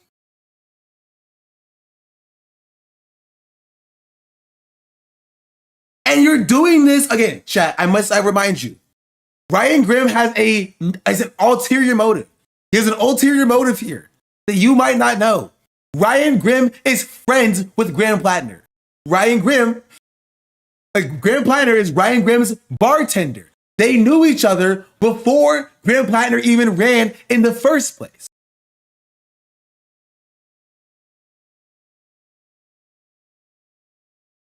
Put that out there. I just want to put that out there.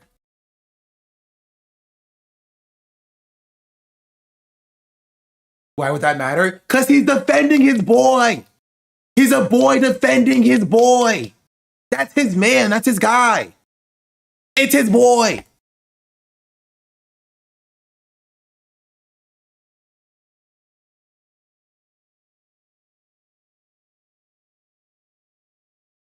Yeah.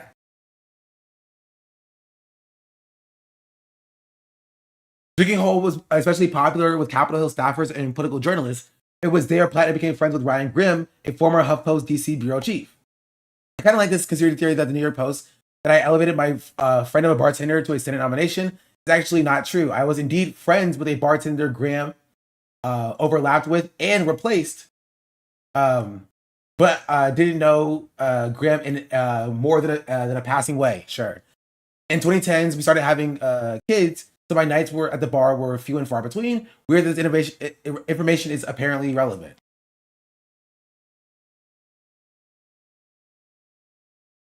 Exchanges that he mistook as an invitation. They just say, and elsewhere in the article, they say he was, quote, uninvited. It turns out, and we have learned, that Politico definitively, at the time of publication, knew precisely what Jenny had texted to Graham. He's still uninvited. If she says, don't come over, it's not an invitation. It's actively worse than not an invitation, right? She explicitly told him not to come over. That is also a violation of her consent. It's a violation of a boundary, a direct boundary that he violated. That he, according to her, mistook as an invitation to come over. This is like complaining, well, Politico didn't mention what she was wearing. So who knows if he felt invited to assault her? Maybe it's her fault, yes. And we know this because the Washington Post also interviewed Jenny Rassicot. And Jenny told the Washington Post, because she's being honest. She's laying out all of the details, which is how it should be. You lay out all the details and then you let the readers, the public, the voters say, okay, here, we have all the different facts. Here's how we interpret this scenario. So good for her for being transparent. I totally agree with you, and I want to say that up at the top. Yes. This is in no way an attack on her. This is about how I believe that the media has handled this story. She was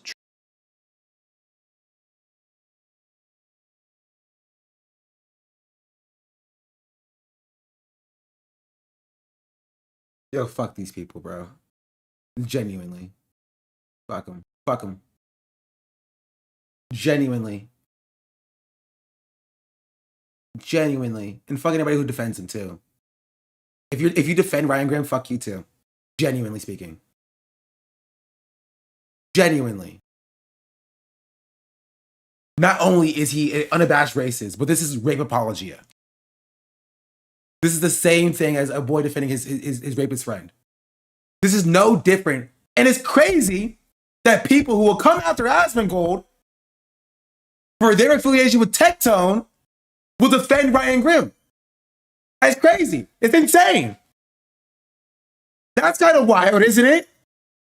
And they'll come after Asmongold for being associated with Tectone, but when Ryan Grimm is defending his boy, then it's like he's a good journalist, though.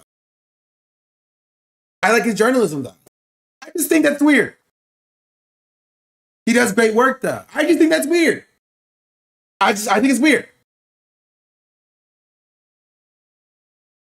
I do. Yeah, she was truthful from the beginning about this. She doesn't. She doesn't have the text messages anymore. Platner apparently doesn't have the text messages anymore. So we're going by her memory of what they are, and to her. Well, I'll get to this is an Anna-Kasparian, along with Anna-Kasparian. We'll get to this in a second as well. Her credit, she divulged the details of the text messages from that evening, and to the she divulged it to the Washington Post. The Washington Post reaches out to the Platner campaign for comment. Good for the Washington Post, and in their request for comment, they mention that Jenny had been texting him talking about a massage earlier. And this is objectively meaningless and also irrelevant. I'm sorry. This is objectively meaningless and irrelevant. Objectively meaningless and irrelevant. Objectively. I want Ryan Grimm to say Graham Platner did not rape her.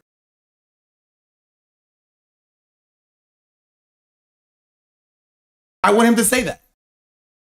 Because what he's doing is he's discrediting the victim by discrediting the way that the story was presented in order to defend Graham Platner, right? But even if this is true, even if like the Politico was like super bad and they suck because they didn't report on this very key fact of the matter, why is it relevant?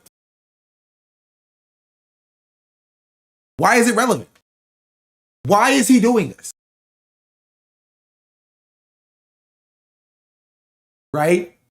Even if it's as relevant as he says, why? What's the point? What's the point? And so the Platner campaign sees this, and they go back to Politico, and they say, apparently there's some more context here about like the back and forth. Like, do you know about these text messages? The reporter then exchanges messages with the Platner campaign. Those messages have been now circulating in Maine politics, in Maine political circles. I obtained a copy of those. Because he's your friend, Ryan. Go ahead and say it. My boy hit me up with a copy of those. He was like, yo, Ryan, it's looking really bad for me. Can you do some propaganda for me real quick? Here, post these messages. And Ryan's like, yes. Yes, Daddy, I will. Yes, Daddy. Whatever you want, Daddy Platner. Was able to authenticate them with sources with knowledge of them.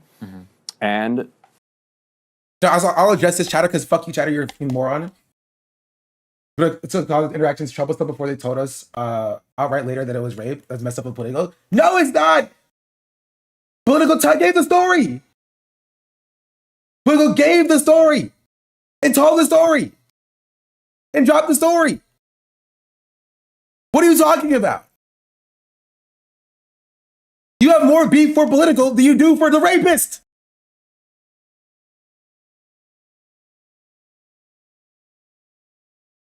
It's the same thing that happened with Jake Tapper. More beef for Jake Tapper coming through the interview than you do for the rapist.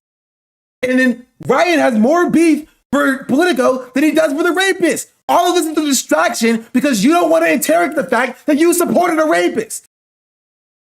Keep your eye on the ball. You were pro-rapist. Graham Platner is a rapist.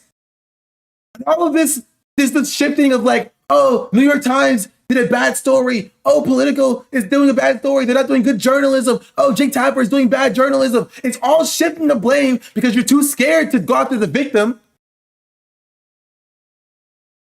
You're too afraid to go after the victim.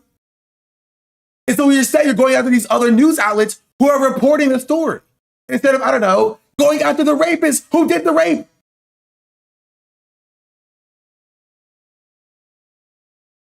Here is what the Politico reporter said to the campaign.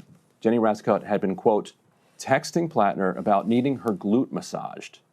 That detail didn't make our story. Right. Because it's not relevant. It's objectively not relevant. The story is very clear. She told him not to come over. He came over, broke into her house, and then assaulted her, raped her. If you're calling that into question, call her a liar. If you are calling that into question, call her a liar. Call her a liar. Say she's lying about that. Don't play this stupid game where you're just like, oh, well, the Politico didn't post the fact that he was actually sleeping naked that night. That's kind of weird, isn't it? Politico actually didn't talk about the fact that she had a sign on her door that said, doors unlocked. That's not relevant to the discussion. It's like, yeah, because it's not. If she told him not to come over, and he came over anyway, that is the violation of the boundaries. Yeah, she had a welcome mat. Like, yeah, she had a welcome mat. Interesting. Politico didn't talk about the fact that she had a welcome mat on our door. Interesting. They're leaving out key details. Glute massage. So within about a half an hour of getting this glute massage text, Platner is in the house. Now she says she followed up. No, don't come. And don't come. Because he texted back. So he's wasted clearly. He gets this message. I need my glute massaged. Right. He comes over. He's texts back. I'm coming over. And she's like, wait, don't come over. She says, don't come over. Don't come over. This is Maine. He's not taking the subway. Like so, he's driving. She's drunkenly driving over there. Yes. Comes into the house, and then it gives. Yeah, so he violates the boundary of her saying, don't come over. Why are we skipping over that part? Why are we skipping over that part? Why are we skipping over the fact that, wait, no. They're saying that he didn't see it because he was driving. He's very cautious. He's a cautious driver. He would never drive distracted. And so she texted it after he was driving. So that's what it was. That's the defense. Is that maybe he didn't see. He was too busy drinking or driving drunk. Maybe he didn't see the message where he said, "Don't come over." I guess that's the defense. That's the defense. And then she says he's grabbing her on the couch. Well, where is he? She's saying no. Right. Where's he grabbing her? Right. Like, is he like a medium?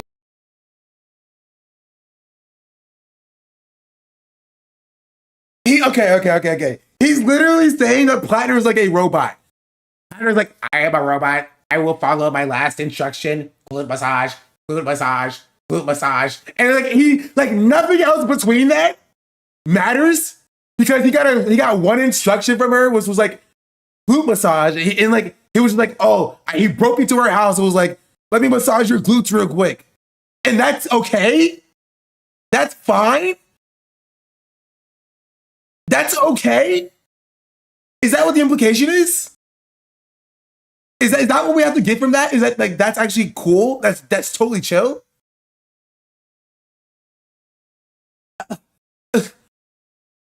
What are we talking about?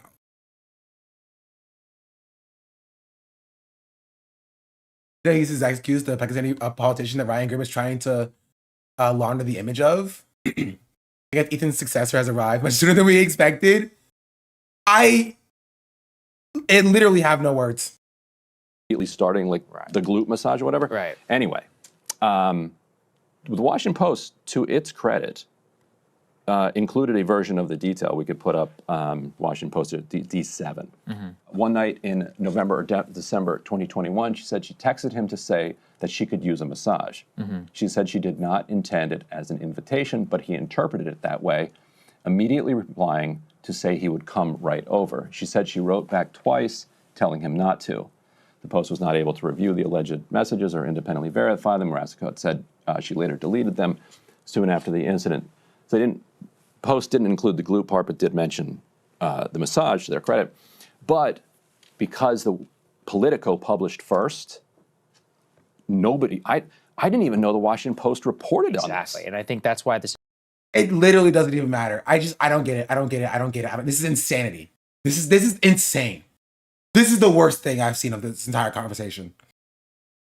Genuinely, this is the worst thing I've seen of this entire conversation. This is really bad. Really bad. And rape apologia. This is objectively rape apologia. Is important. So there's the most important part, and let's just zoom out, because this does potentially explain why a drunken Platner enters the home. Right. No, he's a rapist. What do you mean? This explains why the drunken Platner enters the home. He's a rapist.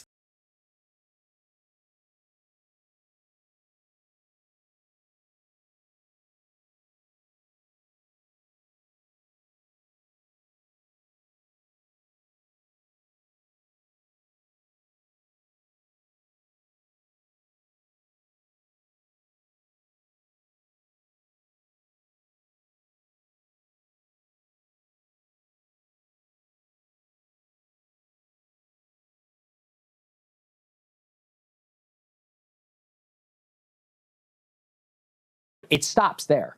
because that's where the rest of the evening and her account of the evening, it no longer accounts for. But it does explain a detail. And I think what was key to the understanding generally that all of us had was that it did genuinely appear as if Platner had been told explicitly not to come over there. Yes. Yes, that's he was. He was.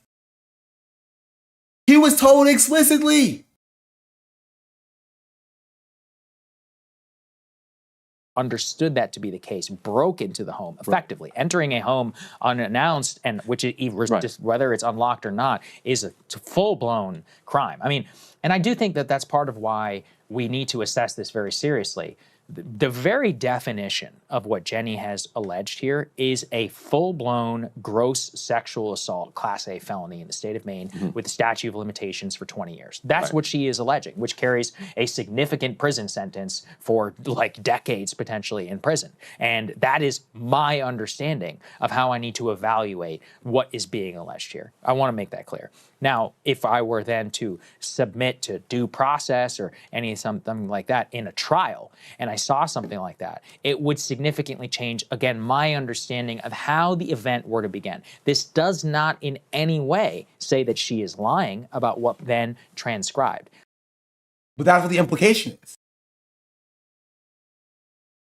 That is literally what the implication is. Right?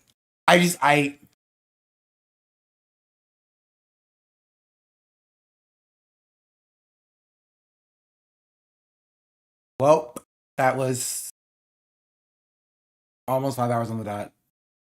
I think I need to call it. Mostly because I need to go to DC. So, I have a 6-hour drive ahead of me. And so I will be back at some point. Was that the last slide? No, it actually wasn't the last slide. Oh, yeah, I'll show you the last slides that I had. The slide after this was a timeline of Grand Platner's history. I didn't even get to this. And then it was the conclusion. And that was the last slide. I didn't even get to the timeline of Grand Platner's history. Part 2's gonna hit. No, part 2, bro. Honestly, it's been so long. I don't even want to edit this into an actual video. I've yelled too much. I don't even want to edit this into an actual video. Because I'm tired, bro. It's been like 8 hours on stream today. Because I was live earlier on my second channel to build the PowerPoint. This is the VOD. The VOD's up. I'm on YouTube, so the VOD's gonna be up there as well. I said my piece. I have nothing else to say about this.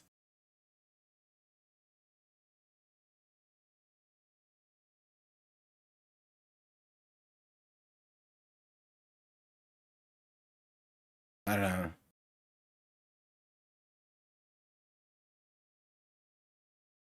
Any final thoughts? I'm going to go wash myself, take a shower. I feel dirty. And then I'll let you know if obviously I will not stream while driving. You know, you can't do that anymore. But yeah, maybe I'll stream at in my new maybe I'll stream at my new what's it called? DC apartment. I'll show it to you. That'll be tomorrow or tonight. Oh, no, actually it'll be tomorrow. Definitely tomorrow. Road trip music stream. I still can't be able to do that. Where's Nyx? She's downstairs with my dad. I have to use the bathroom. Anyway, if that's it, I use the bathroom really badly. Okay, goodbye. Adios, goodbye.